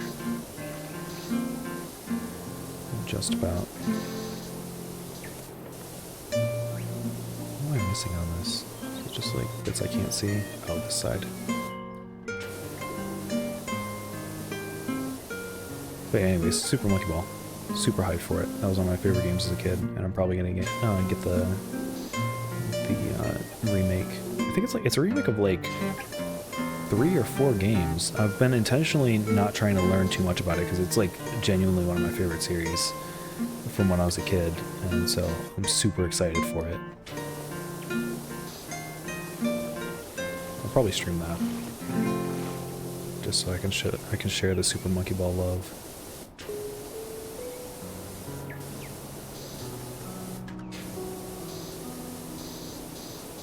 But yeah, the Sega giveth and Sega taketh away. That's the lesson from this. Yeah. Oh yeah, Sonic is in it too. I should have mentioned. He's in the ball. Actually, I don't know if he's in the ball. He probably is in the ball. I don't know if he's got his own thing though. He was a guest character in one of the other remakes they did recently. Am I missing just the grill? Let me just stand on your grill real quick, dude. Alright. Side table. I hear something. I heard like groaning or something. I don't think that was the music. Because it sounded like it was coming from around me. That was weird.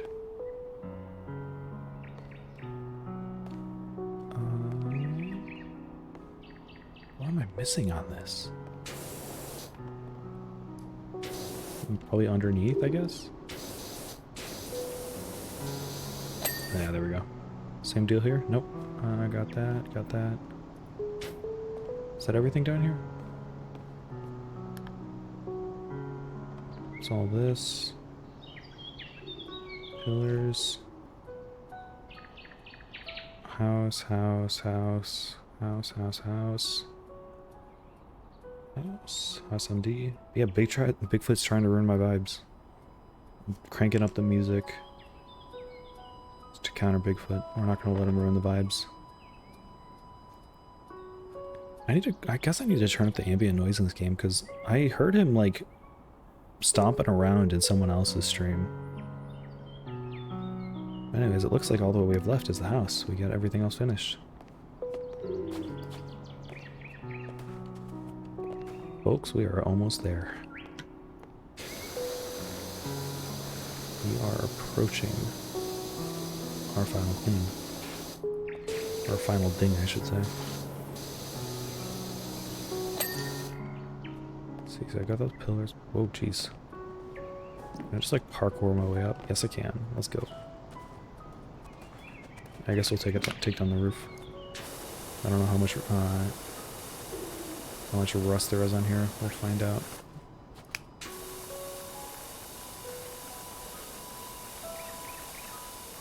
I'll just go light over this, and then I think it'll be faster if I go light and then do multiple sweeps on it.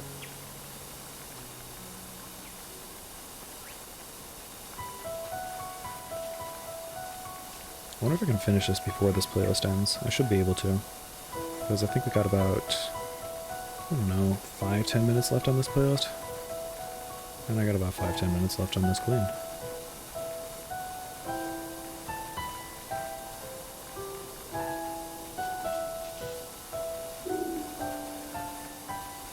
We'll see. I'm glad that this went along with fairly little, you know, super picky areas. There was a bit at the beginning, and I'm glad I did that at the very beginning, because I can tell if I had done that now, I would have been very done with it. I think that was the smartest thing I did this clean. But next up is the, next up after this, obviously next stream, but is going to be the, what is it, recreation vehicle, I think?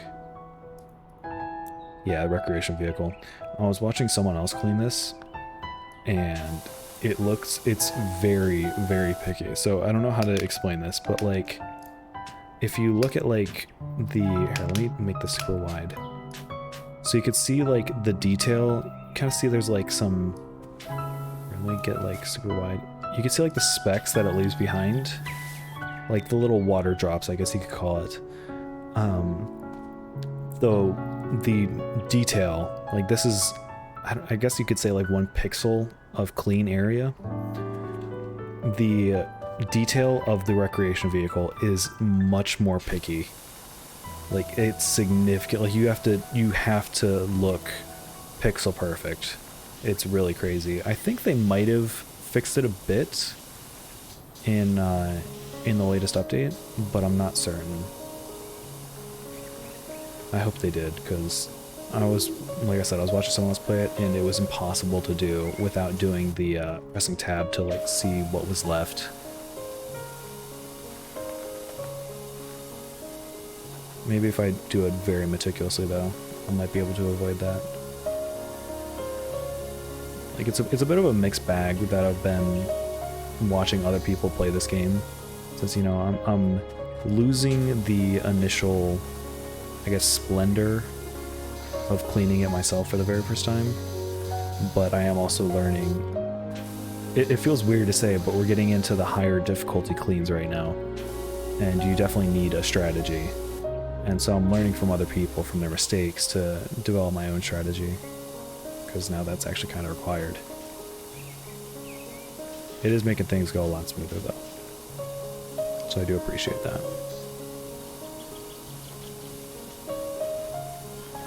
87%, we're getting there. Maybe we can just do super wide sweeps on this. Yeah, that's working.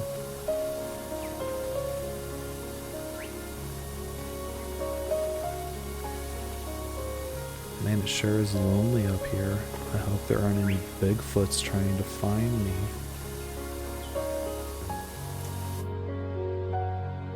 Oh, that was the trees.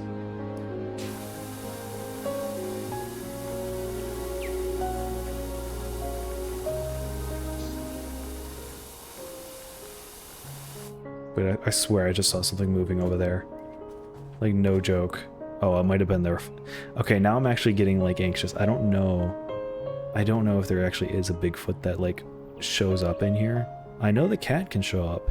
I think what I saw, though, is the waving tree on the railing. Unless... yeah, exactly.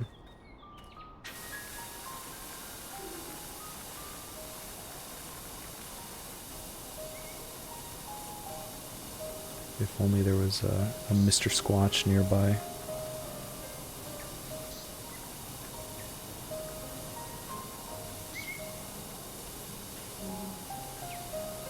How old is the Bigfoot, like, legend? I don't actually know that much about the history of Bigfoot. I feel like it's pretty recent, but I don't know. You've got, like, Nessie, too, who's... I think that's, like, a few hundred years old, maybe older.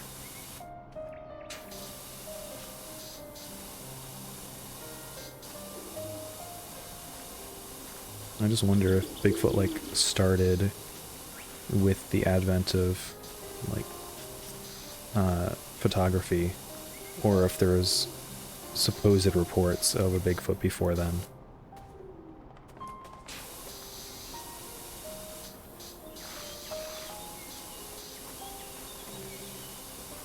Like, cryptidology, is that what it is? Cryptidology? Or cryptidography? Whatever, the study of cryptids. I've always found that, like, really cool, because, like, not in the idea that, like, oh, you're looking for it, but in the idea that, like, you know, there's always a good story there. 1950s for Bigfoot mostly? Okay, yeah, so it was when photography was already well established, thank you. Late 1950s, okay. Cryptozoology, thank you. I could not remember that for the life of me. But yeah, I think I think there's a lot of interesting stuff. Because, you know, a lot of it stems from local legends and things that people swear they see, and, you know, maybe it was a bad lighting that one night. Like, I thought I saw it, but it was just the trees.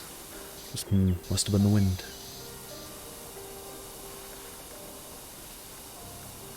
I just think it's a cool field to study.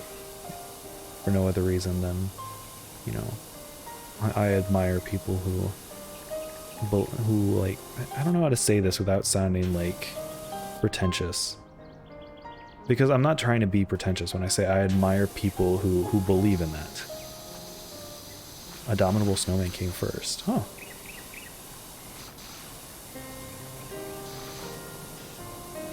That's interesting, actually. I would have thought Bigfoot came first and then Abominable Snowman. Did I say abdominal? The snowman with massive abs. The super jack snowman. No, the Abominable Snowman. I feel like that would have come as like a variation of Bigfoot, not the other way around.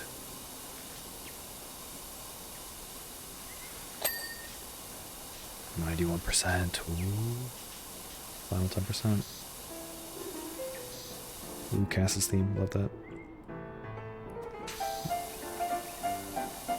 I need art of the Abdominal Snowman now. It's a must.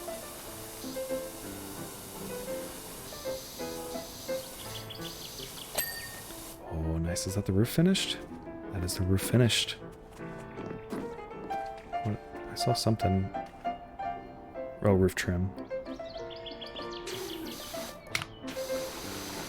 Guess we'll just get real detailed for this. Let's go on the top. Yetis from the Himalayas, or however it's spelled. Okay. Is Bigfoot from the US? I guess with a name like Bigfoot, but I don't know if it's based on something else.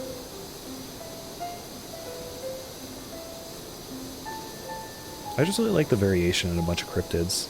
Like you've got stuff from like the Wendigo to the Chupacabra, and then all of name your variation of Japanese mythology, which has like hundreds and hundreds of them. Disney World has a Yeti ride. I have no idea what it's from though. Probably Monsters Inc., right? Wasn't the Abominable Snowman in Monsters Inc.? He was in there for that one bit and he sold snow cones. That's all I remember from it. Oh yeah? Yeah. Oh, I gotta get the inside.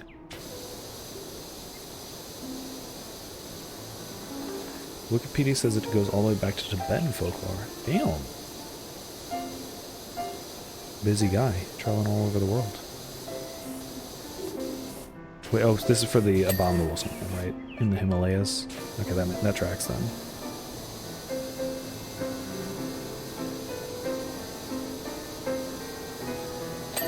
How crazy would it be if, like, there was some time traveler or something who didn't really do anything crazy with time travel? Like, they just had the ability to do it, and so they decided to, like, go and create a bunch of these folklores. Like, I guess you could call it a paradox. Like, if they were going for a specific one, like, maybe just some time traveler who was dressed up like, I don't know, I guess you could say, like, anything, like, kind of like the clothing researchers wear in Antarctica, like the all-white suits with the super fluffy stuff. If a time traveler just went into the, into Tibet wearing that, I feel like that would be enough to make people think, like, oh, it's a man, but he's covered in white fur. Like, what if it's all just because of some super elaborate ruse a time traveler wanted to set up? I think that'd be pretty funny.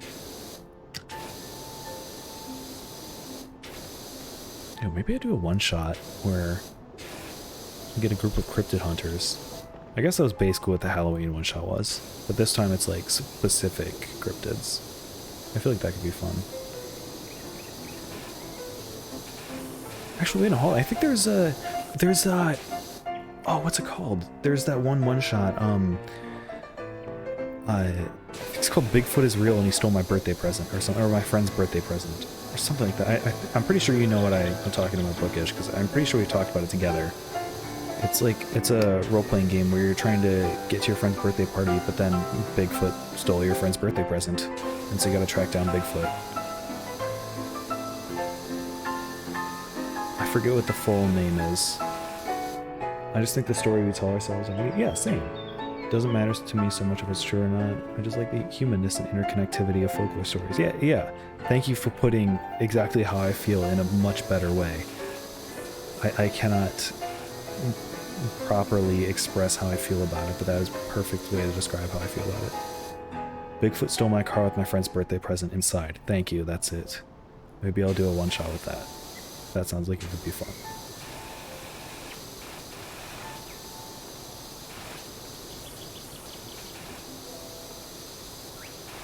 Because, yeah, they played that on the Adventure Zone, and that was a crazy one.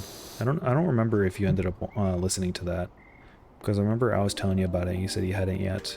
It was a really funny one, because they ended up just taking, like, because in Amnesty, Bigfoot was a character. Like, he was just chilling at the Amnesty Lodge. And so, they just had him, like, it was just kind of like a case of he had to like steal a car because there was some abomination or something that was causing a ruckus, so you had to steal the car, and then your friend's birthday present was inside, and yeah, it was really funny. It's a great one shot. Did it with my Monster of the Week. Oh, that's why we were talking about it. Yeah, I remember now. Yeah, we played our Monster of the Week characters. Yes, I remember now. Did I get all this? Yes, I did. I haven't heard theirs, but I heard another TTRPG group play it. It's very funny.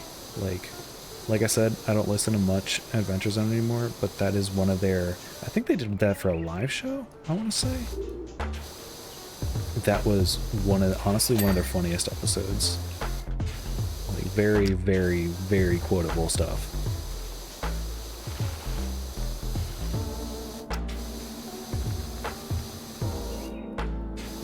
I need to go back and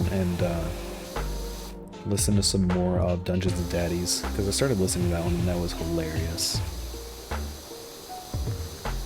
I kind of just fell off of all the podcasts, because, I mean, I would always listen to podcasts when I was in the car, and now I don't drive. So, I mean, maybe I'll pick it back up, because I might be going back to campus. I technically could go onto campus tomorrow, but after tonight, I'm probably going to be too tired. I guess it depends on when I wake up and if I'm feeling it. Who knows? But I could go back to campus if I wanted tomorrow for the first time since spring 2020. Crazy. I want to go back to campus at least once this semester. I don't know if I want to do it regularly, but I want to do it. The driver was in roller derby and their name was Strawberry Jam. I want to say that's pretty good. That's great. That's great. If you got to take care of the pupper, that's true. Yeah, it is like a 20-minute drive. So, yeah, if the episode's like 40 minutes, that's one episode there and back. Or like one episode, or half an episode there, half an episode that back. So yeah, that would work. I could pick up podcasts again then. That's a good point. Plus if I'm driving back to campus. Yeah, I have no idea about tomorrow.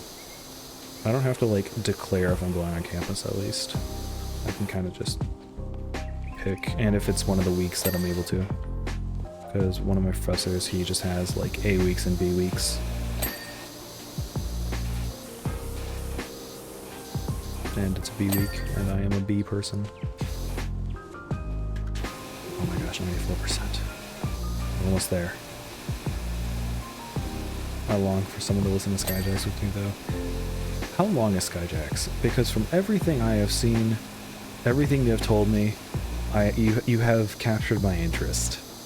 I will not lie, you have definitely captured my interest. My school does not give an F about our safety. Damn. It's just good Sky Pirates. It sounds like that. It sounds like fun Sky Pirate adventures.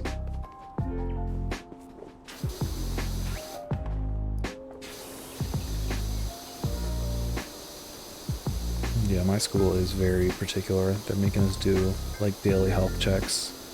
You like have to fill it out, otherwise you get disciplinary action. And I have to go get like the school is forcing every student to go get tested at the school. Every single student. And that's got to go well. And if you don't, you get disciplinary action. So every single person, whether they're on campus or not, has to go to campus and receive the test, which is very dumb. Sky Pirates are awesome. Yeah, they definitely are. Daily? Yep. LOL, no. No, it's daily.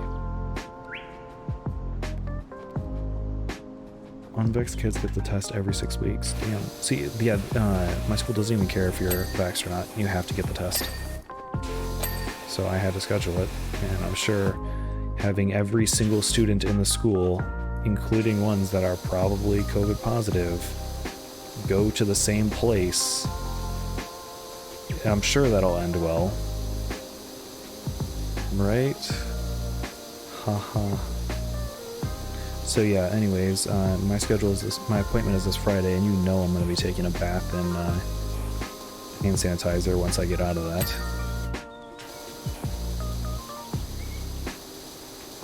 118 episodes, 119 tomorrow. How long are the episodes?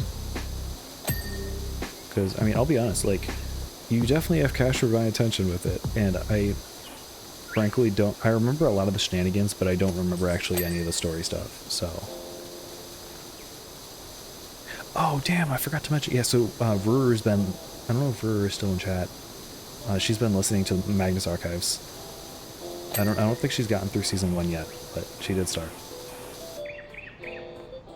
Em has to go on tomorrow at 7:10 a.m. Oh, jeez.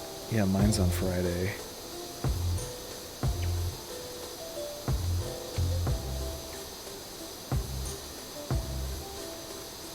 today, I guess.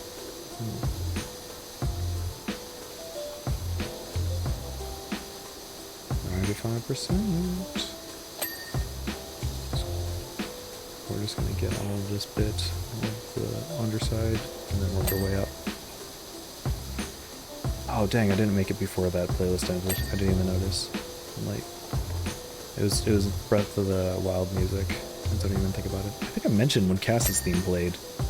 I wasn't thinking, whatever.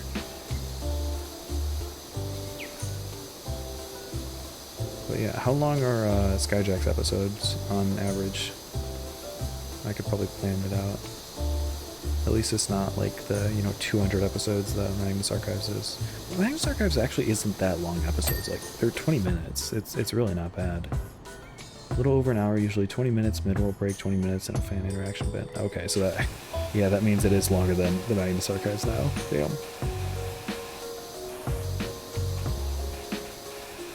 Maybe I could put it on like 1.25 or 1.5 times speed though. I've been watching a bunch of YouTube videos at 1.5 times speed, and honestly, it's been much easier for me to pay attention to. Like, it feels weird, but just that little bit. I heard that. Is that a bee or is that a Bigfoot? You're not getting my vibes, Bigfoot. I watched lecture videos like that last semester. See, I really wish I could, but my school, the video player they use for all of their recorded stuff does not let you do that, which really sucks. Super helpful. I wish I could.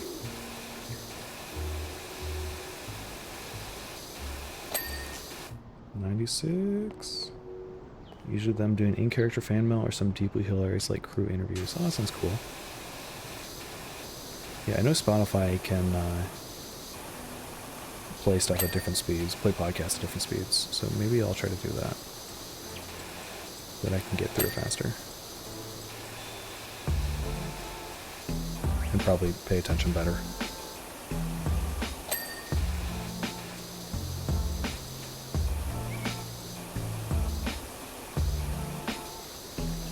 What am I missing on here? Is it underneath here? Probably is. There we go.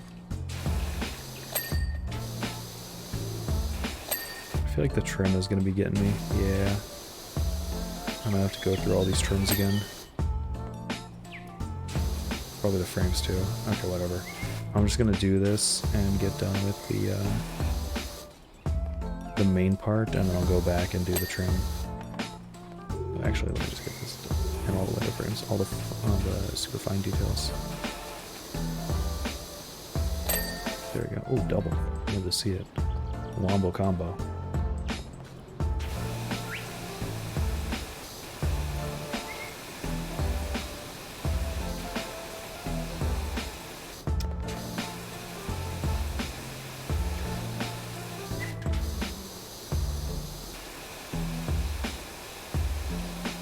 There's a bit about the ship being full of sickly orphans that likely count as prisoners of war for tax evasion reasons that genuinely turns into one of the most heartwarming character development parts of the show. Huh. Yeah, it certainly seems like a time. And yeah, you've definitely captured my interest with it. I'll check out Camping Skyjacks. If I go to school tomorrow, well, I mean, if I drive to school tomorrow, then I'll start it then. You have my word. They have an apprenticeship program on the boat. I care them.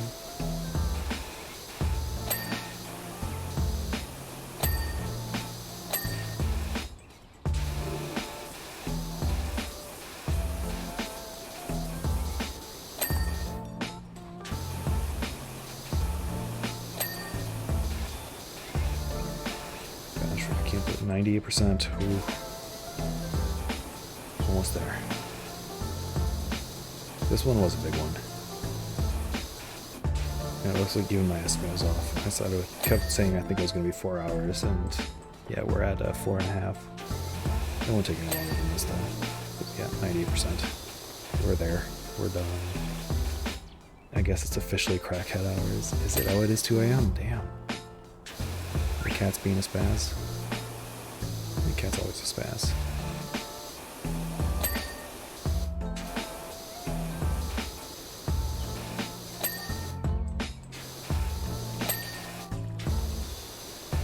want to say I'm rushing now, but I am excited to finish this. Because this was like the big one. This is the one that I heard everybody complaining about. Everyone said this was the worst one. It was the most unforgiving. So I'm glad that we're finally through this. This is a super chill stream too. Like, I think this is probably the most I've talked out of any of the streams. I don't know. It feels like I'm talking for most of it, but I can't tell sometimes. She's just running up and down the stairs and meowing. I'm so confused. My cat is lording her freedom by laying in the dog bed. Nice. Mine does that too. She likes to do it right after he gets up to it. Yep. It is so big and she is so small. Do you still have the other cats with you, Bookish? Or other cat and other dog, I should say.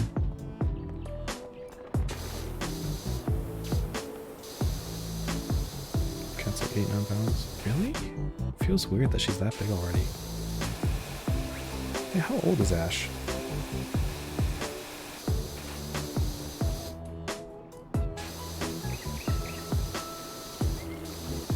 Like, I was there when you just got her and she was a little teeny bit. It's tiny for cats. She's 3? What? She's like 2 months old. Spikers is gone. Damn.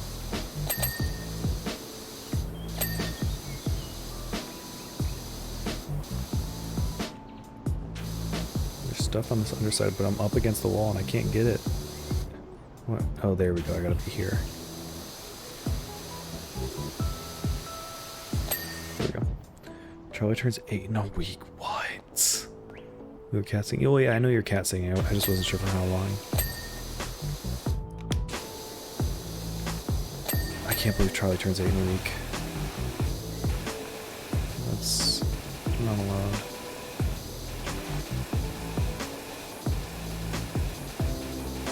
Also, it feels even weirder to know that I've known you for 8 years.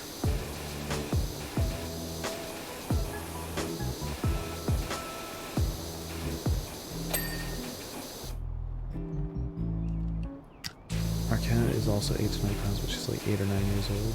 I'm not quite sure if she's a rescue. Damn. Small cats, best cats. Easily scoopable.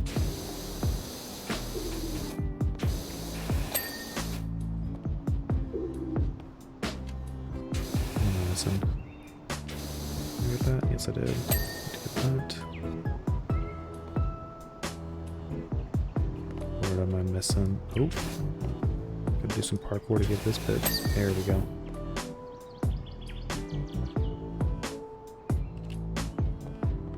What am I missing? There we go. Still 98%. But we're almost there. Okay, got that one. What is... Oh, just the wall. Probably the same deal. Time to parkour. Yep. That's this whole side done.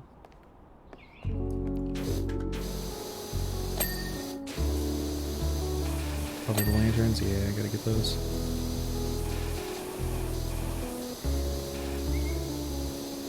What are the eaves? Okay, is that all of the roof trim? Oh, nice. I don't know what the eaves are. Is it just this wood bit? I guess it is. Yeah, it looks like it is. Yep, okay.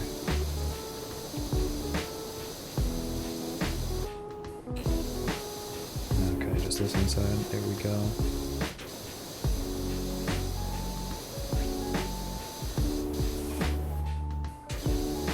What am I missing? Just speed run this. Oh, it's too good the other direction. So it looks like I'm missing bits. This might have the same deal going on where I gotta get the top parts.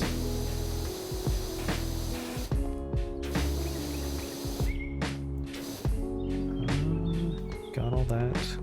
And then back to the eaves. Oh! What did I just get? I don't know what I just got.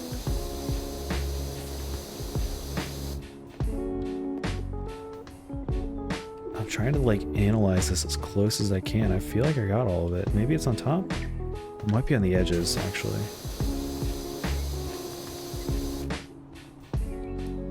Or here.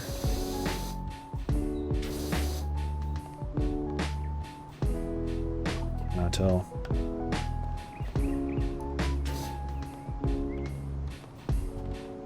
This just wants to be a little pain, doesn't it?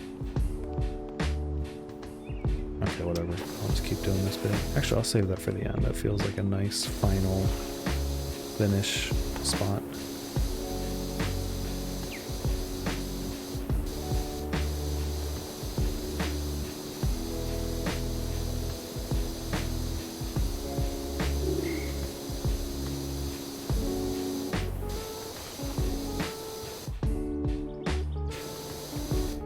Any of these the eaves? Nope.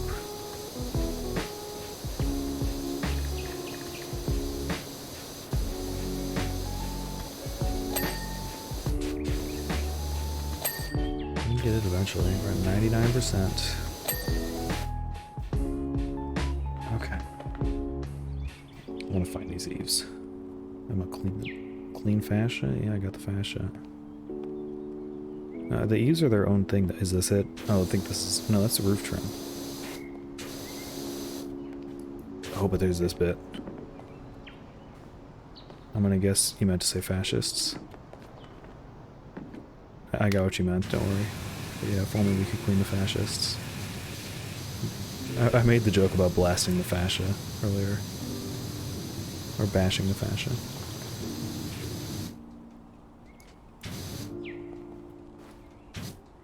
I think actually that was a previous stream. Either way. Yeah, the fascia has shown up a couple times. Gotta keep bashing the fascia. There we go.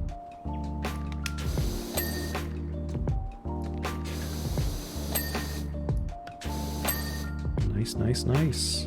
We'll just call that all one last bit. And then the eaves. Let's get this.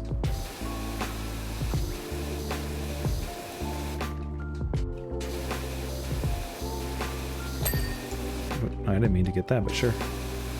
We could try. He's got a virtual power washer, if not a physical one. I do actually own, or there is a power washer in my house, and I'm sure that would probably do a pretty good job at dealing with fascists. If milkshakes work, why wouldn't power washers?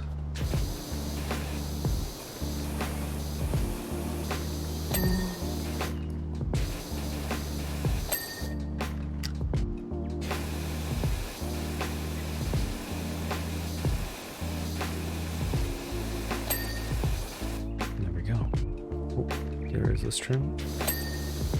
I know I'm missing a bunch of the trims. Let me just do one roundabout.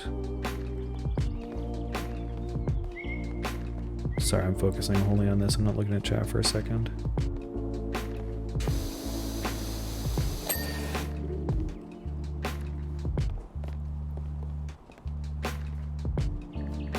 I think we're good.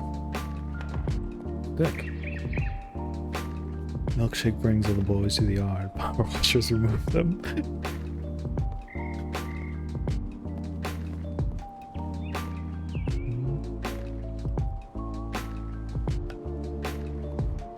Am I missing it? Where is it? I'm just gonna... Maybe I'll just go the widest I can and hope I hit it.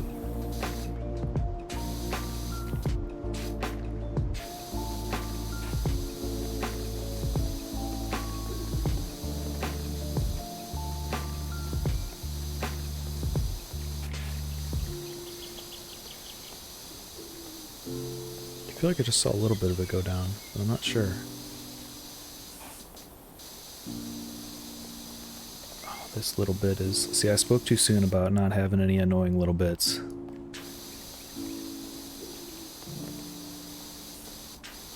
Well, what else do we have left? We've got... Oh, I'm missing a lantern. Let me highlight that one. Should we highlight the lanterns, the window... Oh, I can only do it that time. We'll highlight the lanterns for first. Starters. It might be downstairs. Yeah, I think it's down here.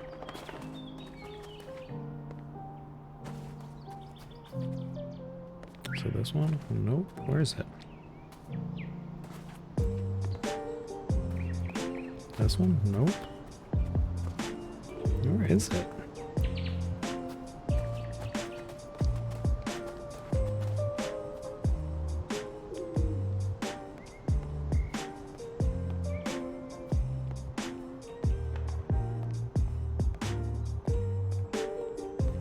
You would think with it like glowing, it would be easier to find.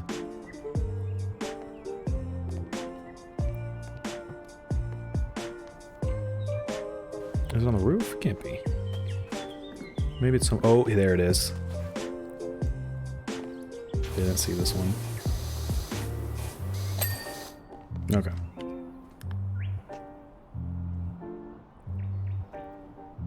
The damn eaves. Let's find the windows then. Which window are we missing? Oh, that one. Right, we knew about that. Window frames, the same one.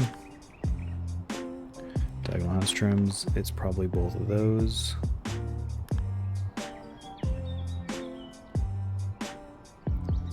Upper house walls, same with those. Vertical house trims. And yeah, okay. So just the damn eaves. If this keeps up, I'm gonna tear this house down, call it eavesdropping.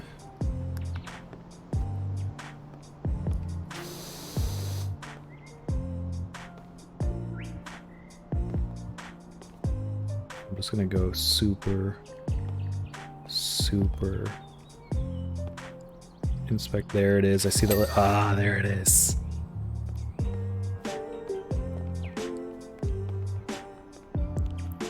Okay, now finally, let us finish this.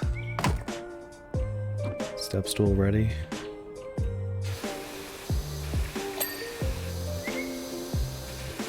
Oh, this feels so good. I think I'm missing a bit. There we go. Switch to the yellow.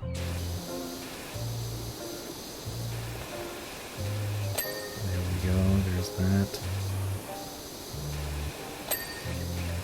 Window frame, and a vertical house trim. Where is it? Which one is it? This one. And here we go. Let's finish it. Boom. The treehouse looks mighty fine. You spruce the spruce. I can't tell you how good it is to pirouette down those steps and smell fresh pine through the window.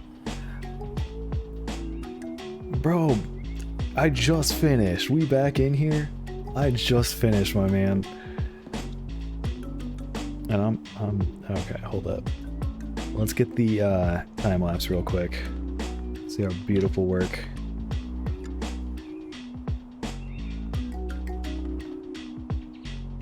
That's a nice time lapse.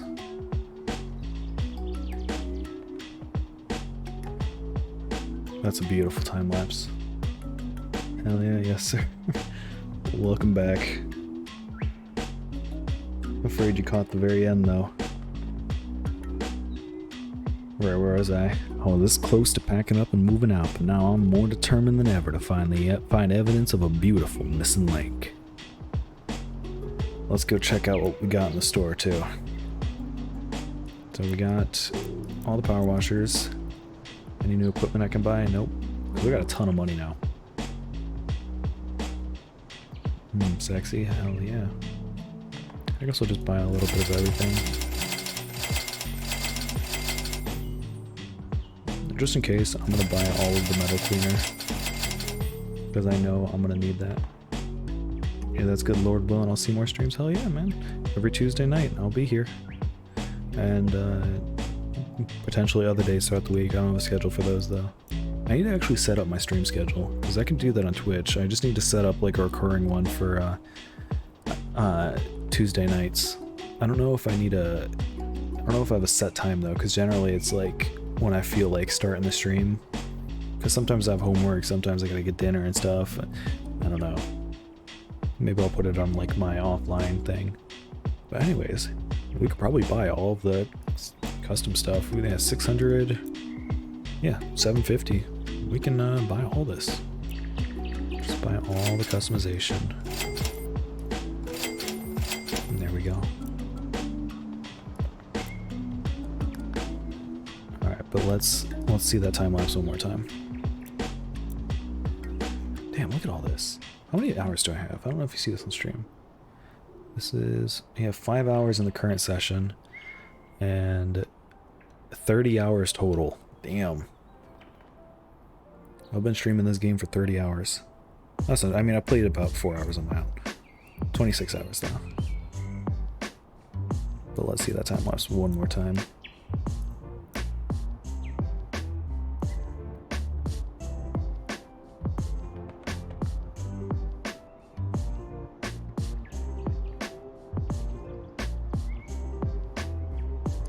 So nice.